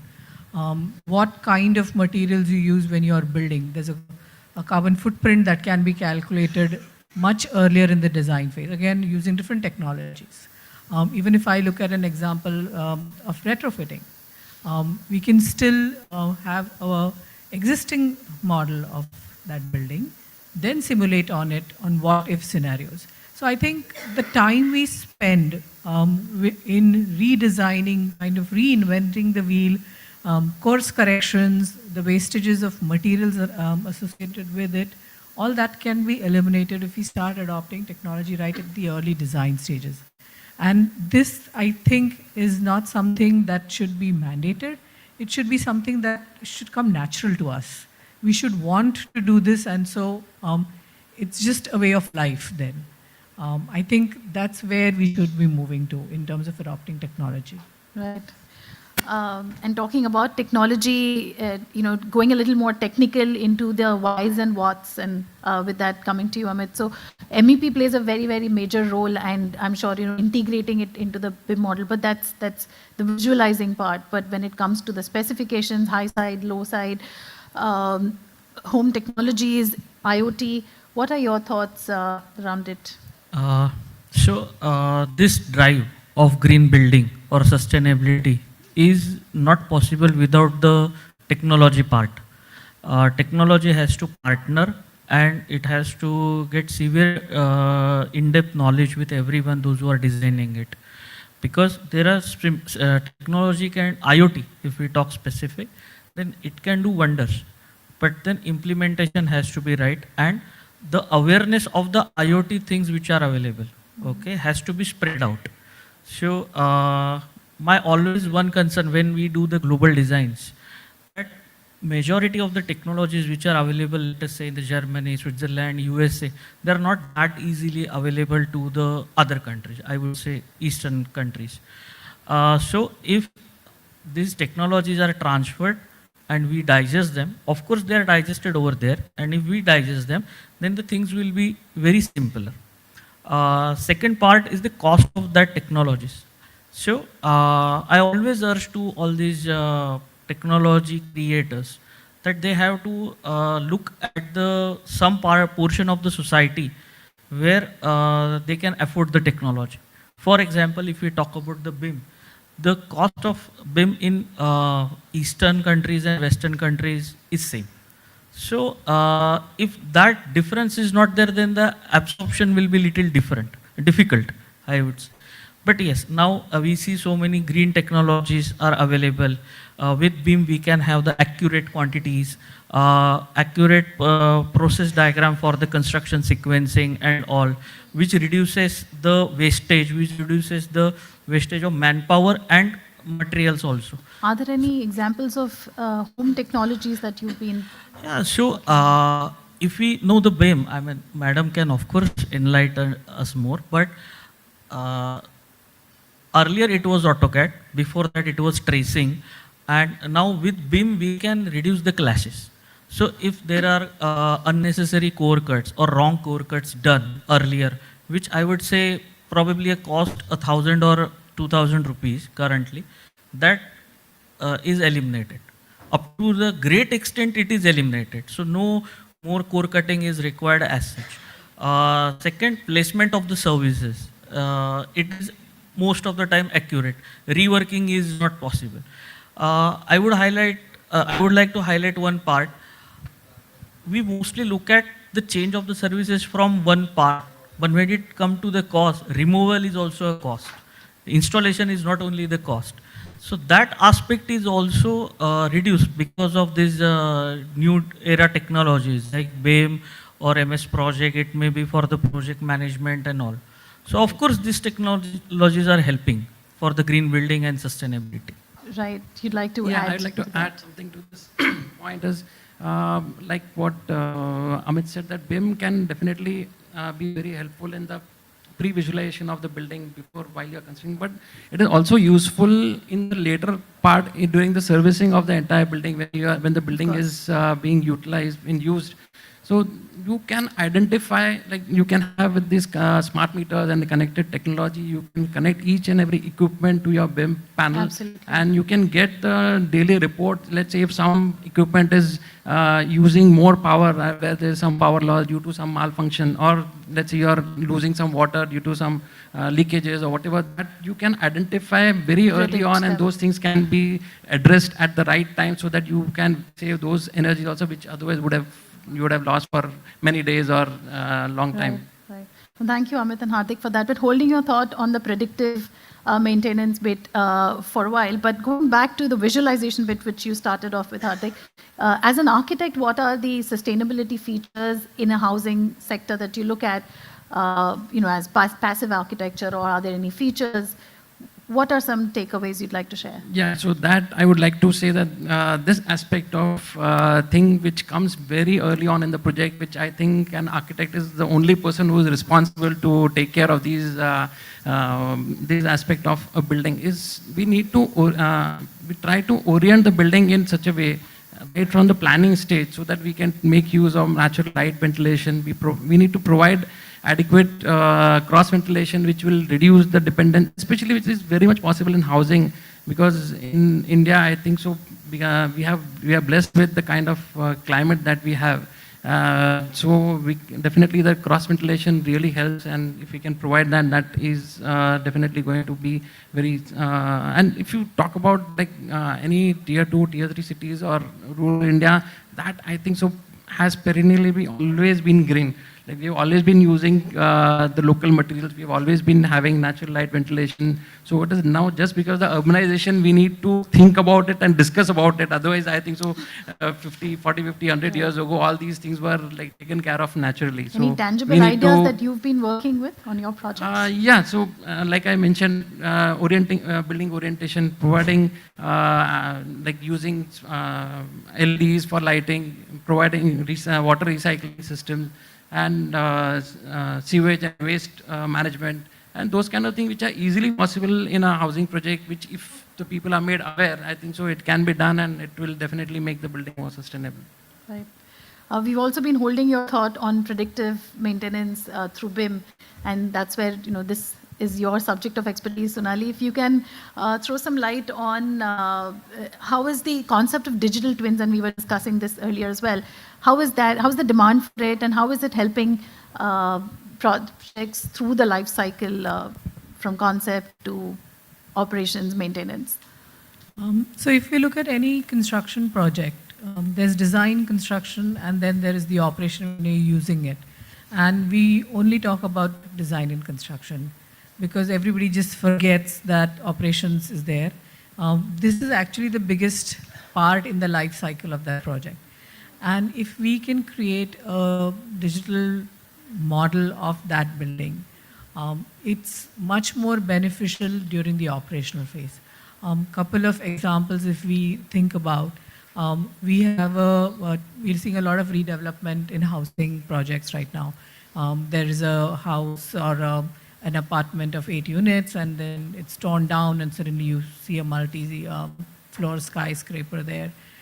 So in scenarios such as this, understanding what was the existing water consumption, what was the existing sewage disposal, and then simulating that for 100 tenements versus 10, that is also one benefit of using technology. And when 100 people come and live there, 100 apartments, what happens if you have a low flow, low valve flowing what are gadgets put in as opposed to anything else. That simulation helps you. Also, when you want to do operations and maintenance, we see everywhere that drainage line block ho gaya hai. Randomly we are digging somewhere.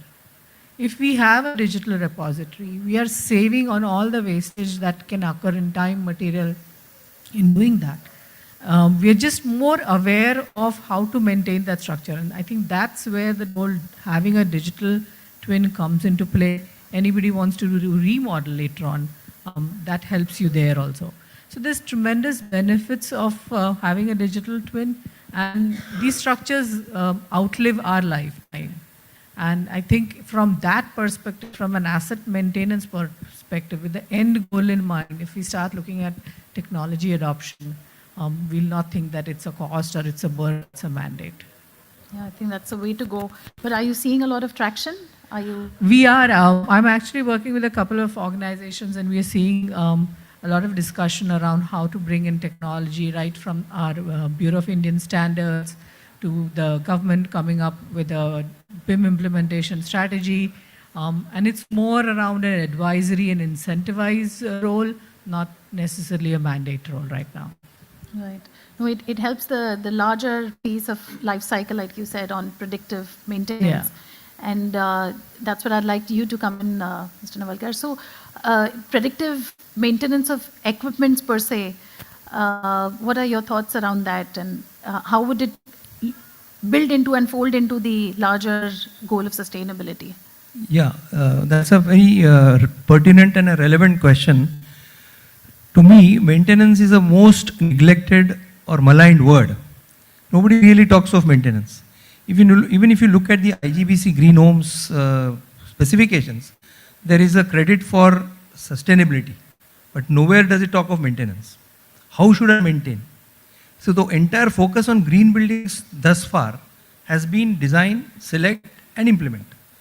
It assumes that what is 95% or 98% efficient today will continue to be so 100 years down the line, because there is no guideline how to maintain it, how to do that.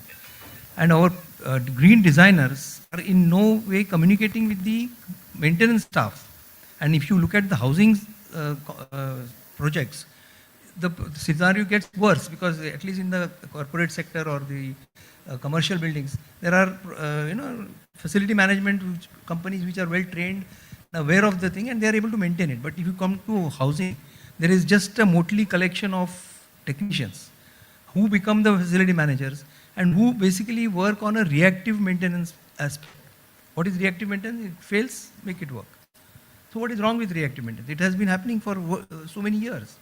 Everything about maintenance, reactive maintenance is wrong. There's nothing right about it. Because things fail at the wrong time. And to get it repaired, you pay much more than you would in a normally calm scenario. Because whatever the price demanded at that time to get the lift working, you pay for it. Whoever comes and is available on the roadside is brought in and you make it work.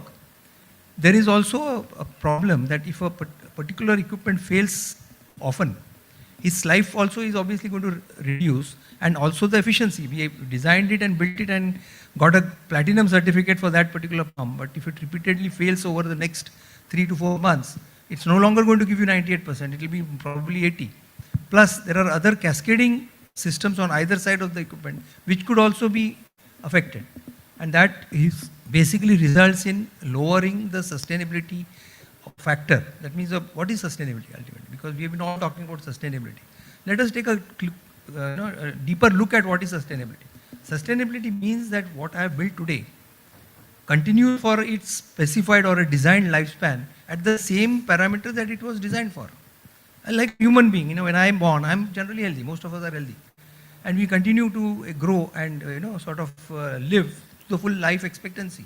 Incidentally, the life expectancy has increased over the last so many decades. Why? Because there is technology being used to monitor and diagnose the parameters, health parameters of human beings. If I extend this analogy to machines and equipment, what happens is that I be able to take help of the BIM model and building equipment which can be monitored for their health parameters, and I can then get some data, meaningful data out of it. And then next comes there is so much of AI in the air. We have all seen Chandrayaan and everybody has talked about AI, AI, AI. Is it myth? Is it a fake? Or is it really required? Now, there I have an interesting anecdote, actually, which I would like to highlight, why AI is essential. We did this exercise of predictive maintenance in a hotel. Of course, I'm deviating from the housing, but the relevance is the same.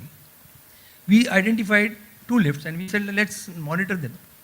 We sat with the manufacturer, elevator manufacturer, and we said, what is it that is critical? So we said, okay, let's say opening and closing of the door, if I measure the time to open and close, that would give us an indication of whether the lift is going to fail or not. So we started recording the data on a PC. Those days, no AI, no sensors. We are talking 2000. We collected the data, and what we did is whenever the lift actually failed, we noted the readings in and around that period, maybe 2-3 minutes before that. And we noted that, and that is what in AI terms it's called machine learning. That's what we simulated manually. Then we continued to do that, and after a period of time we said, okay, now let's say this is the time, and I build in the point as the threshold point that it should not exceed that. The moment it reaches that point, I should say alarm and stop. What we found there was that after every 10 faults, we could only predict 3. So that gave us an insight that only managing one parameter is not enough. It's a lot of other parameters which are affecting the failure of the lift, not just one. And then at that time, the sensors and the computing power were not enough for us to go further. So it remained an academic exercise. But it was an eye-opener. And for the future, it is a guideline that if I really build in a increased computing power, and that is where AI comes in, to monitor multiple parameters, get the patterns, identify patterns, which we cannot recognize by just looking at a series of data. This is where BIM comes in, because I already have a digital twin established.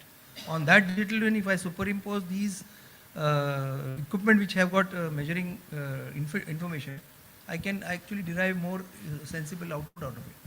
And this is where I expect some input from green councils. If they can actually either incentivize or penalize, whatever it be, to add a couple of points into the sustainability criteria to get the equipment which are already having a mandated built-in sensors, which can then be effectively utilized in my operation and installation. And that can be helpful in actually genuinely guiding the end user to follow a proper process for maintenance and going towards predictive maintenance scenario. Such depth of experience and knowledge on the panel today. We cannot do justice, and we can only scratch the surface in the given time. But the entire topic of sustainability and green housing cannot be spoken in isolation to the performance and envelope of the building itself. We need to talk about the impact it has on the people who are going to live in it, the residents of that building. And that brings me to you, Mr. Sinha, and we know we've chatted before that you've been in this space about the health, wellness, safety of the occupants of the building and the impact that sustainability has on them. If you can throw some light on that. Sure. But if you allow me, I have a question for actually both of you, if you allow me that. Please, please. So isn't BIM a designing tool? Isn't that what people or designers or MEP consultants should use to design? And doesn't that make your design more efficient and more, isn't it what it should be used for? So it is a designing tool, but that's just the first step. Once that design is ready, there is an infinite amount of analysis and benefits you can derive out of it. To prove that it is a good design. To prove that it's an efficient design. Exactly. And that is my point. Why should a developer have to pay separately for BIM? Isn't that something that I a can designer ask, why should a BIM guy have to pay separately let me add to it. You can appoint us, I'll not charge you for the BIM. Exactly. That is what we have started doing. No, exactly. And that is what that's what I've been thinking, is that shouldn't BIM be something, because it is a great design tool, it makes your design efficient, it proves it is a good design. Why should anybody not do anything but BIM? Can I interrupt? Can I add? Yeah, please. Yeah, actually, I would like to correct the perception. BIM is not a design tool. It's a visualization tool. Designing, no. See, when you look at a HVAC design, I have to do the load calculations. I'm just trying to put I understand that. for proper perspective. All I'm saying is, if cost was not a criteria, Yes. if the developer or his cost was not a criteria, wouldn't BIM be the most natural thing for every designer to use and say, okay, this is how perfect my design is and this is how it will behave 20 years from now? No, I would look at it differently. What I would look at it is that it saves you your construction cost and time in rework. And Because thank you, if I- that's the perfect segue I wanted into my session. Because cost is what the problem is. And we have, as developers, I think, a very myopic way of looking at cost. We look at the cost of constructing a building. Why don't we look at the value that we create? The space that we are sitting in has been constructed by a developer, and we are sitting here generating business. We are creating a value which is humongous. Where is that value being taken into consideration? Why are we only looking at the cost of a building? Per square feet construction cost, what about the life cycle cost? Like we've just talked about, right? Why are we not looking at that? So I'll tell you a simple example of what a good efficient design would be. A high performance building that I built about 15 years ago in Ahmedabad, which is a very hot climate. A building installed a chiller when nobody was doing that 20 years ago in Ahmedabad at least. Today, when we send out a HVAC bill for that, we apply chilled water and the air conditioning system is based on the chilled water. He saves at least 30 to 40% on his air conditioning bill. And we send him that invoice every month saying, this is what you have consumed, this is what you are paying, and this is how much you would have paid had you been in a regular non-green building. And that percentage works out to be 40% and goes on increasing every year because your envelope keeps getting more and more efficient, your chillers getting more efficient. This is what a BIM should have done 20 years ago to me and said, this is what will happen to you, and because you will save 40% 10 years from now, you should be able to charge a premium today. Yeah. And that is what I'm talking about, and we have not asked for that value that we create by making that building, and the business that we create, and the efficiency. So coming to the point that you raised, we have actually with Indian Green Building Council and in collaboration with Indian Institute of Management Ahmedabad and CEPT University is actually doing a research study on the impact of the sustainable built environment on the occupant. And how does it improve their efficiency? How does it improve their wellness? What does it make? Do they go back home happier having spent 8 hours in an environment which is healthier than a non-green building? And I'm very happy to say that by the end of this year, we will have a tangible report which will say, this is the per square feet saving you have because you've worked in a green environment as opposed to a regular environment. Thank you. That deserves a round of applause. Thank you. Yeah, no, the subject is personally I'm very passionate about. I'm also a well faculty by the IWBI, and there are only a couple of them in India. So I totally feel you there and understand the point you're trying to make. But just a moment before, we were talking also about the BIM. I think the myth that needs to break is that it's not an alternative to AutoCAD. It's in addition to that, and it's the value that we need to see in it, and it's not a drawing tool or a visualization tool, and a lot more. And how BIM it actually is a folds process. It's not a tool. Very well put. And how it folds into the sustainability. Design is- process. No, design has multiple facets, actually. Profit process. No, it absolutely falls into the sustainability since it makes the entire process efficient throughout the life cycle. So actually, given last couple of minutes that we have, maybe if we start backwards and from you, Mr. Navalkar, what are, in just quick few words, what are some upcoming trends or technologies that you'd like to share from your experience, perspective? A lot of technological, no new technology per se. In the housing sector, we don't bring in too much like hydrogen or something like that. But EV station charging, for example, EV charging stations, for example. There is a challenge because you have got 300 flats and 300 cars. Maybe even if you assume 30% would be EV in the next 3 to 4 years, the challenge would be how do we provide the charging stations in each of them.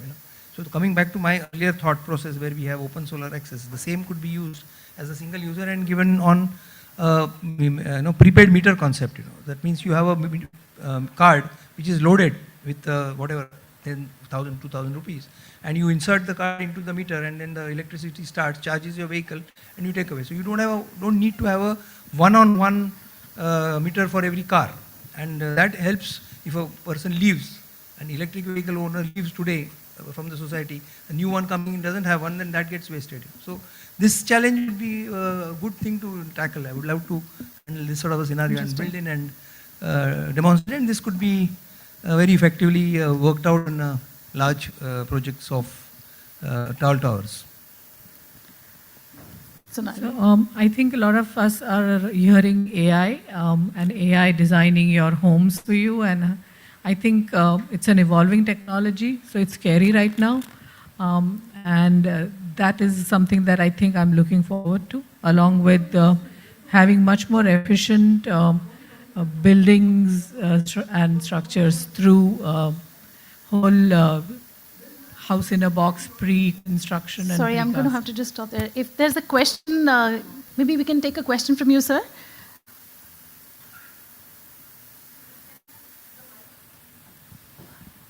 I understand you were waiting to ask a specific question. Yeah, I've been trying to Sure, sort sir, of please. get your attention, but what I find as a listener for a long time, this is not a panel discussion. It's only a panel listening. Because even if you got any intermediate question, you as a moderator, I'm sorry to say that you are not giving any time for the question answer.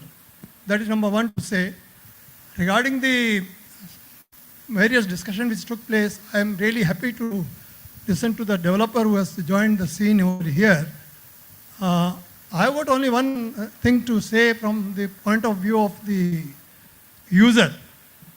Everybody is talking about the building green housing and it should be available to the lowest cost, value addition, etc. But where is the rating? As a customer, I don't have any rating even today for the building constructed by the developers. Just like ICRA and CRISIL provide the rating for the financial rating, there is no rating for the building. We have got for the namesake lot of Green Building Council. But the Green Building Council only evaluates the building, how it has been constructed at the end, whether during the construction phase where anything has been avoided, there is no monitoring of any kind. As a customer is a very loose end. Even the designer who are supposed to design and give the building is basically at hard point to say whether his design has been really implemented.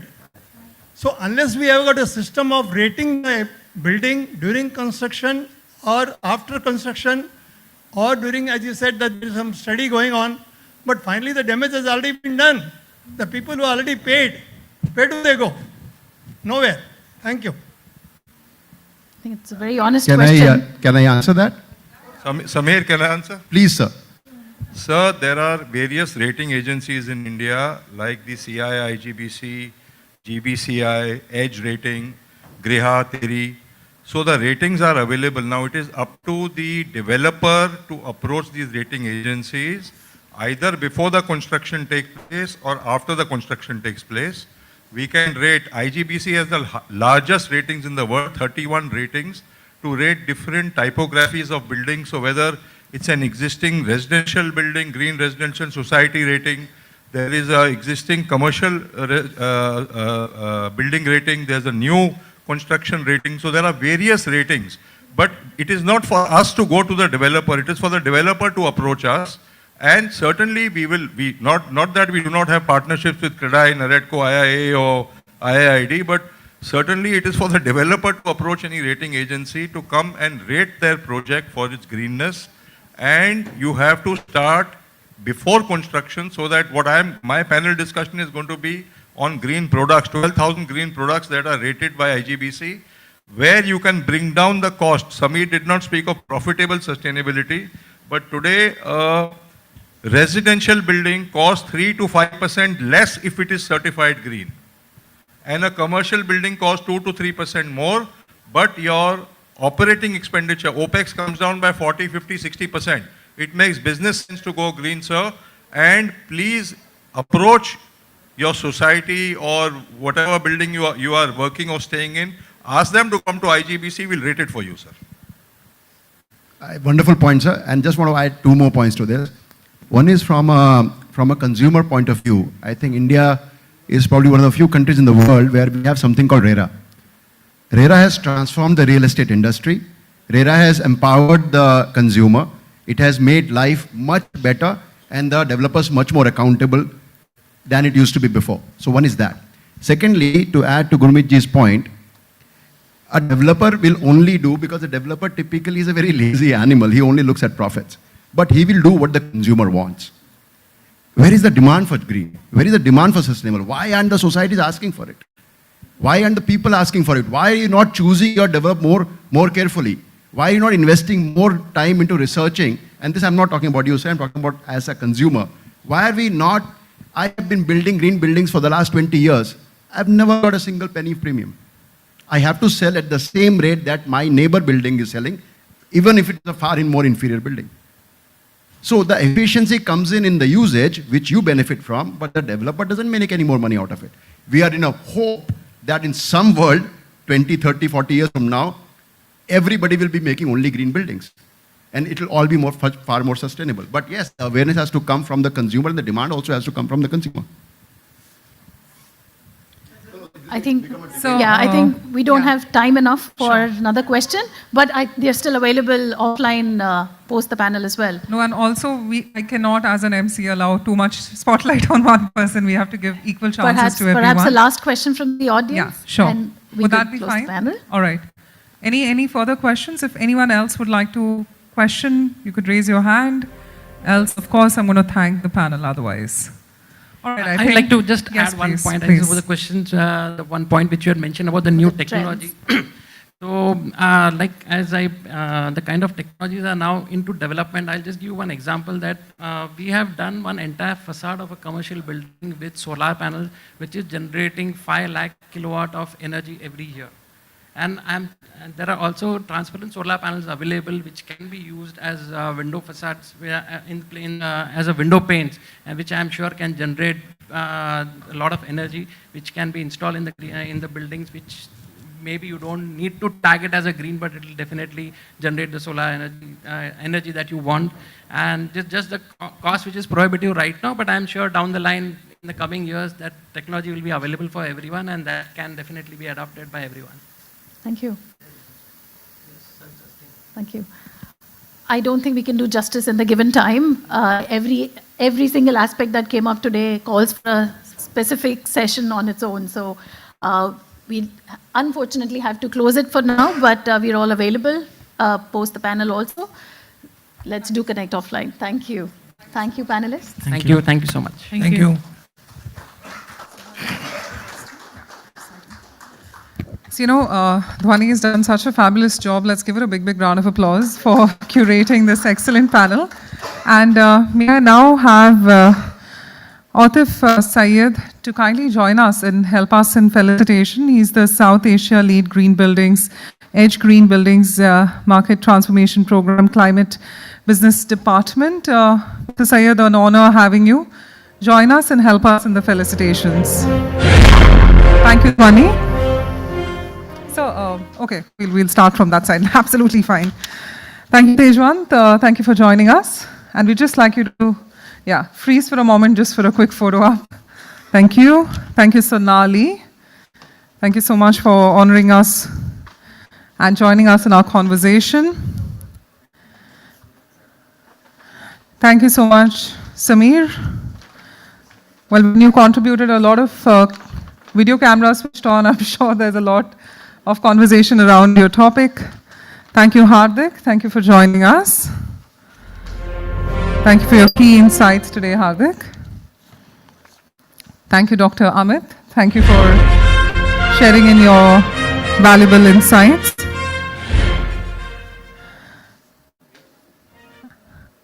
And of course, thank you so much, Dhwani, for curating this conversation.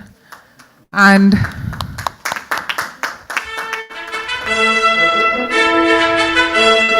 so with that, if I could have Mr. Syed along with our entire panel to come together as a group and allow us to take a group photograph.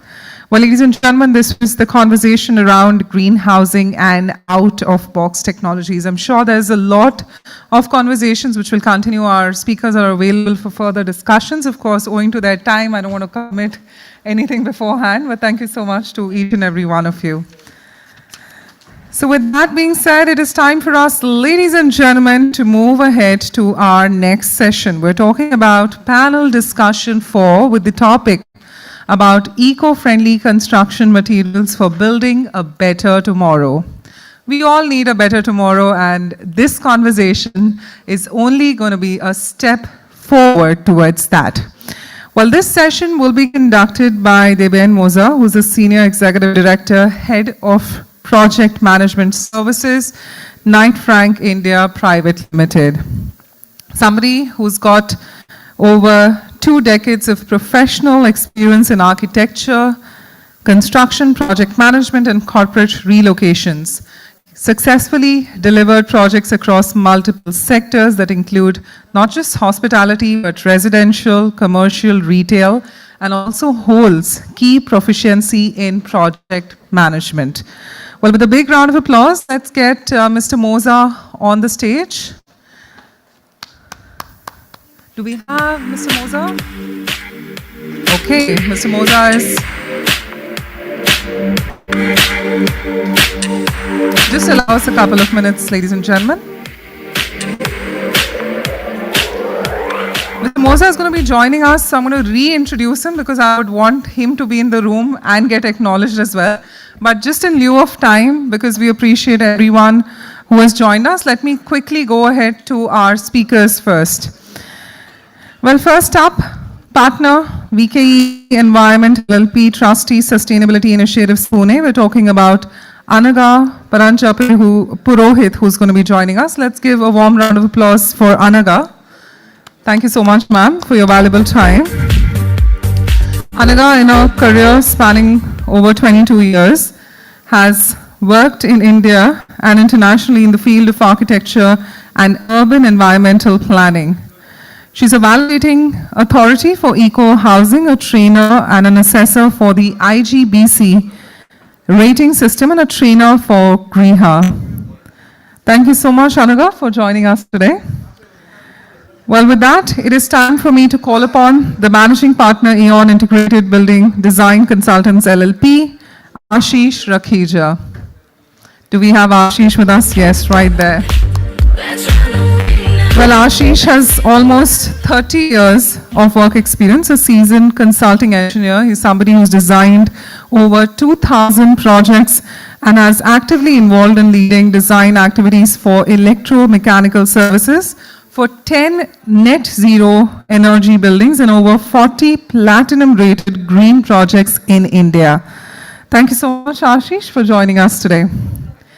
Next up, it's time to invite Pankaj Dharkar, founder president, Pankaj Dharkar and Associates. Let's give him a warm round of applause whilst as we welcome Pankaj. Well, Pankaj, an MEP and a green building consultant, during his rich experience of over 43 years, he's somebody who successfully designed and completed more than 4,500 projects of various applications.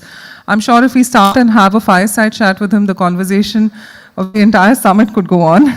But with that, he's somebody who's currently the national chair, FSAI Suraksha Index, which is the first global index to rate safety and security of buildings, which will help in proper fire audits. National chairman also of ASSOCHAM.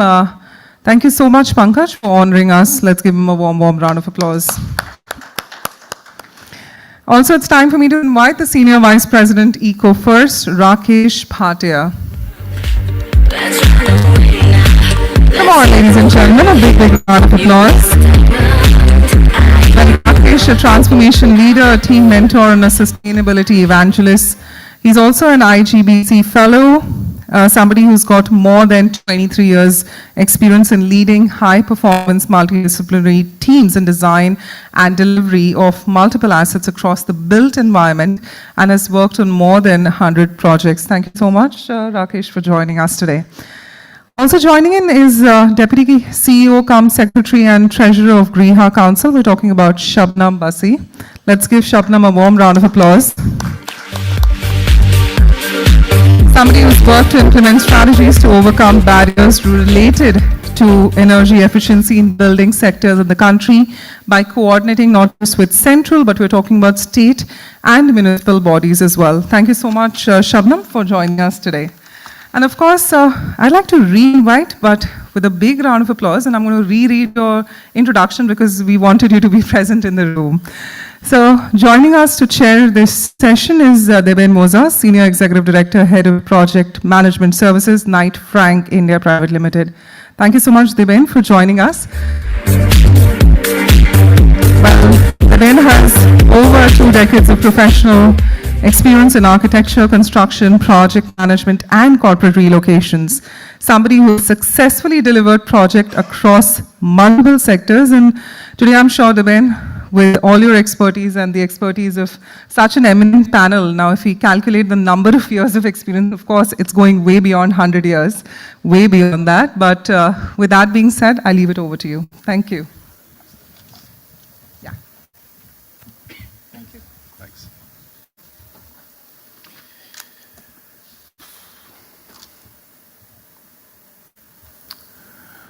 Good afternoon. It's a pleasure to be here and with such distinguished panelists. And we actually had a rerun on our panel discussion just 5 minutes back. So welcome to this important panel discussion on eco-friendly construction material for building a better tomorrow. We're gathered here to explore the critical role that sustainable construction material play in shaping our future built environment and in addressing some most pressing environmental changes of our time. The construction industry is both a driver and a reflection of our society relationship with the environment. It consumes vast amount of resources, energy, and water, while also producing significant share of world's waste and greenhouse gas emissions. Therefore, it's imperative that we rethink the way we build. And that's where the eco-friendly construction material comes into play. Eco-friendly materials offer us path towards more sustainable, resilient, and environmentally responsible future. They are not only to reduce the environmental footprint of our buildings, but also enhance their performance, efficiency, and overall quality. These materials empower us to make choices that are not just good for our projects, but are also in harmony with the planet. Throughout this discussion, we'll dwell into various aspects of eco-friendly construction materials, from their environmental benefits and their economic viability, from innovative solutions to practical challenges. Our esteemed panel experts bring wealth of knowledge and experience to shed the light on these important topics, and we look forward to an engaging and thoughtful, insightful conversation. So let me start with my first question, and it's to all the panelists. Before we get into the eco-friendly construction material, can you share your views in terms of how ready we are in understanding embodied carbon? So let me start with Rakesh. Sorry, Ashish, sorry. So sure, Deben, thank you so much, and namaskar everyone. It's good to be here on the panel, and grateful to Realty Plus for inviting me and part of this eminent group that is here on the dais. First of all, I think the whole topic of the carbon neutrality is pretty new. From COP26 to COP28 has not even been 2 years. The COP28 is due in November end, and that's when we'll complete our 2 years of this movement. And we have a long way to go. 2070 is what the target for India is for decarbonization. In this 1.5 to 2 years time that has passed, we have had numerous amount of debates, discussions, and deliberations on the carbon neutrality, but most of it is centered around operational carbon. If you go around the world also as such, 2030 decarbonization target, you keep hearing from the firms the big numbers being talked about, we will be carbon neutral, carbon emission neutral, they're all referring to operational carbon. Embodied carbon is still evolving at this point of time, even if you go globally. I work at ASHRAE, I represent them as Vice President globally. There also, currently we are working on the standards for decarbonization. We are coming out with the standards where embodied carbon standard is being developed. Similarly, the AIA is talking about it, American Institute of Architects is talking about it. Similarly, Europe is talking about it. Europe does have the standards in place, but implementation is being talked about at this point of time. The focus primarily remains on operational carbon. In India, we are still quite far. If you look at from the government perspective, I'm sure we'll talk about it during the panel discussion. Right now, when we talk about bringing the renewables, getting our grid decarbonized 50% by 2030, everybody is mainly focusing on operational carbon because that's a lower hanging, doable fruit. But in Indian context, I think we'll speak about it. I don't want to take too much time. I can keep going on. Can you explain it to us in a very simple language? What is embodied carbon? Right. So if you look at the cycle of a construction, and I'm going to draw it like this. So if you look at the cycle of the construction, when you start constructing, at the time when you construct, there is a peak. There is a big spike which comes in the carbon emissions that take place, which is on account of the materials that you're doing. Then there is a steady line which goes on for next 15 years, 20 years, but that's operational carbon because when the building is operating, is consuming energy. Energy is coming from the carbon intensive sources, fossil fuels. So there is a carbon emission taking place. Then there is a midlife renovation which takes place. That's when again the spike comes in the carbon emission because there is embodied carbon of the material. I'll just speak about it. And then it goes on till the end of the life of the building. That again operational carbon, a steady line. And then finally at the end of the life, there is again a spike which comes in because all that material which gets demolished has to go somewhere. And if it comes back to the construction cycle, we call it cradle to cradle. If it goes into the waste, then we call it cradle to grave. Now coming to the embodied carbon as such, embodied carbon is because whenever you start with the raw material has to be extracted out from the ground.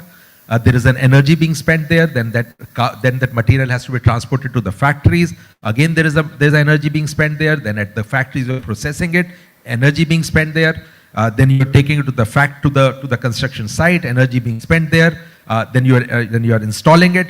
All of that, what is associated with the material, that energy which is spent, or the carbons or the equivalent carbon emissions which are done, is called the embodied carbon. So, in a very simple way, I have tried to explain that. Thank you so much for that. Anaga, your views on how ready are we? So I don't think we are there. Like Ashish mentioned, we are in that phase in our economic development where we first have to give that first house to a poor person. We are still not there. That's the reason why we see slums are there. We are still not there with our infrastructure. So the focus and this sort of thing makes us more cost sensitive to the whole construction sector. So any effort at the building material level to decarbonize is going to increase the cost, and that marginal cost is going to become multifold when it comes to the customer. And I think this is that sensitivity where we are not ready to tackle that. Once you have reached a certain point of development, possibly these things can start coming in. But the question really remains is that can we afford to wait till that point to start decarbonizing? Because if India has to meet its basic needs of housing, that itself is going to be such a huge amount of carbon into the atmosphere that we will probably need to work around this cost sensitivity decarbonization much before we are able to meet the basic requirements of our society. So Rakesh, yeah, do you agree with Ashish and Anaga, or you have different views? No, currently I have no different views, but I'll bring another dimension to it.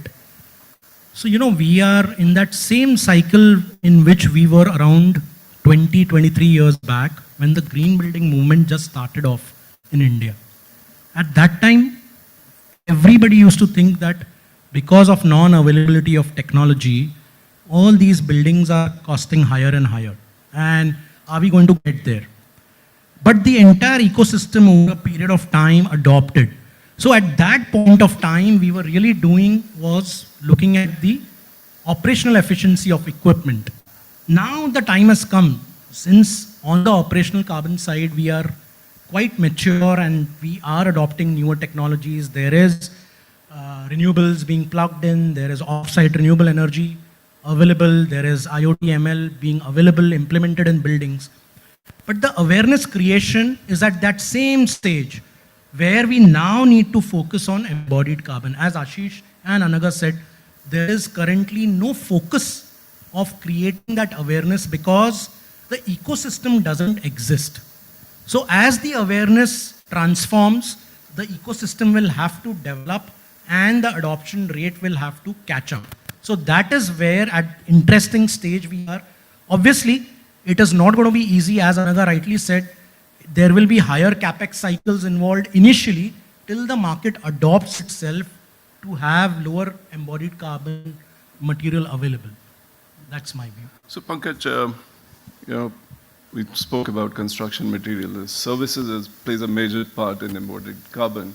So do you think we're matured enough to consider those while we are advising our clients and or doing the construction in terms of services? You can. First of all, let me endorse my views with Ashish and Anga and friend that we are still not there. Yeah, I agree, but I'm quite optimistic. And he also answered that we started green building movement 23 years back, and the way we were, and at that time, whatever social media support and all were there, we took this time, 20 years probably, when we all started discussing this. But is it not a fact that today on this dais and with this limited forum, we have started serious discussion? I'm very positive about it that things will transform the way country is leading, the way we also hear while traveling in aircraft that sustainability is being talked by the air hostess. As for Prime Minister's vision, what else you need? I think we are there. We are going to move very fast. To answer your question, we have not reached that stage where I am able to get those numbers from my manufacturers, suppliers, other than some limited suppliers from, say, coming from Denmark or Sweden or that Scandinavian part where a lot of research has happened and they are ready with all numbers. The local suppliers are not there, but I'm very confident as architects and consultants sitting in this forum are going to ask these questions. Things are going to transform. Things are happening. Yes, the speed is a question, but things will happen. That's what my belief is, and you will sooner see a good movement on this. I see a lot of positivity there. Shabnam, what do you think? A very good evening to all of you, and it's a pleasure to be amongst all of you. And I always say that I always meet my old friends, but add a few when I leave such conferences. So I would like to begin by saying that all the conversations that we are having today, let us see where we have started and why are we even talking about it. So we all are aware that we are a developing nation, and 70% of the construction is yet to happen.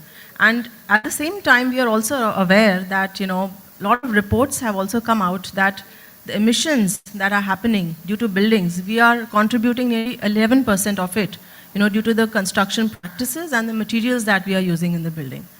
So not that, we have any different views. I think everyone over here is echoing the same thing, but I think there are a lot of dimensions to this whole conversations that need to come in now. As we have been graduating and as we have been maturing in this construction practices that we have been following over the years, we have seen that our industry has really matured. 15, 20 years back, when we started this conversation, we were limiting ourselves to energy conservation building codes, and we were seeing that how we can adopt it at the state levels and how we can look at it from the voluntary point of view. But now in these 20 years of journey that we have seen that not only have the states made it mandatory, but they have also announced a lot of incentives, for going green. Of course, there are aspects of energy conservation and mandatory aspects that are also attached to it, but I'm sure that a lot of you are aware in this room that, now the awareness level has increased a lot, and that's the reason that, materials, the kind of construction materials that we are using in the building, the kind of information that is available in the public domain, that is available, at a lot of places, and, we have got access to this information now. So what I would like to touch upon here is that, although we have not been taking a lot of embodied carbon into consideration when we are constructing, but if we are looking at decarbonizing, as Ashish just mentioned, in the next 40 to 50 years, it has to be in combination with the embodied as well as operational carbon. We cannot be looking at only operational carbon at the end, but it is a story that we will have to all sing together, and we'll all have to see that how we all can witness this together, because these are all smaller parts of this bigger jigsaw puzzle, and materials and how materials are getting constructed, as Ashish mentioned, that it is from cradle to gate.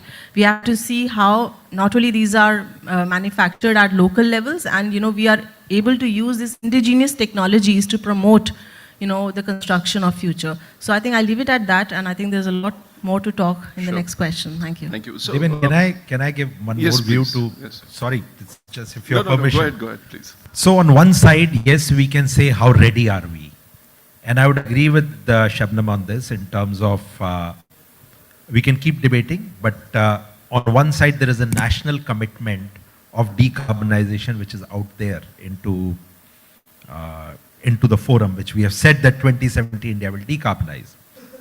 On the other side, we have given another target to ourselves. Our Honorable Prime Minister said that our Amrit Kal has begun. 2050, we are a developed country. Now 2050 are a developed country, 2070 you intend to decarbonize, you're going to be third largest economy by 2030. So there are a lot of contradictions here. You cannot be a developed country and be a polluting country. So the gist is what I'm trying to say here is, this decarbonization is going to gather momentum in a pace which is unimaginable, because it's a commitment by the nation. It's going to come in. The ball has started rolling with the operational carbon. The reason is we are ready for it, or we have let's put it this way: we have the framework ready for it. We don't have a framework for embodied carbon, for which we are putting it together, and the pace at which this 2 years, less than 2 years, has shown us the maturity of the Indian construction industry. You can imagine how fast would the embodied carbon come into the place.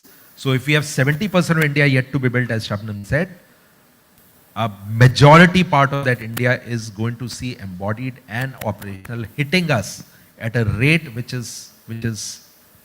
you can't even imagine, because we are the third largest economy in the next 5 years' time.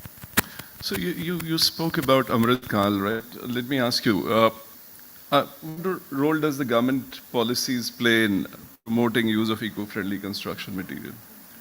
So, as I mentioned that, government and of course the policies that we have now for the construction and building industry, I think it has matured over the years, and we have seen that after 2007, when Energy Conservation Building Code was launched, in 2020 we see the Energy Conservation Sustainable Building Code that's getting launched, which indirectly says that we are looking beyond energy, we are looking beyond operational energy, we are also looking at the kind of materials we are using, we are also looking at the kind of construction practices we are following, we are also looking at a lot of other aspects, which is water, waste, air, and a lot of them are now becoming quite significant. So that is number one. The recent announcement, not in fact the recent announcement, I think you all are aware that Pradhan Mantri Awas Yojana has laid a big target that we are going to provide housing for all. So now this is an ambitious target. Now if you look at that segment of society and that segment of housing that's going to come up, that's a huge number. Now, if you look at that segment, and if we have looked at sustainability beyond the elite class, and if we have started looking at sustainability for all, I think this will become extremely important that, sustainability to be met for housing for all, that will become a challenge as well as an opportunity for all the architects and designers who are in this room and for the material manufacturers to meet that cost and to meet that technology at the rate, at which this construction will happen. Also, one very important aspect that will come out of it is that, we are looking at only materials as of now, but I think comforts and how comforts will play a very big role in the coming time because, these houses will definitely depend on very basic cooling and heating, as far as the comforts is concerned. So I think designers will have to play a very major role in such housing. The other very important aspect, which is life, which the government of India has launched recently, which talks about sustainability at the grassroots level. So when we talk about, you and I talking about sustainability, it talks about a mind shift change. It looks at, how you and I imbibe those, aspects in our daily lives, be it, carrying your own bag for, buying grocery, or going by a public transport. We are all contributing in our own way, the kind of interventions that we are following these days. So I think government has given it a push. We are talking about renewables getting integrated in a big way. I think that will also be another push that the government is giving. Of course, I talked about energy conservation sustainability code. I think that's the third one. And of course, the rating organizations like RIHA, IGBC, even the total amount of work that we have done together, it is not even 5% of the work that we can do. So I think there's a long way to go. But yes, we always say that these rating organizations are the implementing arms of government, and they have to be used effectively to ensure that the future of the country is sustainable. And also we are on that path of contributing ourselves and making that sustainability reach to the last mile. Thank you. Thank you. So, Ananga, can you share some examples of successful projects that have used eco-friendly construction materials, and what were the outcomes in terms of sustainability and environmental impact?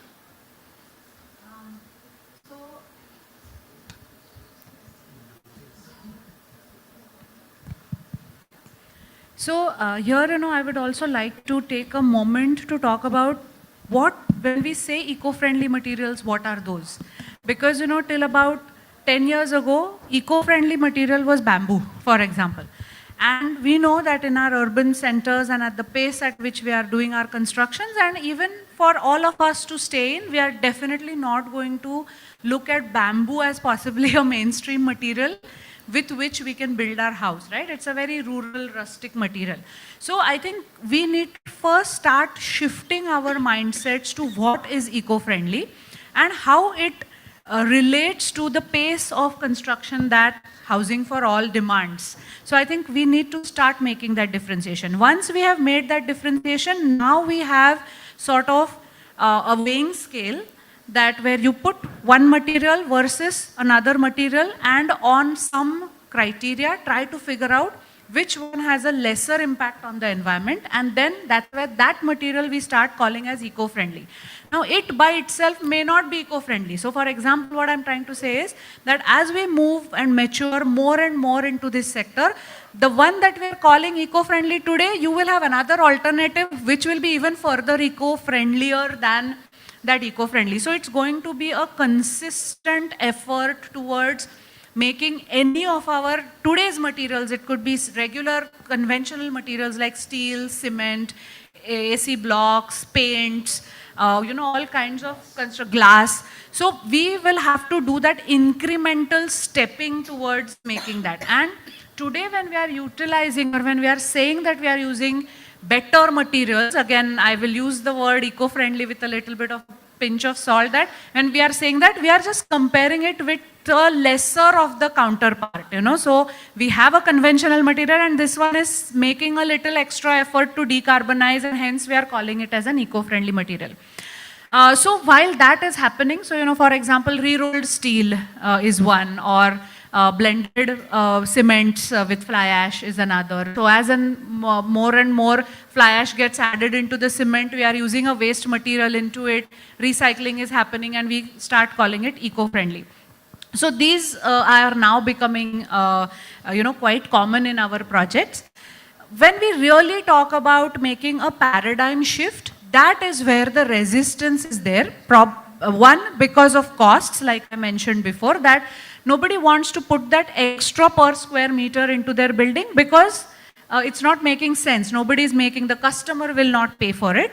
And the second aspect which is holding us back, or rather the second aspect is the supply chain. The supply chain is not fully organized. So, I may have somebody who says, well, we are trying to make bricks out of debris, the debris that comes out of redeveloped projects, but we may not be able to supply you for the entire, your requirement. So then how will I start my project with that premise in the picture? And the third is customer acceptability. So, I have developers who say, oh, as soon as we tell that our material has a recycled component on it, in it, customers are a little afraid that they are using old materials. So, so all these three aspects, we have to, one, do an awareness and education, but at the same time, we have to give a very finished urban product to our customers. We cannot compromise on quality, and hence this entire, all three aspects of it needs working on in our projects, I feel. Great. Rakesh, your views on it. So there are two specific things which I would like to talk about. So Anaga pointed the case on newer construction materials. Where I am coming from is also looking at some adaptive reuse of buildings. Right. So, as Ashish rightly explained the process of embodied carbon, the maximum is emitted during the construction phase because there is usage of materials. Now imagine that if we are able to recycle part of the building instead of creating a completely new structure. So we avoid the steel, we avoid the cement, we avoid the facade, and we do just internal changes and then bring high efficiency on the operational carbon side. So the overall embodied carbon plus operational carbon reduces significantly.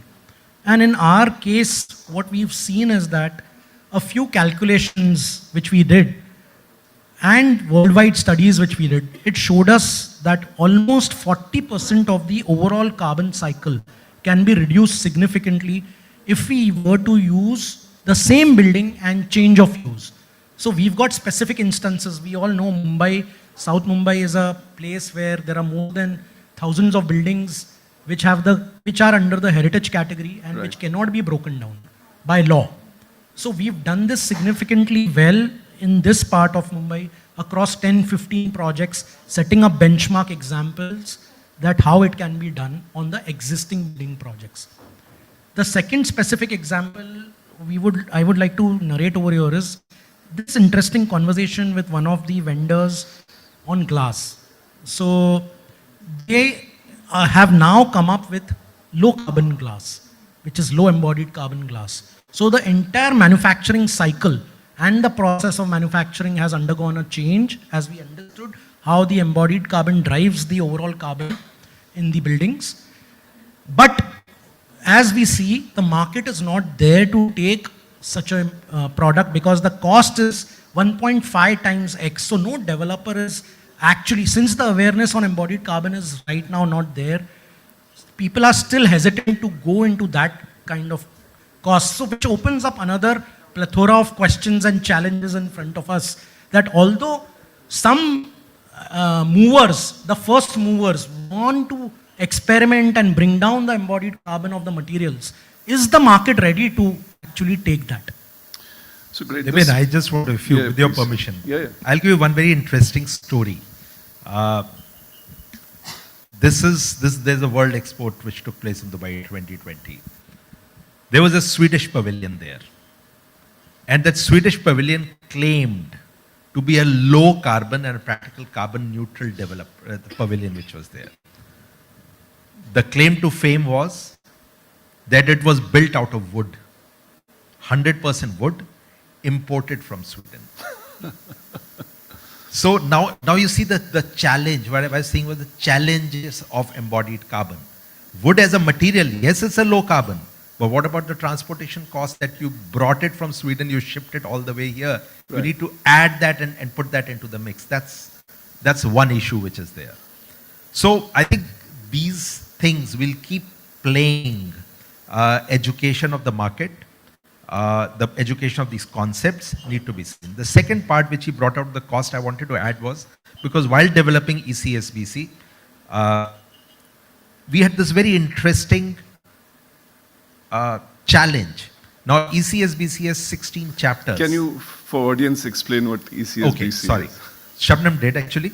So the Energy Conservation Building Code, which is currently there, which has been around since Shabnam was there in BE 2007 onwards. So she was involved in the first one. Second one, you were there, Shabnam, at that point? Second one also you were there. And then she came out and became part of Greha. So the ECBC is now up for revision. Hopefully it will become ECBC 2023 if all goes well. The date set is World Environment Day, December 14. Hopefully, if you have Energy Day or Environment Day, Energy Day, yeah. If all goes well. Why am I saying if it goes well? The challenge where it is coming out of the 16 chapters. So ECBC is now being renamed as ECSBC, Energy Conservation Sustainability Building Code. And it is coming out from the fact that whole decarbonization business cannot only be energy, it has to involve the others. ECBC became an easy way to implement thing. The reason is it's already notified. As against NBC, which continues to be recommendatory in nature, ECBC is notified. So it's very easy with the push coming from the highest office of India. It's very easy to get it into and it's already adopted by 20 plus states at this point of time in the country. With that framework being there, so ECSBC is being talked about. Now in the 16 chapters which are there, one chapter is not ready. Which one? Materials. No guesses there. The reason is the first draft that we came out talked about materials as declare your embodied carbon. Then we said, what is embodied carbon? How do you declare that? Okay, then we said, okay, this is not going to work. Declare how much product you are using in the building. BOQ you give me. Now, it's easier said than, because when you talk of a code and implementation, there are the implementing agencies which are out there. How does it get implemented? If there's a variation in a bill of quantity between what you declared at the Ministry of Environment and Forest vis-a-vis what gets ultimately done, what happens to those? Does that become a violation? So there are lots of issues that came up. Then when we were still coming out, we said, okay, declare, at least we can start seeing how much embodied carbon is going so that we can develop a database. The industry pushback is coming. That are we ready for this? The reason is the cost, right? You correctly brought out, the cost is the issue. Bigger than that, who will certify it? When we talk about embodied carbon, who's going to certify those? Like, you must have heard of CBAM. This CBAM is Carbon Border Adjustment Mechanism, which Europe has come out with. And in the CBAM, what they are saying is, whatever products are getting imported into Europe, going forward from October 1, I think that is the date, if I remember correctly, which is now, it's happened, okay. So, I think it's October 1. They have listed the product where there's cement, steel, and all of these metals and are there. You have to declare your embodied carbon. An EPD has to be done. Who will certify that? A lab needs to certify it. Where does the lab mechanism exist? In Europe it exists. So you send a material from here to Europe to get certified, come back. Where is the cost, the carbon? All of that. So framework is the biggest issue that we are facing. And that is where the ECSBC, when I say, are we ready? We are ready. But material chapter, what do we do with that? While we talk, sorry, I'll take 1 second more. On the codes and standard, we have a national building code. Yeah. That's up for revision now. So NBC, the whole committee has been formed. NBC 2025 is hopefully the target. And incidentally, India was the first country in the world which had a chapter on sustainability in their national building code. And we had it way back in 2016-17. We put that chapter there.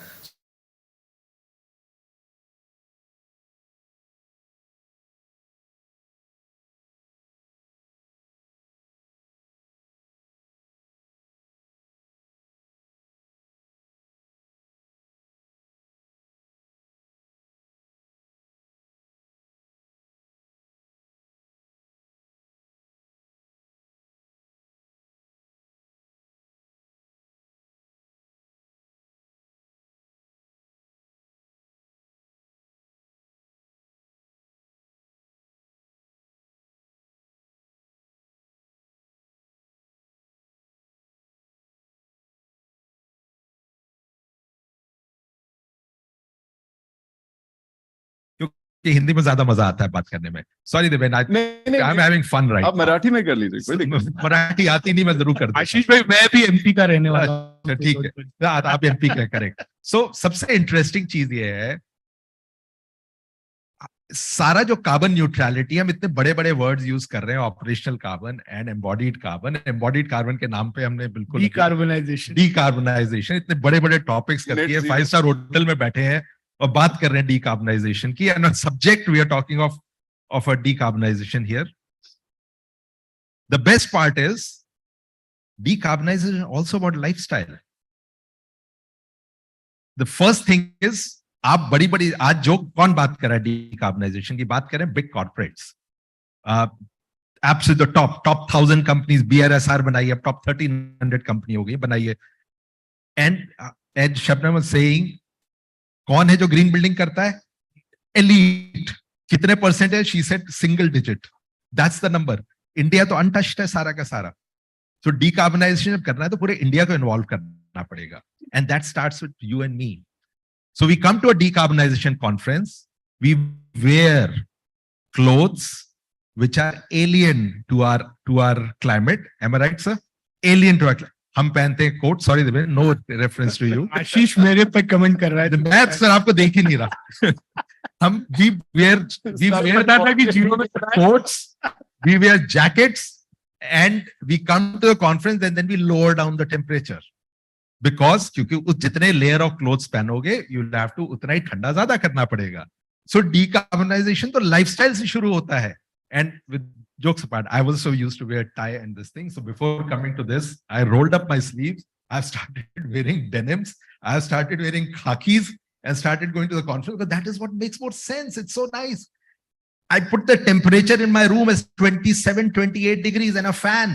मुझे ठंड लगती है 27-28 degree और पंखे में भी. So the decarbonization of lifestyle, whether it's a material, whether it's operation, and that is the change that happens in India. I think we'll be on a rapid path of decarbonization. So Pankaj, you touched upon a very interesting point in terms of, and we've been talking about materials. You know, the equipment, MEP equipment, you know, contributes a lot to, you know, the emissions and all those things. So where do you see us going now in terms of achieving the net zero by 2050, and then, you know, 2070 we are completely, you know, carbon neutral? And so do you see Indian companies who are manufacturing the equipment putting in an effort to, you know, achieve that goal? So again, here I am very positive that the Indian manufacturing industry has started. In fact, if you really see my HVAC and our industry, and primarily chiller manufacturers, before 5 years, I did not have proper testing lab. I mean, Rakesh and Ashish will endorse this, that we did not have international accredited test rigs which would test the performance of chillers or expensive equipments. So this has happened. We today are exporting chillers, and that is happening because of the proper testing mechanisms which we have indulged. Today, my country is able to test 2,000 tons chiller also in India. We have seen the days when we used to go to China or US to test it if there was a need from multinational companies. So that also brings another factor that the Indian, for matter I take HVAC, had not put money in R&D, which has started happening. Right. And I can see that new generation is engaged into testing and research work, and you will be probably surprised and to know the numbers. Even the American large companies have back offices in Bangalore and Hyderabad who are giving feed to the multinational companies in terms of various research happening on energy side. Say 20 years back or 15 years back, where we used to get, we call IPL in our numbers for 0.4, 0.42. Currently, we have got chillers which are going to as low as 0.285, 0.29. So it's a huge energy saving which is happening on all other on all air conditioning field. But to me, I think equipments only can never go to the carbon neutrality. The envelope, which is today's subject, is most important. If architects and engineers don't work together for creating a very efficient envelope, whatever system you do, I mean, you can't have a complete glazed building with a very bad orientation and then think about putting a very highly energy efficient equipment which is expensive to get to a net zero site. First, you have to set your right envelope, and which is a job of a good architect, and of course engineering inputs can always happen from people like us. But orientation, the material which is going into it, the construction, is all complementing going towards net zero and going towards a carbon neutral building. So it's an integration of all services along with architecture is the first step of moving towards carbon neutrality.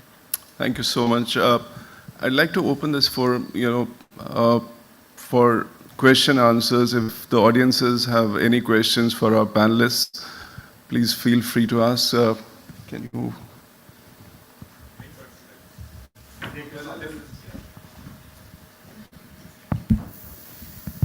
Yeah, hi. My name is Atif. I work for International Finance Corporation. My question is about cost. I think there was a hint that these low embodied carbon materials are more expensive. In my experience, I think there are a lot of low cost, low embodied materials option available.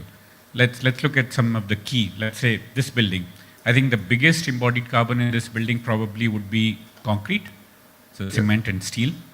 It would be maybe the bricks if they're using bricks here, might be the aluminum, it might be the carpet or the ceramic tiles. All of them have lower cost options available that have lower embodied carbon. If you can use fly ash in your cement, if you can use GGBS in your concrete, if you can replace your red bricks with AC block or fly ash, they're all lower cost. So, and I think this information is not easily available to most people. Because a lot of decisions are cost driven, so why don't we drive that message hard enough? Yeah, so in fact, if you recall, I just mentioned that we have arrived at one level of materials which is slightly better than what we were using, say, 30 years before, and definitely those are low carbon. But we need to move very rapidly from even that level and decarbonize very fast. And that is the cost implication that I'm talking. So today's has become the benchmark, today's materials up to say X-1 carbon, but we need to move to X-10, and that is where the cost will get involved. And to achieve that, it needs a whole lot of system of labs, testing, newer materials. The factories will have to change their fuels, change where their energy is coming from probably to bring that X-10. And that's why a little bit of emphasis on cost. I would like to add to what she's just said, that you talked about a very important aspect, and that is awareness. A few years back, we were quite dependent on what the designers or what the consultants were proposing, and we were using those products in our buildings, and we were blindly following what was suggested in terms of consultancy to us.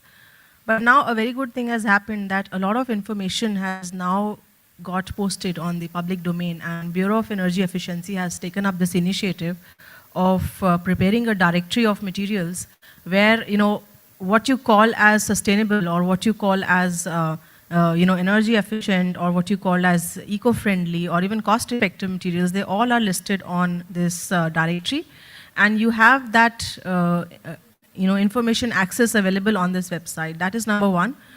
You touched upon the labs. Yes, the kind of work that is done in India, there are labs that are testing these products, and you rightly said that there are low-cost materials that are available in the market. It is just that people need to have that kind of informed choice, that where do I pick up these materials from?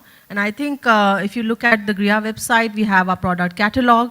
We have the national directory which maintains these kind of materials also, and there are government initiatives that are encouraging especially the government projects, which now have incorporated their these products in the bill of quantities also now. So I think a lot of it is happening at the CPWD, at the government project levels also, where these materials are getting a lot of say now. I would like to add something to it. So again, Atif, yes, very well appreciated. There are two things which are happening parallelly. I would like to say that this innovation in materials is happening at a level which is almost at the startup level. So there are many new youngsters who are coming up with this research in materials, and they are bringing up lower embodied carbon materials. So there is, as Ashish rightly said, the 70% of India is going to be built at a pace which is unprecedented, never seen in the last 75 years. So to meet that scale, that requirement of those lower embodied carbon materials, unless there is a widespread adoption at a very high level in the bigger space, it will be very difficult to implement these choices. Second is, although many a times what happens is, there are two things which are parallelly happening. Post-occupancy evaluation of materials. What we find is whatever may be environmentally sustainable may not be having a good useful life also. This has been our observation. And builders are the ones who are pointing this out. But we wouldn't like to use materials where we are getting defects and we are getting often complaints and we have to go back and service to the residents in the residential space. So these are constant challenges which are being faced in the industry, and I'm sure in times to come, with all awareness building up, larger scale adoption of manufacturing, this all will keep on improving. So I have a little, let me be devil's advocate. I had time's up, I know. Let me still be devil's advocate on this. Disruptor. Disruptor, thank you for correcting me there. So we had this debate actually. So Atif, you may be right on one side that low cost material, low carbon, possibly. But when game will change, when we start doing the carbon calculations, you may have a low cost material, and if it's transporting for a long distance, the game changer may come in there.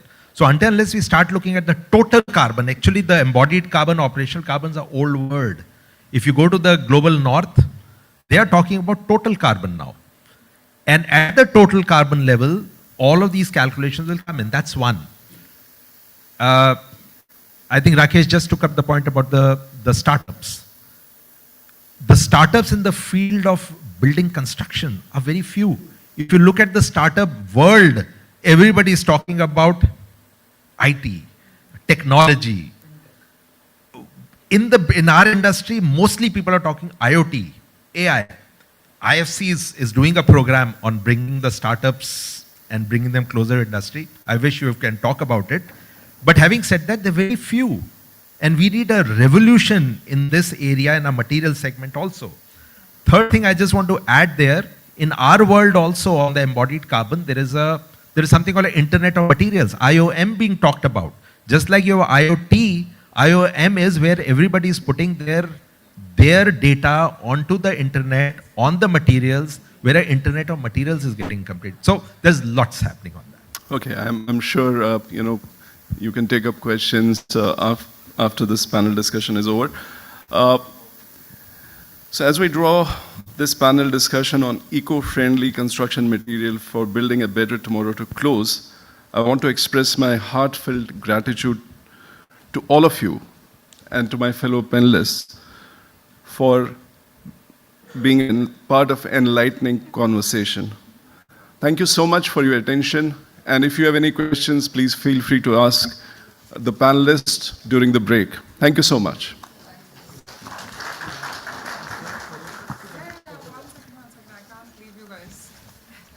Just a second, let me wrap up. Yeah, that's okay.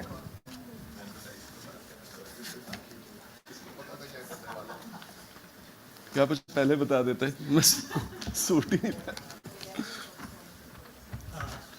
Thank you.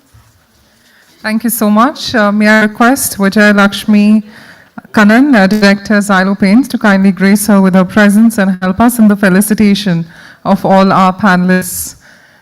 Could we have Our Lady to help us with the felicitation? Thank you so much to each and every panelist for joining us. Ladies and gentlemen, let's give them a big, big round of applause. The session was curated by Deben, of course, our panelists, Anaga, Ashish, Pankaj, Rakesh and Shabnam being present amongst us today. Some great takeaways, but of course our parting mentors would like to take some space of your time. And we have right now Vijay Lakshmi Kannan, who's the director of Xylo Paints, doing us the honor with giving away the mementos. And you know, I love a lady who smiles so elegantly like her. It's only going to add to the charm in every photo. See, I got $1 million smile right now.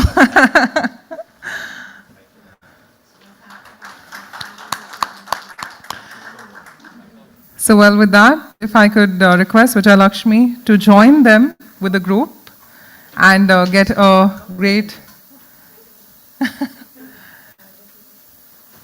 So come together with the amazing smile on their faces. Ladies and gentlemen, let the applause continue. Thank you so much to each and every panelist of ours for contributing to the discussion. I'm sure the conversations today are going to be the decisions tomorrow. So we hope every concrete discussion has only helped us in the industry to grow. Well, with that being said, and the summit is only getting bigger and better, well, we are now transitioning into our final segment before we segue towards the awards. Remember, the awards are going to be a lot of recognition for excellent work in the industry. Well, we now come to the final segment of today's summit, which focuses on brands going green and about scaling up eco-centric products and solutions. Well, it's our honor, ladies and gentlemen.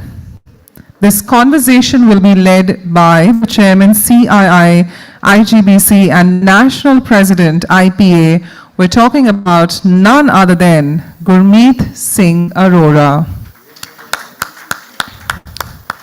Well, Gurmeet, being the National President of the Indian Plumbing Association, the apex body of plumbing professionals in India, the Chairman, of course, of CII, Indian Green Building Council. He did signal me that, Bhavna, let me take it forward from here, but we're going to quickly do a segue to all our panelists. Just allow us a moment. Okay, perfect. Well, with that, it's time for me to call upon our esteemed speakers, Associate Director, Sustainability Bureau, Happold Engineers Private Limited, Aditi Kulkarni. Aditi, bringing in 18 plus years of subject matter expertise in leadership and sustainability and climate change consulting, helping clients across the region define and deliver their sustainability and ESG activities. Let's give our lady a warm round of applause.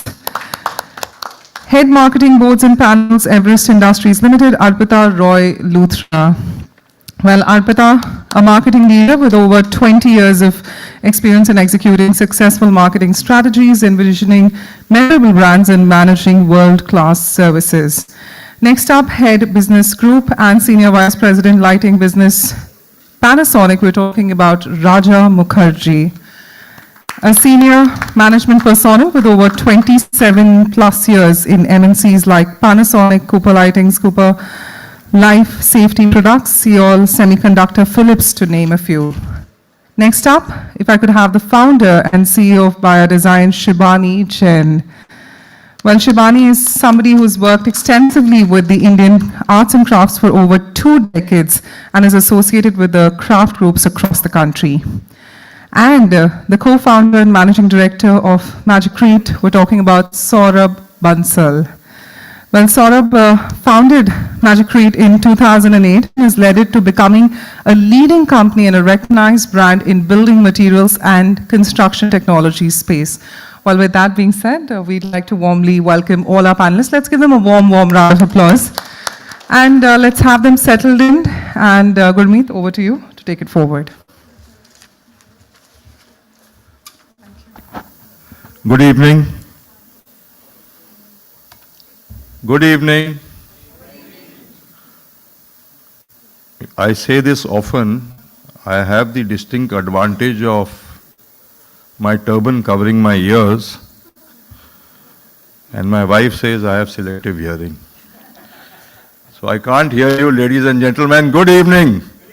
Let's bring some energy into this room. I am also having one more advantage or disadvantage. This is the last panel of the day. And so we are going to make this the best panel of the day. Just give them a big hand, they're going to do very well. Well, I am delighted to welcome all of you at this momentous event, which focuses on a very critical topic that holds the power to shape our world for generations to come. Brands going green, scaling up eco-centric products and solutions. Now, Shabnam ji, can we have a green building without having green products? Of course not, see? Today we are not only celebrating the remarkable progress made by businesses in their sustainability efforts, but also shedding light on the pivotal role played by initiatives like the Green Pro Eco Label in driving this positive change. Currently at the CII IGBC, we have 12,000 products from 350 different families certified for their greenness. Now you can have a product which is low on energy efficient, water efficient, high recyclable content, recyclability potential, a cradle to cradle approach, low embodied energy, low virtual water, low embodied carbon, and of course a reuse potential. I want to ask you one question. This cell phone of mine, do you know how many liters it takes to make this cell phone? Anybody? Wild guess? 2,500 liters. 2,500 bottles of water to make one cell phone. And I have another one, that gentleman was asking me, and my friends also asked me, "Tu ye Chor Bazaar se laya hai," but it's working since 10 years. Okay? And my daughter wants to change the cell phone every year. Oh, Papa, iPhone 15 has come now. Shit, even iPhone 14 is working well, you know. So my request to all of you is that we have to see, already global warming has reached a level uncontrollable by all of us. Your oceans have 1 million microplastics in every square kilometer. Every day you hear of some catastrophic death. Even now, somewhere in the east, some cloudburst has happened and people have died. 23 police personnel or something like that are missing. And we don't even shed a tear. Why? Because it's not our immediate family. It doesn't affect us anymore. Death, destruction, as long as it's not in our home, does not disturb us anymore. We just read through it and go on to the more news. Ukraine, Russia war is more important. We have, in fact, ladies and gentlemen, I'm sorry to use the word, become important. We have become important to reality. We do not know what is happening, and we do not have a plan B. We do not have a habitable earth which we will leave for our children and their children to come. So it's very important, ladies and gentlemen, that we all work together in making sure that the entire built environment, which is responsible for 38% of the carbon emissions worldwide, is certified green. My Prime Minister has an aspiration that we will have reached carbon neutrality by 2070. Many of us will not live for the next 47 years to see this reality. We have to do something now. And can I get an answer from you? Yes, we will do something now. Can I get an answer from you now? Yes. Louder. Yes. Thank you very much. Let's start the panel discussion. I will go to my first speaker, my first panelist, Aditi Kulkarni from Bureau Happold. She is very passionate about green and sustainability. So Aditi, what impact does government regulation and policy have on the decisions of brands and services to go green? And how can governments incentivize eco-centric practices within the private and government sectors? Aditi, all yours. Good evening, everyone. Thanks, Gurmeet. In my opinion, there is always two things. One is a carrot and the other one is a stick. We are a society wherein a lot of things have been a push kind of a situation.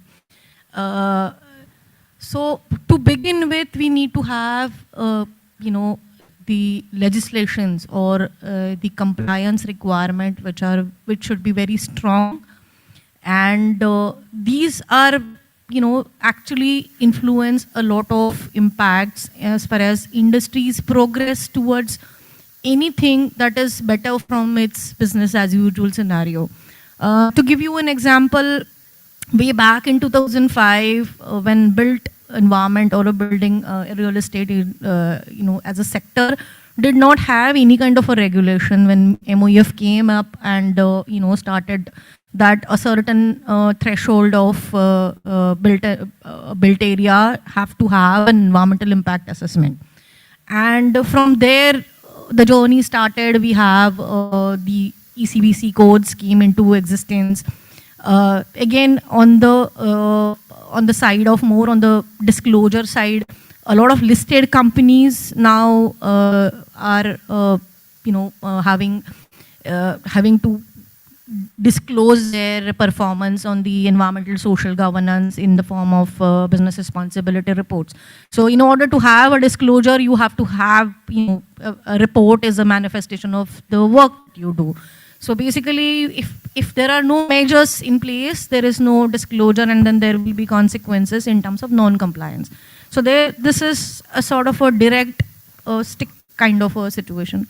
The other side is a carrot side, which is more on the incentivization in terms of promoting electric vehicles, or even that is also kind of coming into the X percentage of, the 10%, 30% of parking needs to be the EV compliant parking in the built environment space, or renewable energy, like 5% of the demand of overall demand has to be renewable. So this is more on the compliance side, and also on the side of reducing the overall operational cost, that incentivization is happening. From the financial institutions, again, going with the green building side, there are financial institutions who are offering a base point reduction in overall loans. So that is also again a side where this is from the private sector that incentivization is happening. So we need a push from both sides to have this journey towards the greener and greener eco-centric products. Thank you. Thank you, Aditi. I'll go on to Arpita. What are the key drivers behind the growing trends of brands and services embracing eco-centric products and solutions?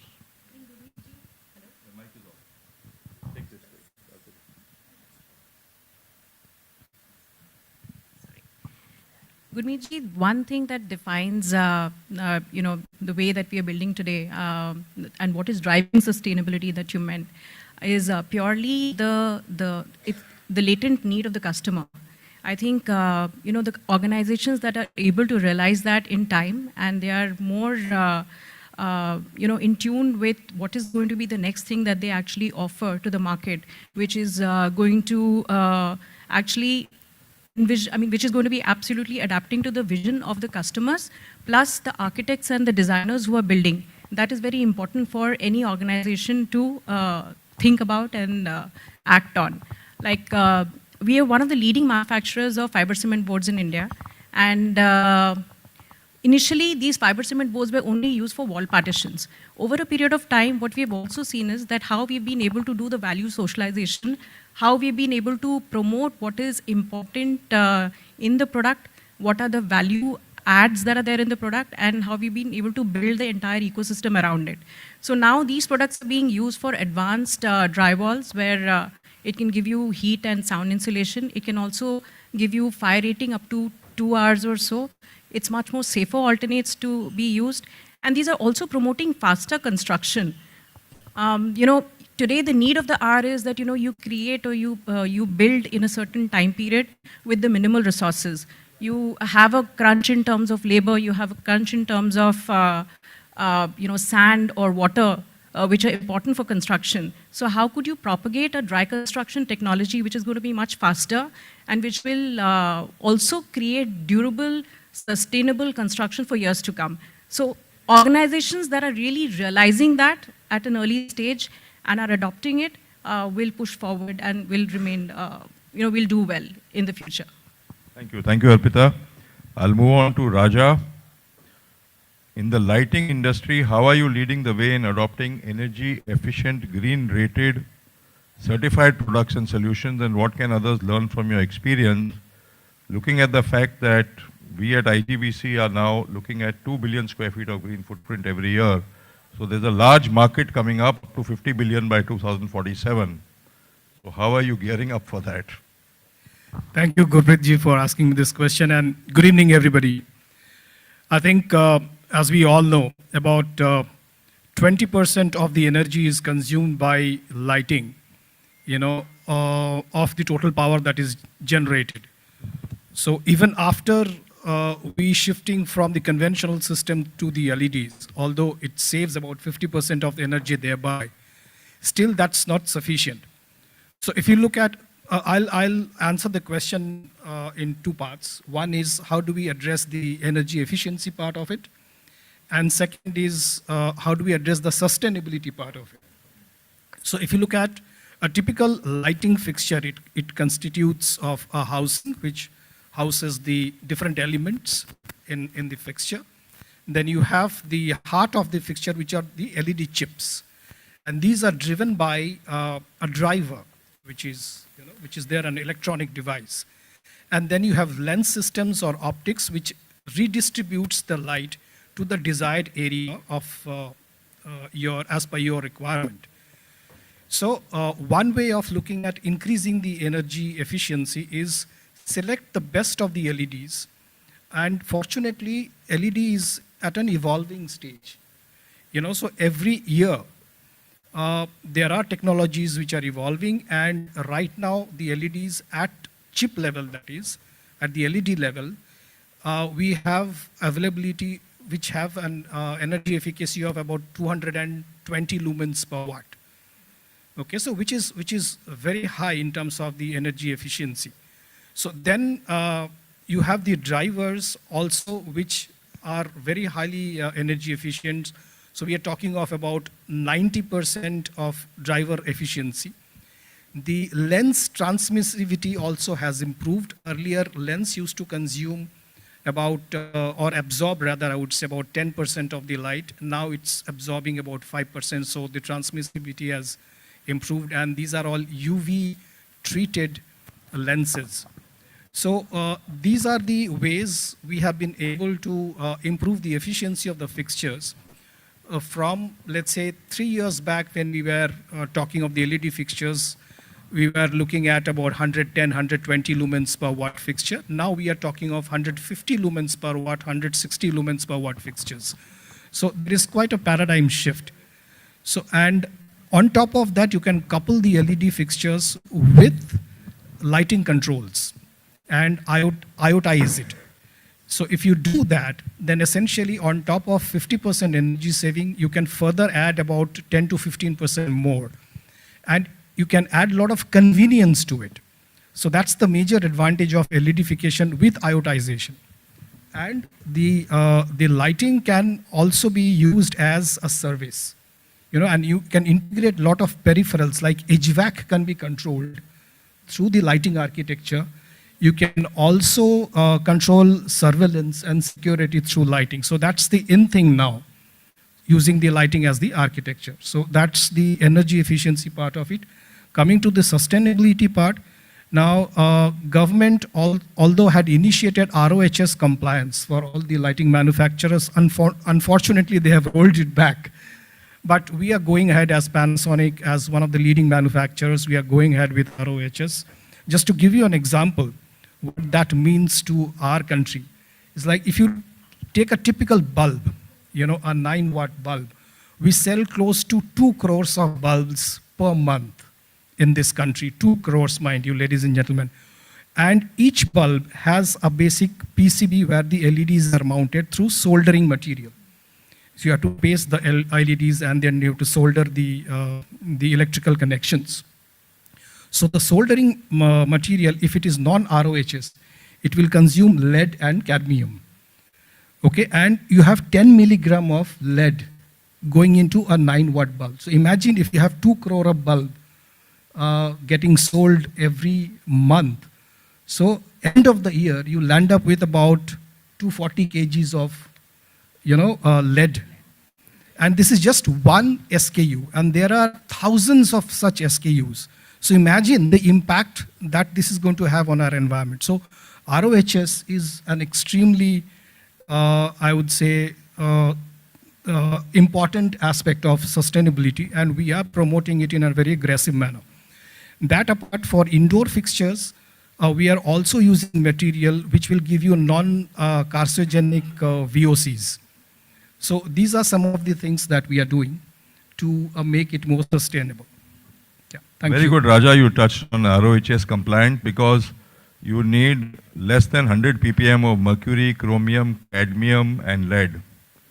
And I must say, give him a big hand for Panasonic, not for himself, but that they are going ROHS compliant. Not many companies. Emerson is already ROHS compliant. There are many companies which have moved towards ROHS compliant. Shivani, I'll come to you.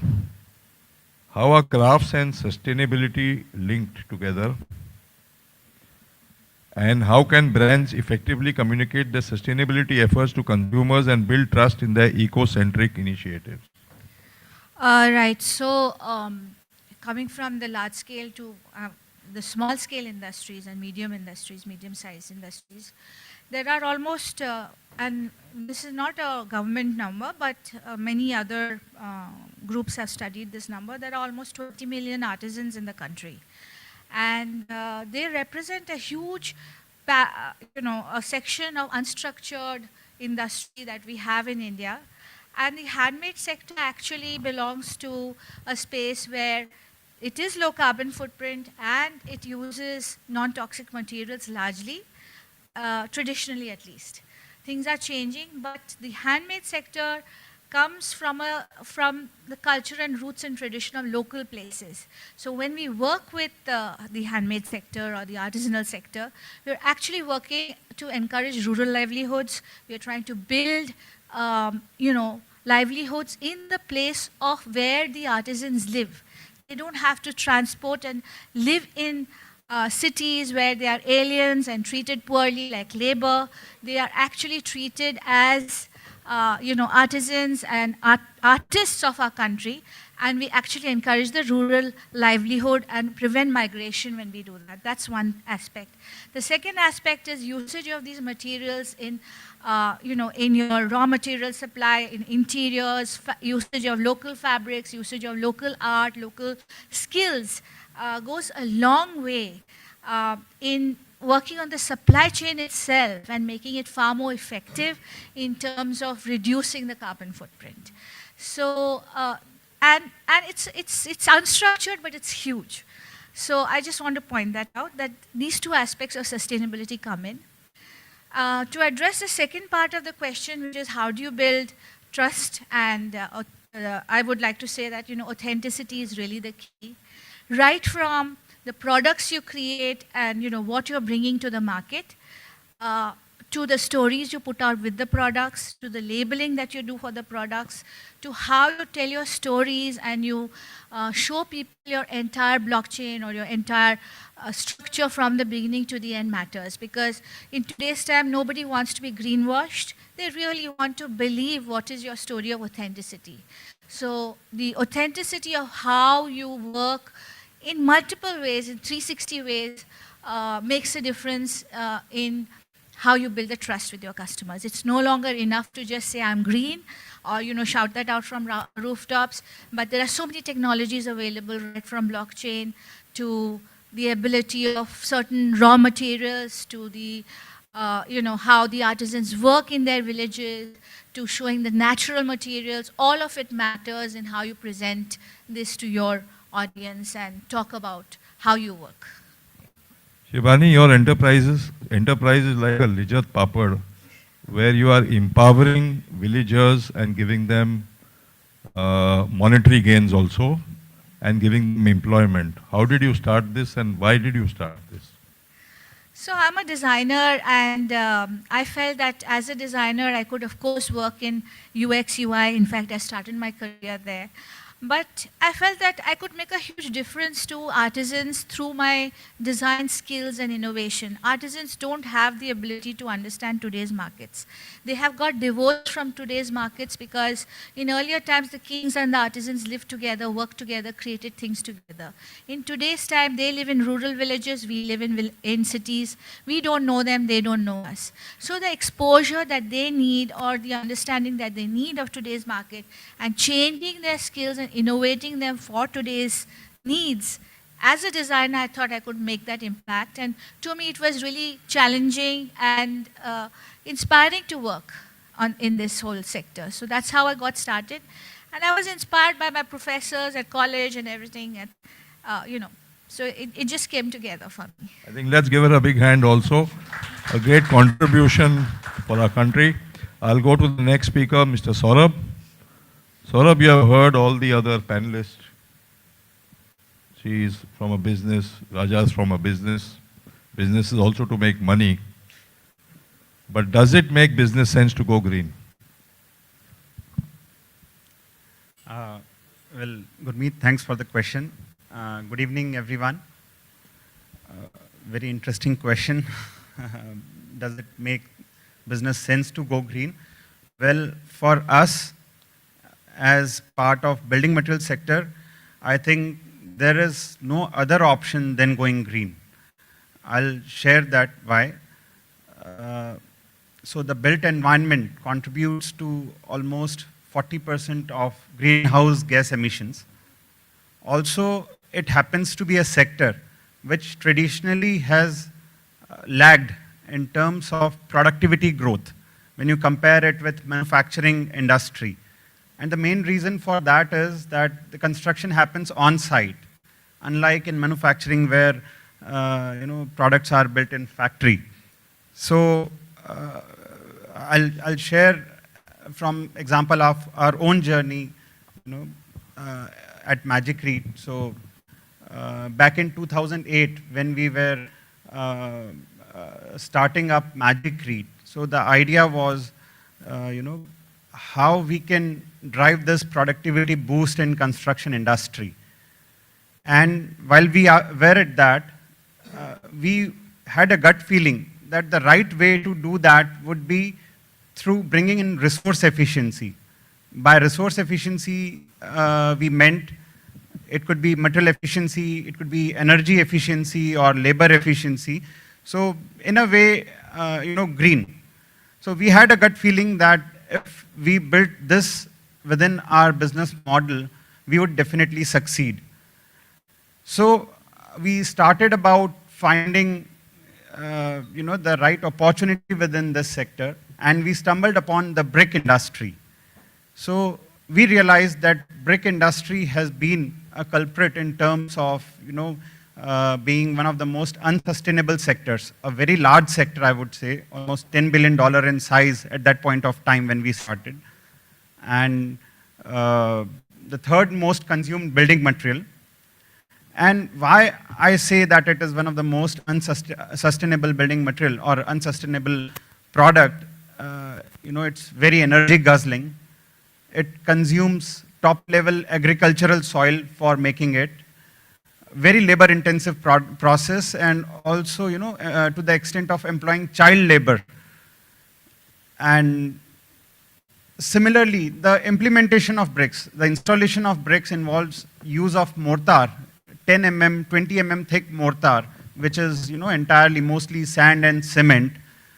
and the plaster that is applied, and there is this plaster could as well have been avoided. It's just to cover things up. So going to the extent of 18 to 20 mm of plaster to just cover it up. So, this seemed to be a very large opportunity, and we thought that, some form of, there could be a sustainable approach to it. And that's how we stumbled upon this beautiful product, called AAC blocks, and wherein we found our business opportunity. So, it has been 15 years till date. Actually, I'll just, how this product is more sustainable compared to bricks. It is 10 times the size of a brick. It is 70% lighter. It consumes 70% lesser material in manufacturing. It consumes almost 60% lesser energy in manufacturing the product.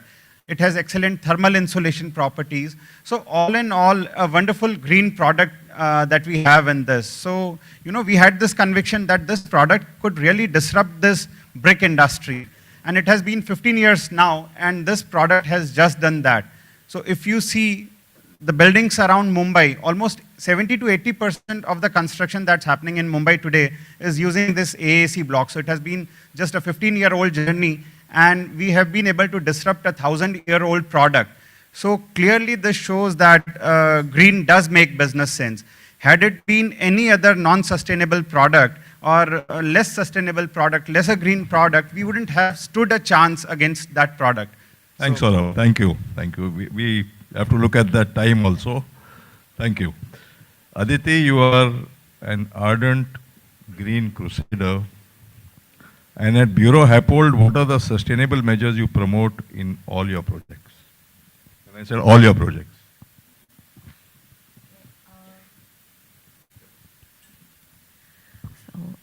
Thanks, Gurmeet. We are at Bureau Happold, we're a 45-year young company, and our company is basically evolved from traditional built environment related engineering background, be it MEP, structures, infrastructure, and then evolved into other modern, so-called modern verticals like acoustic or sustainability is now getting more intrinsic towards each of the verticals. Your question, Gurmeet, is a kind of a trick question because, kind of asking me to spill my beans as a consultant. But, to kind of tell you in a nutshell, we at Bureau Happold, we have taken a commitment under SBTi to go net zero by 2030. So we have our own commitment towards embodied carbon. We have a 50% reduction in 2020 baseline for all our new projects for embodied carbon, and all new projects as far as operational carbon is concerned, we are designing them for net zero. So whatever is fitting into that particular regime, we are deploying it. So basically it is, starting from deploying energy efficient HVAC systems to optimizing on the grid size on the structure side, or let's say on the glazing side, reducing the use of glass or using local materials. Everything and anything that can lead to achieving these targets, we are deploying it. Again, mostly we actually divide these things into thematic areas of energy. Panchamahabhut, I'm kind of going back to our own roots of energy, water, social, especially on the experience, social experience side also that we are looking at. Because at the end of the day, these buildings will, not just buildings, they will be habited by people like you and me, and so making them more inclusive in terms of accessibility to the differently abled people. So all these things we are putting in, not just from the green perspective, but also from overall optimizing the design levels I hope I have answered the question, but I'm not sure. Thank you, Aditi. And net zero is no more a secret, huh? So Okay. No, it is in the yeah. public domain, so not a problem. Yeah. Anyway, I'm pulling your leg. Arpita, what are some innovative approaches that you are undertaking to reduce the environmental footprint while still delivering value to customers for your products? And you think green products should demand a premium? No, I don't think green product should demand a premium. Green product should be acceptable by all. So, initially what you'll have to do is you'll have to make the proposition so strong that it is acceptable by all, and maybe they would see the merit. See, the incidental cost of going green is slightly higher. But the moment that they see the overall, the overall advantages that it offers over a period of time and the kind of payback that it offers, so people do realize and they invest in it. So I think it should be, it should not be at a premium, but it should be affordable to everybody. And that is how we can probably make it more adoptable across. At Everest, we significantly invest in relooking at our furnish. The fiber cement boards are primarily made of Portland cement, silica, and cellulose pulp. We also, therefore, try to see that what are the other materials or recyclable materials that we can add into the furnish to make it green. So we use the thermal wastes, which is the thermal plant waste, which is your fly ash in a big way. It also makes the product lighter, so the overall, the dead load on the construction is lesser, and it's also well accepted in the community now. Because when we were talking about Saurabh using AAC blocks, so I'm sure that they also use fly ash in a big way. So this gives you a Green Pro certification, so we are recognized by IGBC. You also then get, you can get for your projects up to 4 LEED points and 6 to 23 Griha points by using these kind of products. So we try and introduce more recyclable products like fly ash or denim wastes to make it green.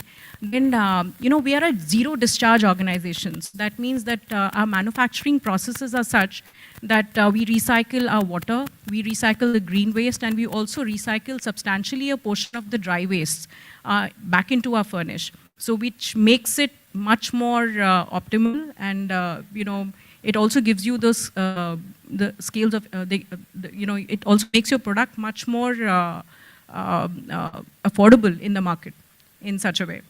The other thing that we do is that we work along with the contractors in a big way to propagate the dry construction practices, because there is a merit towards that also, because by using these kind of technology, you can actually save up to almost about 300 liters of water per square feet. You don't have to, generally the traditional way of building is such that you have to water cure for 23 days. So that can be completely avoided. And so once the builder and the contractor sees the merit for it, and they try and push that forward. This also propagates 4 times faster construction. So these are the things that we start communicating in the market, and we try to popularize it so that it gets accepted widely. You are a zero waste facility, then you need to get certification. Looking forward to it, absolutely. What you can measure, you can manage, right? True. Raja Saab. Yes, sir. The king of the panel discussion. No, not Raja. You are the kingmaker, as I said. No, sir. What role does innovation and technology play in enabling brands to develop and scale up eco-centric products and solutions? Thank you for this question. I think this is a very, very important question. Innovation, I think, plays a very, very important role and a pivotal role. Because unfortunately, the business that we are in, we are mostly into the red ocean. There is cutthroat competition and people just talk of prices. But here comes the innovation. So if you can make a passive product active, and intelligent through your lighting controls, through iotization, then it becomes more innovative. I'll just give you an example. Now there is a paradigm shift happening from being an energy efficient product to a solution. So now this product-centric approach is migrating to solution-centric approach. And now people are looking at a lighting solution which will give you a feel-good factor. So it will impact your biological sense, and it will make you more comfortable. So automatically the productivity will increase. So rather than just looking at the energy efficiency, so we also look at the Mood lighting. Sorry? Mood lighting. Yes. Okay, so, and we also look at the distribution so that, we can minimize or optimize the light points without compromising on the lighting parameters. So for example, here if you require some 20 lights to light up this hall, maybe with a proper design and with a proper distribution and throw of light, you can use maybe 15 of them. So you can reduce the capex and also the opex, the maintenance cost also goes down. So these kind of things can be done. And on top of that, you can integrate daylight, save energy, and with your light sensors and with your occupancy sensors, you can further save energy to the tune of about 20-25%. I think this is very important because we all know that government is pushing urbanization in a big way. So currently the urban population is about 350 odd million. Now by 2030, the government plans to increase it to 600 million plus, which essentially means more and more cities are going to come up. Tier 2, tier 3 cities, which again means that there's a lot of requirement of power generation. So the best way is if you can save energy and come up with devices which can be energy efficient. I think this is the best way we can serve the community. And in Panasonic, as Panasonic, we are trying our best. So we have decided that by 2035, all our manufacturing units will be without carbon dioxide emission.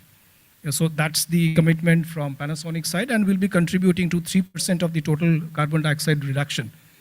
That's, I think, a huge commitment that we are trying to give, because as per IEM report last year, you will see the carbon dioxide emission globally was close to 37.2 billion tons, which is massive, and India is the third producer of carbon dioxide, unfortunately. So we have to play a huge, huge role. So also, we are urbanizing at 6.7%, building one Chicago, 600 square kilometers every year. We have the Amrut mission for 4902 cities, the housing for all, Pradhan Mantri Awas Yojana for the urban poor, 300 square feet house for every urban poor with power and water. All this is going to consume and produce a lot of carbon. So unless we don't go the sustainable way from the beginning, we are getting into worse problems. We'll become. Right now, our water consumption is 135 liters per head per day, and US is 380 liters per head per day. Now, we don't want to go the US way and become unsustainable, right, or the China way. So, I'll go to Shibani. You are leading the way in empowering professional individuals in the Hand for Handmade initiative. This is a true contribution to Mother Earth. Can you elaborate on this? Yeah, so Hand for Handmade is a not-for-profit where I'm one of the co-founders.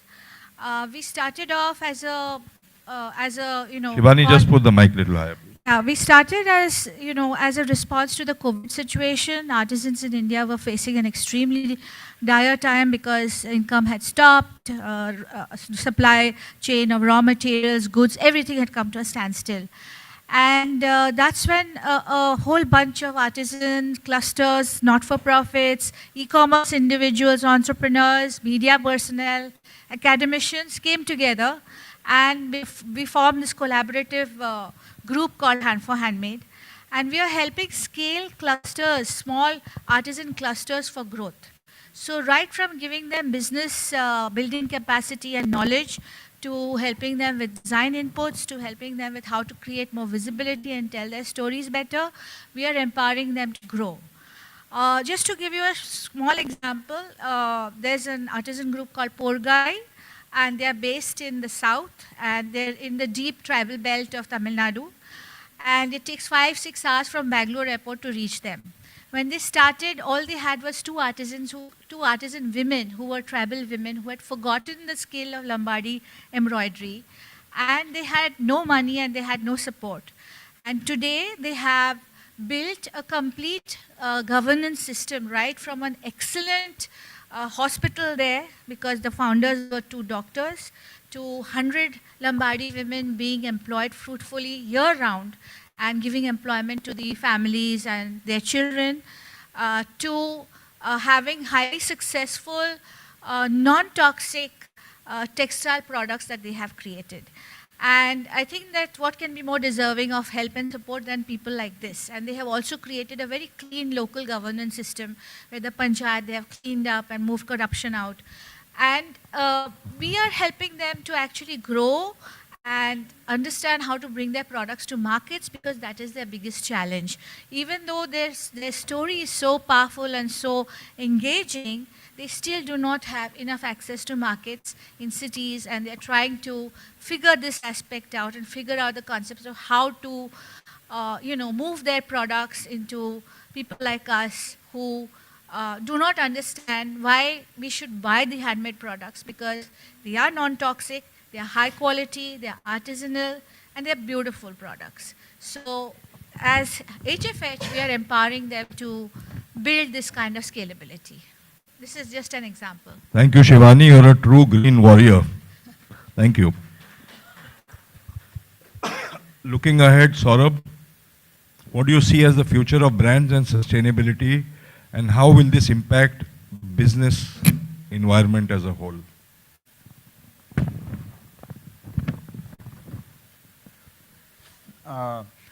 Gurmeet, I believe that it is important that businesses adopt sustainability as a part of their business strategy. This can be achieved by following a triple bottom line approach. So what it really means is, we all know the first most important bottom line, which is the financial bottom line, which we all focus on. But parallelly, businesses also need to look at the other two bottom lines, one being the environment, the nature, and sustainability also refers to the other component. It's not just about nature, sustainability also refers to the societal impact. So that's the third bottom line. So that's where the three bottom lines are as important that any business needs to focus on. In fact, if you look at the opposite of the word sustainable, it means unsustainable. So any business that is not approaching sustainability is actually unsustainable. So, we talk about purpose-driven businesses.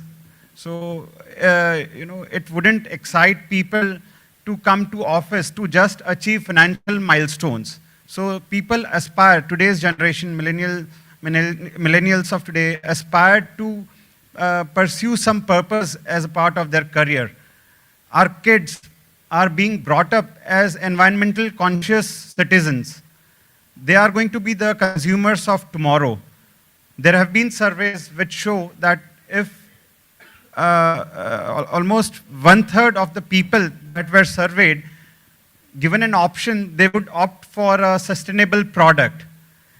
And in case of millennials or Gen Z, this was even a higher number than 1/3.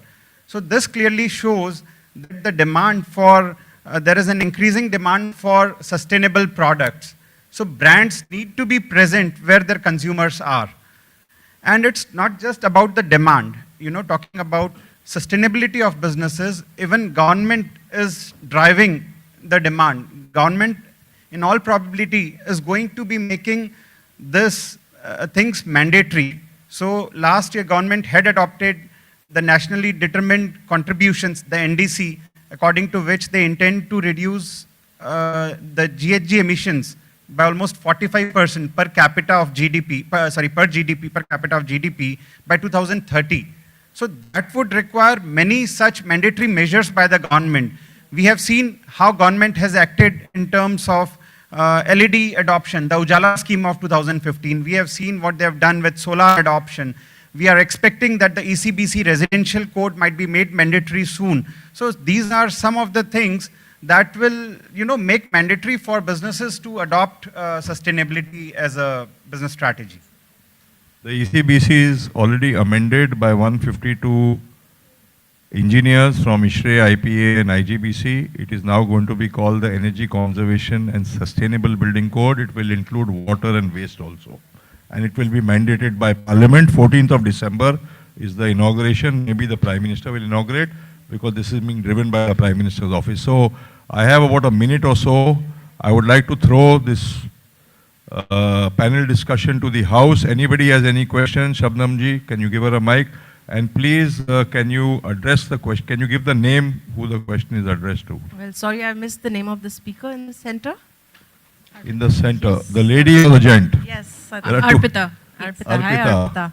I think brilliant conversation, I think, with regard to branding of the products. What I want to understand, Arpita, from you is that on one hand, we talked about, the incremental costs that go into, what the builder has to put in terms of a cost that goes into as an incremental cost. But you also touched upon that, the green buildings should not cost higher. So how do you marry the two things? And what are the different aspects that go into saying that, this is an incremental cost, and who bears the burden of this incremental cost? Thanks. See, I think so. Like for example, if you opt for green products, I'll just talk from my organization's point of view, that if you use a dry construction technology vis-a-vis a traditional system, so it'll probably cost you about 20% higher than that of your normal construction, which is your traditional construction. But there is a cost-benefit analysis that you can actually do, and you can showcase the consumer, which could be a builder, or it could be an end user, which is an individual home builder, and show the merits that over a period of time, you'll also save money, which is through your energy consumption. Like for example, these kind of building envelope systems that you actually create will keep your ambient temperature much lower. So your energy consumption is going to be lower. And therefore, you'll have to keep proposing cost-benefit analysis and value propositions to build the case. Without building that case, the adoption is not going to happen. So I think as a building materials organization, we are trying to build that on a one-on-one basis with architects, specifiers, and also with builders. And at a builder's level, I think so they're also now moving towards the sustainable approach of construction. Thank you, Arpita. Yeah, you want to add something, Aditi?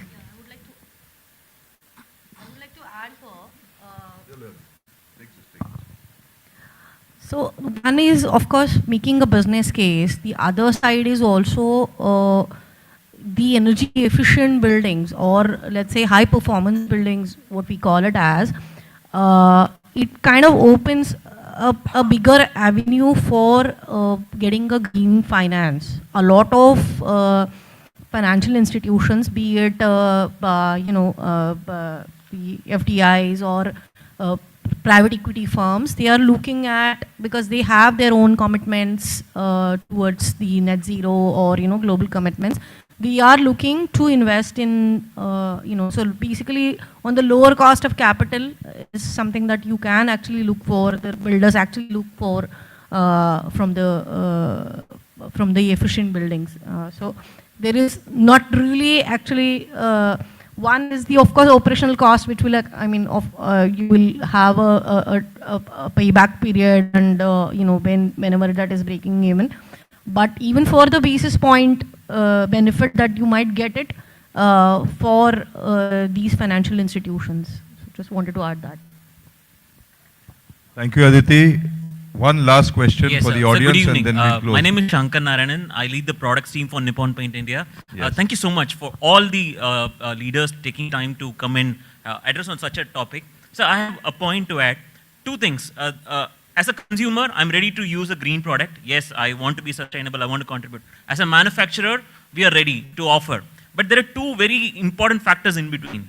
Two intermediaries. One is the dealer, because Saurabh sir made distribution. Now, if you have to take the product, there should be dealers who should be aligned for this vision. And because profitable, they also want to be profitable, but sometimes it gets very out of hand. The second point is the people who actually use it, the painters, the electricians, the plumbers, the masons. How do we get them on board? Because they are the people who actually use this product. As a consumer and a manufacturer there, but in between these two things are not being added. So from IGBC, you're doing a lot of work. But going forward, looking at the dealers, the people who distribute, the professionals who get to handle this, can we skill them, can we upscale them, make them understand? If we start training them, it could make a whole lot of difference to the entire value chain. Your thoughts on it, with your permission. Nippon was the first paint to get certified in the country. You need to skill your dealers, boss. We'll do that, but any thoughts on how do we do it, especially the paint? We'll work together on this, no problem. Thank you very much, ladies and gentlemen. I think the panel has done a wonderful job. They have answered all the questions correctly. And of course, let's take a bow and say thank you to all of them. Come on.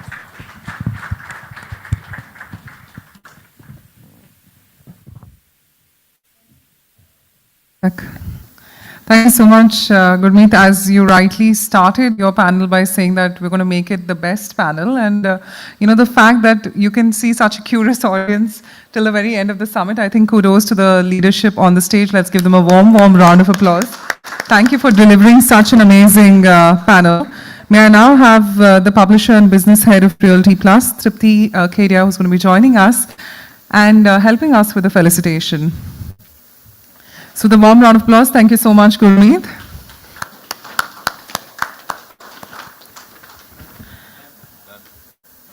I think they want the shots, Tripti. We want your photo also in Realty Plus. Thank you, Aditi.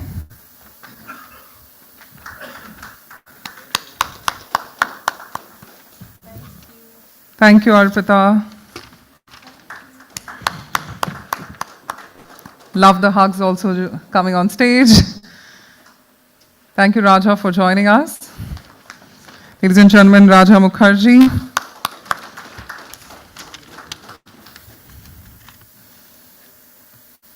Thank you so much, Shibani.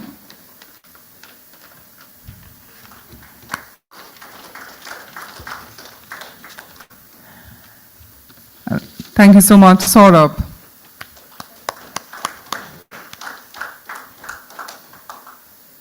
So, well, with that, if I can request Tripti along with the entire panel for one group photograph. And we've saved best for the last, and let's get more and more energy in the room, ladies and gentlemen. Thank you to all our eminent speakers for taking those questions, and thank you once again to our entire panel for joining us. Ladies and gentlemen, as we come to the end of the Realty Plus Harit Bharat Leadership Summit, let me tell you that this is going to be the beginning of the awards shortly. But before we begin the awards, let me thank all our speakers of the day for sharing their knowledge on the latest green concepts and technologies and making today's summit a truly thought-provoking and eye-opening event for all of us. Could we have the speaker slide whilst as we showcase and thank them?